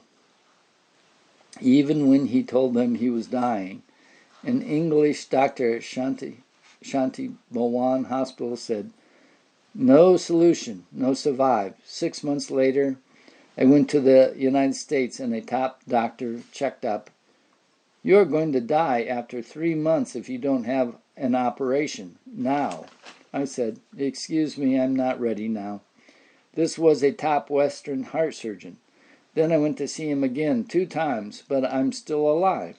"I don't know," he tells me, "but still, if you don't operate after 3 months, you die. This is true. I'm not making up." Then after a few months, I went to Australia and saw a top heart doctor there. He said, "If you want to stay alive, you have to operate now." I told him that I wasn't ready for cutting. That doctor also said, "No remedy. You be careful if you want to live," he said. He said I would die after 3 months. Yeshe Kadro was there. She told me I was very stubborn. She thought I was stupid. She loves me, and she has responsibility for me, and I don't listen to Western doctor. She told me that maybe the Western doctor knows these things better than I do. I tell her, yes, that could be, but I'm not having operation. I think she was frustrated that I was not listening. She thinks I am really skeptical, ridiculous man, really a black brain. But my reasoning is they know what my heart condition is, but they cannot make an exact limitation. This human vehicle is more complex than a jet machine or a rocket. How can one make such a decision? So therefore, I am always very skeptical with doctors. On the final day of meditation course, Lama Yeshe accepted a long life puja. Cymbals clashing, horns blaring, the big round drum booming, damaru's rattling, and food offerings piled high.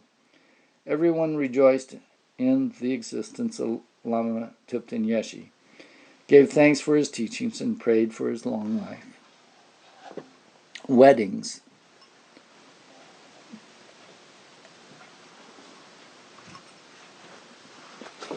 After the long life puja, Lama married 4 couples.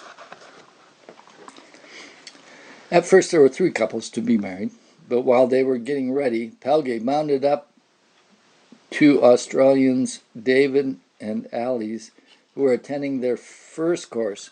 "Hi guys, I hear you're getting married," he exclaimed.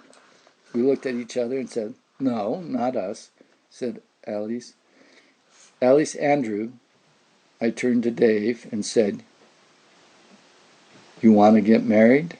He thought about it for 10 minutes, which left 20 minutes to wash our hands and faces. A bad year for water. Everyone was filthy. Dave wore a silk kurta, an Indian long-sleeved cotton shirt, and jeans. It was wonderful, and people gave us presents. Lama wanted us to sign a certificate, Ellis continued. He pulled it out of his jola, which was like a show bag of fun. You never knew what he was going to produce out of there. It was on Mount Everest Center letterhead with the stupa seal on the bottom and dated 9 December 1979. It said, "Today we vow to dedicate ourselves totally in body, speech, and mind to each other. In this lifetime, throughout all circumstances, whether in wealth or poverty, health or sickness, happiness or despair, we will strive to serve each other perfectly. The goal of our perfection, of our relationship with each other, shall be to reach enlightenment and perfect our kindness and compassion to all sentient beings." We signed it, David Andrews and Elise Daw. Sprawled over the stupa seal was the Lupi signature, Lama Yeshe. Ellis and David eventually had 3 children and a very successful marriage, which could not be said of many of Lama's weddings. Once, when I didn't have a girlfriend, I said to Lama that if ever I found someone I wanted to marry, I would not have him marry us. John Landau later recalled. He asked me, "Why not?" And I said, "Well, your marriages don't last."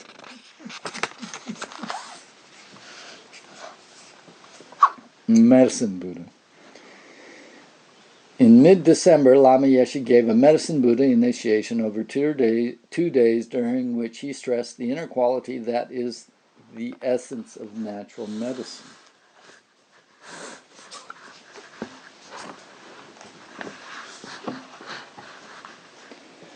Our love is weak.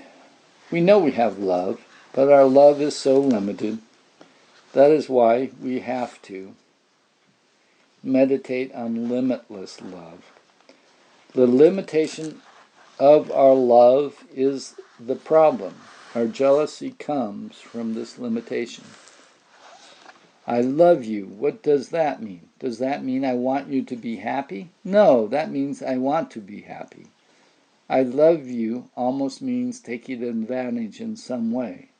So that is not love. It is completely the opposite. But limitless love is the psychologically healthy way. With limitless love, no one can irritate you. It is amazing. And its function is to understand every person's needs and to wish that they get the happiness they need. Everyone needs happiness, without exception. With limitless love, we give our energy and time with a wish-fulfilling attitude, instead of feeling jealous when someone else has received something. What is bodhicitta? Bodhicitta is a Sanskrit word. Citta means heart, the totally open heart. It is like the lotus, which first grows in the mud, then slowly opens up fully into a pristine lotus blossom. So this sense of totally open or totally developed can also be understood as omniscience, total wisdom, and compassion. And this is what we call Buddha. Buddha means one who is totally open and totally developed, one in whom all limitations have been extinguished. This Buddhahood state is also one of total healing, and bodhicitta is the attitude wishing to lead all beings to that total healing state. How did the Medicine Buddha become so special? Having this energy to heal disease and so forth. The Medicine Buddha was once a sentient being like us. He was not special. But at a certain point, he woke up and saw all living beings filled with disease, misconceptions, karma, demons, and so forth. On this earth, how many sentient beings have sickness or disease? Now in our 20th century, cancer is everywhere. It is this century's worst disease. Also, how many people's minds are sick, occupied by spirits or demons? Then, of course, there is the demon of our ego, which creates great suffering, shaking our minds. Seeing all this, his bodhicitta attitude grew and became great healing for all these universal beings. As a bodhisattva, he prayed with great determination to be successful in helping sentient beings. He was very determined, which is why he became a great healer. So what is Medicine Buddha? Medicine Buddha is this attitude, bodhicitta. He is the fully developed consciousness energy of wisdom, compassion, manifesting as blue, radiating light. Many people stayed on at Kopan to do retreat or in hopes of getting an interview with Lama Yeshe. Some thoroughly enjoyed their retreats, whereas others had miserable times. When they brought their problems to Lama Yeshe, he often turned them back on their own resources. I trust your wisdom, dear. I trust your wisdom. Thank you. Thank you. Over the years, Lama Yeshe's classmates had often asked him to return to Sera and teach the young monks there, but he was staunchly committed to teaching Westerners. For a long time, his classmates believed he was wasting his time, as they had considered it impossible to teach Dharma to Ingis. By this time, however, the somewhat dismissive attitude toward Westerners had definitely begun to change. Now, not only did the Tibetan community recognize Lama Yeshe as a well-known teacher of Westerners, they also believed him to be wealthy because of this. As a result, Lama received many requests for support from the Tibetan community, such as this letter from the Gelugpa Buddhist Cultural Center in Bailakupi. We would like to request you, while beseeching your understanding and not considering us greedy and presumptuous, we have bought quite a lot of land with a view to farming to support the study and practice of the 2 tantric and 3 practice monasteries. However, this year, wild pigs and elephants have destroyed our harvest, which has resulted in losses, and so on. Lama Yeshe and Lama Zopa Rinpoche always tried their utmost to support His Holiness the Dalai Lama in maintaining the monasteries and Tibetan communities. Through the actual details of what happened in this particular circumstances have been lost, though the actual details of what happened in this particular circumstances have been lost. The next chapter of Yu Ta Namchi. Lama Yeshe's 3rd teaching on Maitreya's text, discriminating between the middle and the extreme, began in the big tent. There was still no electricity in there, so people took notes by kerosene lamps. Jan Willis was present, as was Margaret Castles, and an Australian who later became the housekeeper at Tushita Delhi. Every night when Lama taught U Ta Namchi, he had a different aspect, Margaret recalled. Some nights he was incredibly attractive, and other nights he was very sick, puffy, and uncomfortable. Some nights he was just blissful. At the beginning of each teaching, we always said a Maitreya prayer, and then chanted the mantra of the wisdom gone beyond. Tayata, Gate Gate, Paragate, Parasamgati, Bodhi, Soha, to a particularly slow and beautiful tune that gave us goosebumps. I loved Lama's language. Overestimated phenomena was his term for the apprehended objects of deluded materialistic views. A more common translation is imaginary or imputed phenomena. Emptiness was total truth phenomena. His teachings were so experiential, and his pronunciation difficult, but he made his language reach right across to us all, connecting our own range of languages. Jimmy Neal was Lama's assistant this year. It was great. There were no Tibetan scholars around, so I got to go up to his room every day. We went through each stanzas and wrote them out in English. But it wasn't easy. Lama would often scold me, saying, "We already did that verse." The focus this time was on chapter 3. As before, Lama followed the text closely, translating many individual Tibetan terms. The text begins with a summary outlining the 3 categories of things: overestimated phenomena, causal phenomena, and total truth phenomena.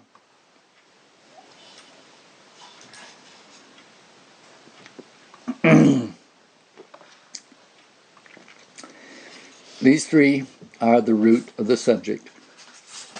All existence, whether samsara or nirvana, is contained in these 3 categories.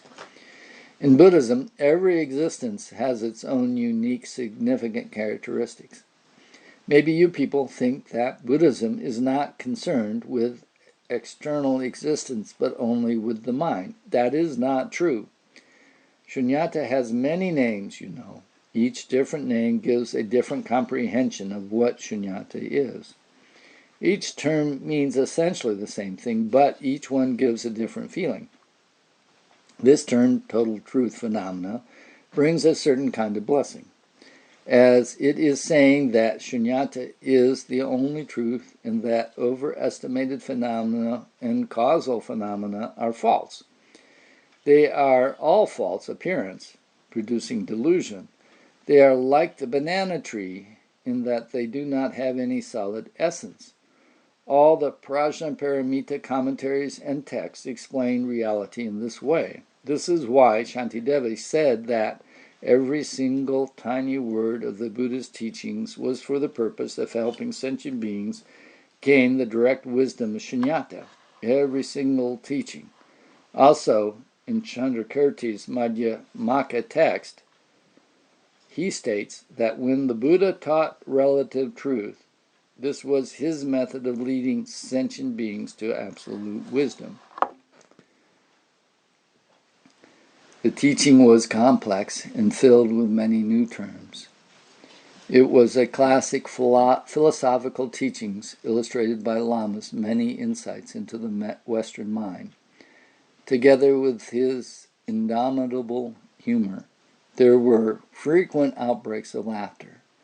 The students needed the jokes, as it was a demanding teachings. Tipton Chudin arrived from Italy and helped Jimmy and Sylvia Wetzel with the translation. We spent lots of time going through the work with Lama, recalled Chudin. There were constant interruptions. People were always coming in to ask Lama this or that. I watched as he mirrored their personalities every time, showing them themselves. The new students always fell for his jokes and humor. They were utterly charmed and warmed by him. But the older students often didn't laugh as hard. They had learned there was a deeper level beneath Lama's jokes they needed to pay attention to. Ken Lieberman, the academic who had met Lama in New Zealand in 1975, just loved the U-Thanampche teachings.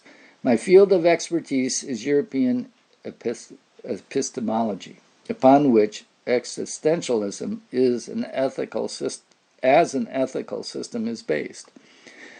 It looks at how reality is projected by our own concepts. Lama Yeshe's teachings on the Chittamantran Maitreya text, U-Thanampche, was brilliant stuff. I was stunned by how similar it was to my own work. I told Lama, and he asked me to teach him Western philosophy. So for 6 weeks, I went up to his room every day after his nap with Edmund Husserl's Introduction to Pure Phenomenology tucked under my arm. I had raised a topic from Husserl's, and he'd get out a text, and we would discuss both interpretations. I read the whole book to Lama, who happily collected terminology to use in his teachings. Afterward, I decided to learn the Tibetan language because they have been at the game hundreds of years longer than Westerners, and obviously have more to say. Ken Lieberman was also a yoga master. When Lama put out a call among the Ingis on the hill for a yoga teacher for the older boys, I offered. He continued. Lama was very happy. He selected 20 students for me, and we started having classes. Then Lama Pasang absolutely hit the roof. I was a typically self-righteous, indignant American, and there was nothing I liked better than some unjustified authority figure. Lama Pasang and I had a vicious head-on confrontation. I told him he didn't know what he was talking about. It was hard on Lama Yeshe because Lama Pasang was saying to him, "Are you going to take this Inji's point of view over mine?" He wanted the classes canceled. He demanded that under no circumstances were the boys ever to be allowed to play like that again. Lama Yeshe's compromise was that we held our classes before dawn, before the boys' regular prayers. This was in winter with frost on the ground. Cold is no good for exercise as you can hurt yourself, but there was no choice. Getting up early was nothing for the boys, and they loved the yoga. We did about 20 asanas on the roof of the new dining room, then went jogging halfway to Bodhanath and back because it was so cold. It was still dark, too. After about 5 weeks, Lama asked for a public demonstration. Thupten Sherab, Losan Sherab, Thupten Gyalpo, Thupten Zopa Small, and Gaelic Gyatso Rinpoche put on a wonderful display. Even Lama Pasang was impressed. We got him, Ken grinned. Of course, as soon as Lama Yeshe left Kopan, Lama Pasang put an immediate end to all yoga classes.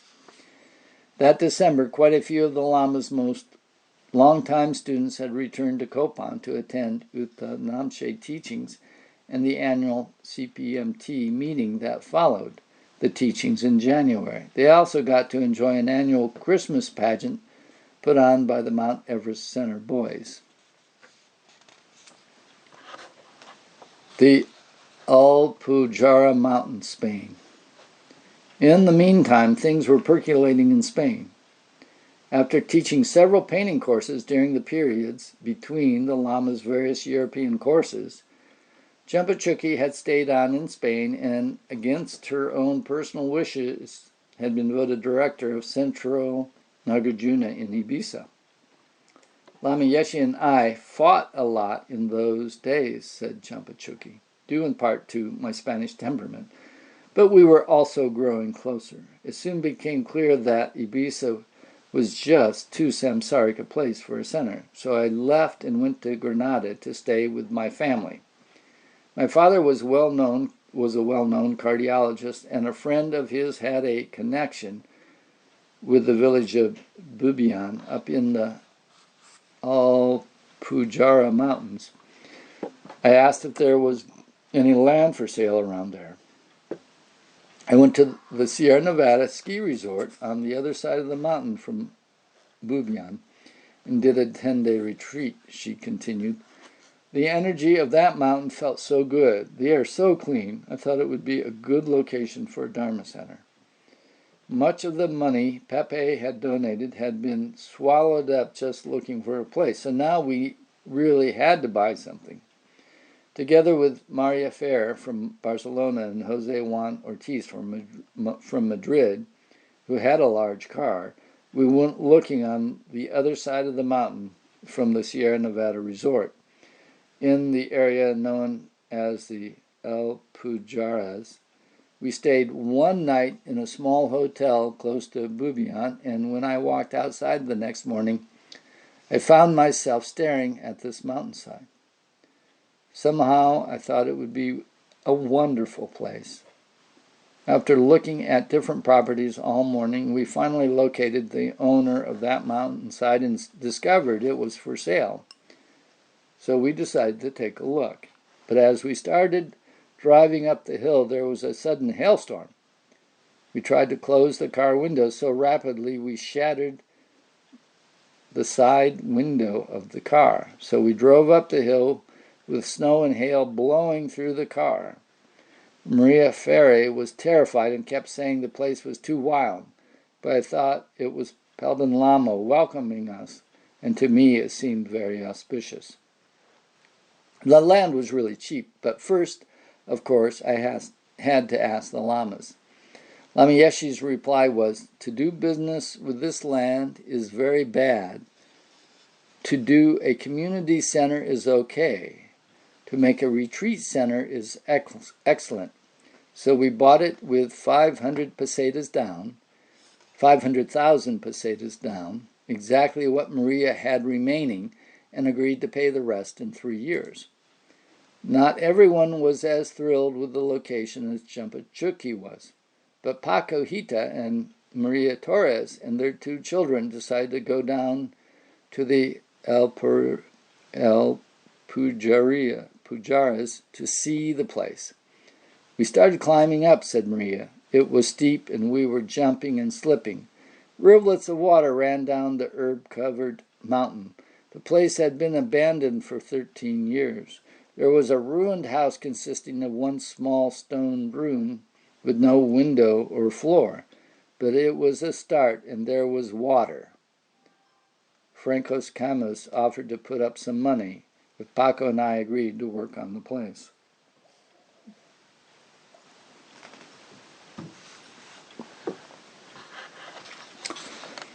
Water for Copan. There were developments taking place at Copan too. An Indian couple, Prodipto and Joya Roy, were in Nepal working on development projects. They called in at Copan to discuss some proposals for the Laudo area. The first 2 people they met told them that Lama Yeshe was too busy to see them.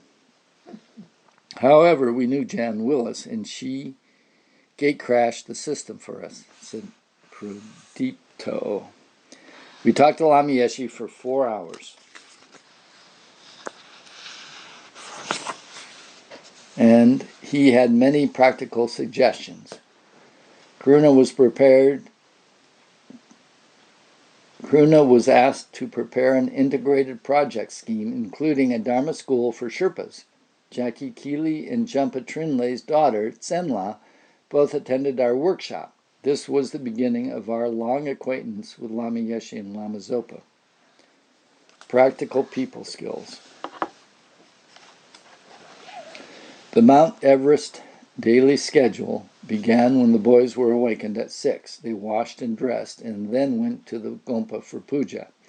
They had breakfast at 8 and then cleaned the grounds until 10, shouting mantras all the time. This was followed by memorization until midday and a half-hour painting class until lunch. After lunch, they had Tibetan grammar classes and English classes. In the middle of the afternoon, they had a tea break, after which there was Tibetan writing class, teachings on various texts they were studying, and debating of those texts until dinner at 7:30. After dinner, the younger boys then debated in the Gompa from 8 to 9, when they could be sent to bed. The older boys often studied late into the night. In addition to their class studies, every boy, perhaps with the exception of the Rinpoches, took their turn at working in the kitchen, helping with construction, work around the monastery, and working in the garden. Pam Phillip became one of the painting teachers and held an exposition of the boys' work, which was very bright and fresh. Lots of people who had been at the November course came to the exposition and bought paintings, Pam recalled. Lama was wandering about and came up close to me, indicating a woman who had just been speaking to me. He said, "Let her have whatever she wants." Then he walked on. Well, this woman decided she didn't want one of the boys' paintings, but instead wanted a very nice old Tonka that belonged to the monastery. I told her it wasn't one of the boys' works. She offered to pay something for it. Remembering Lama's words, I asked her how much, and she said 3.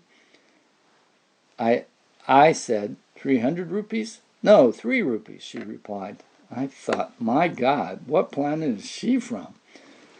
I said that I was sorry, but this was a very old tanka and very valuable. Even 300 rupees would be ridiculous. Then she started to freak out and cry, and I realized I had blown it. She didn't get the tanka, but I really felt I had not done what Lama had said to do. He had some insight into this woman and wanted to make her happy, and I hadn't followed through.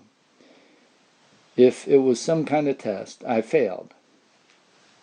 Pam continued, I often watched how Lama dealt with people who were really difficult. Instead of rejecting them, Lama embraced them. On the other hand, he often ridiculed those who you thought were so nice, embarrassing them in public. You were always wondering whether this was something to benefit that person or yourself. Lama often handed me a Time magazine and asked me questions about worldly affairs. I had absolutely no idea. Once he asked me to open this new suitcase he had with a fancy latch. I couldn't do it, and he said, Pam, I think you need to go back to the West for a while. I knew he wanted me to be of practical use in the world. Karuna had brought a copy of the Essene Gospel of Peace to Kopan with him. They were beautifully written in verse, and Lama loved them, said Karuna. When I read them to 200 students after the course, there was a stunned silence. Lama was sitting on the throne above me. He broke the silence by commenting, Who said Jesus didn't teach shunyata? This proves he did. Please put a copy of these in the library. Ellie Riddell stayed on after the November course. One night I felt I was just boiling over. I ran across Lama standing outside in his big, fluffy monk's cape, and I told him I was exploding. He slapped me on the shoulder with his mala in order, You go to puja. It was about to start, and I had planned to miss it. But I did feel better afterwards. I was always escaping from things, running into Lama. When he asked, How are you? I muttered something about self-cherishing, and he said, Where is your self-cherishing mind? Just the way he said it made me realize I mustn't exaggerate my ego. I wanted to retreat, but I had love problems, Ellie recalled. So why aren't you with this man anymore? Lama asked. I muttered about suffering and attachment, and he said, Attachment? There is attachment all the time. In Tibet, we say there are 3 ways to work with attachment. You can cut your hair and change your dress. You can get married. Or you can live alone, not need anybody, and find the energies within yourself. Later, Lama asked me to go and work in the Italian Center. Because I spoke English, I said, wouldn't it be better if I went to France because I'm French? We need people all over the world, he told me. And this is the end of chapter 17.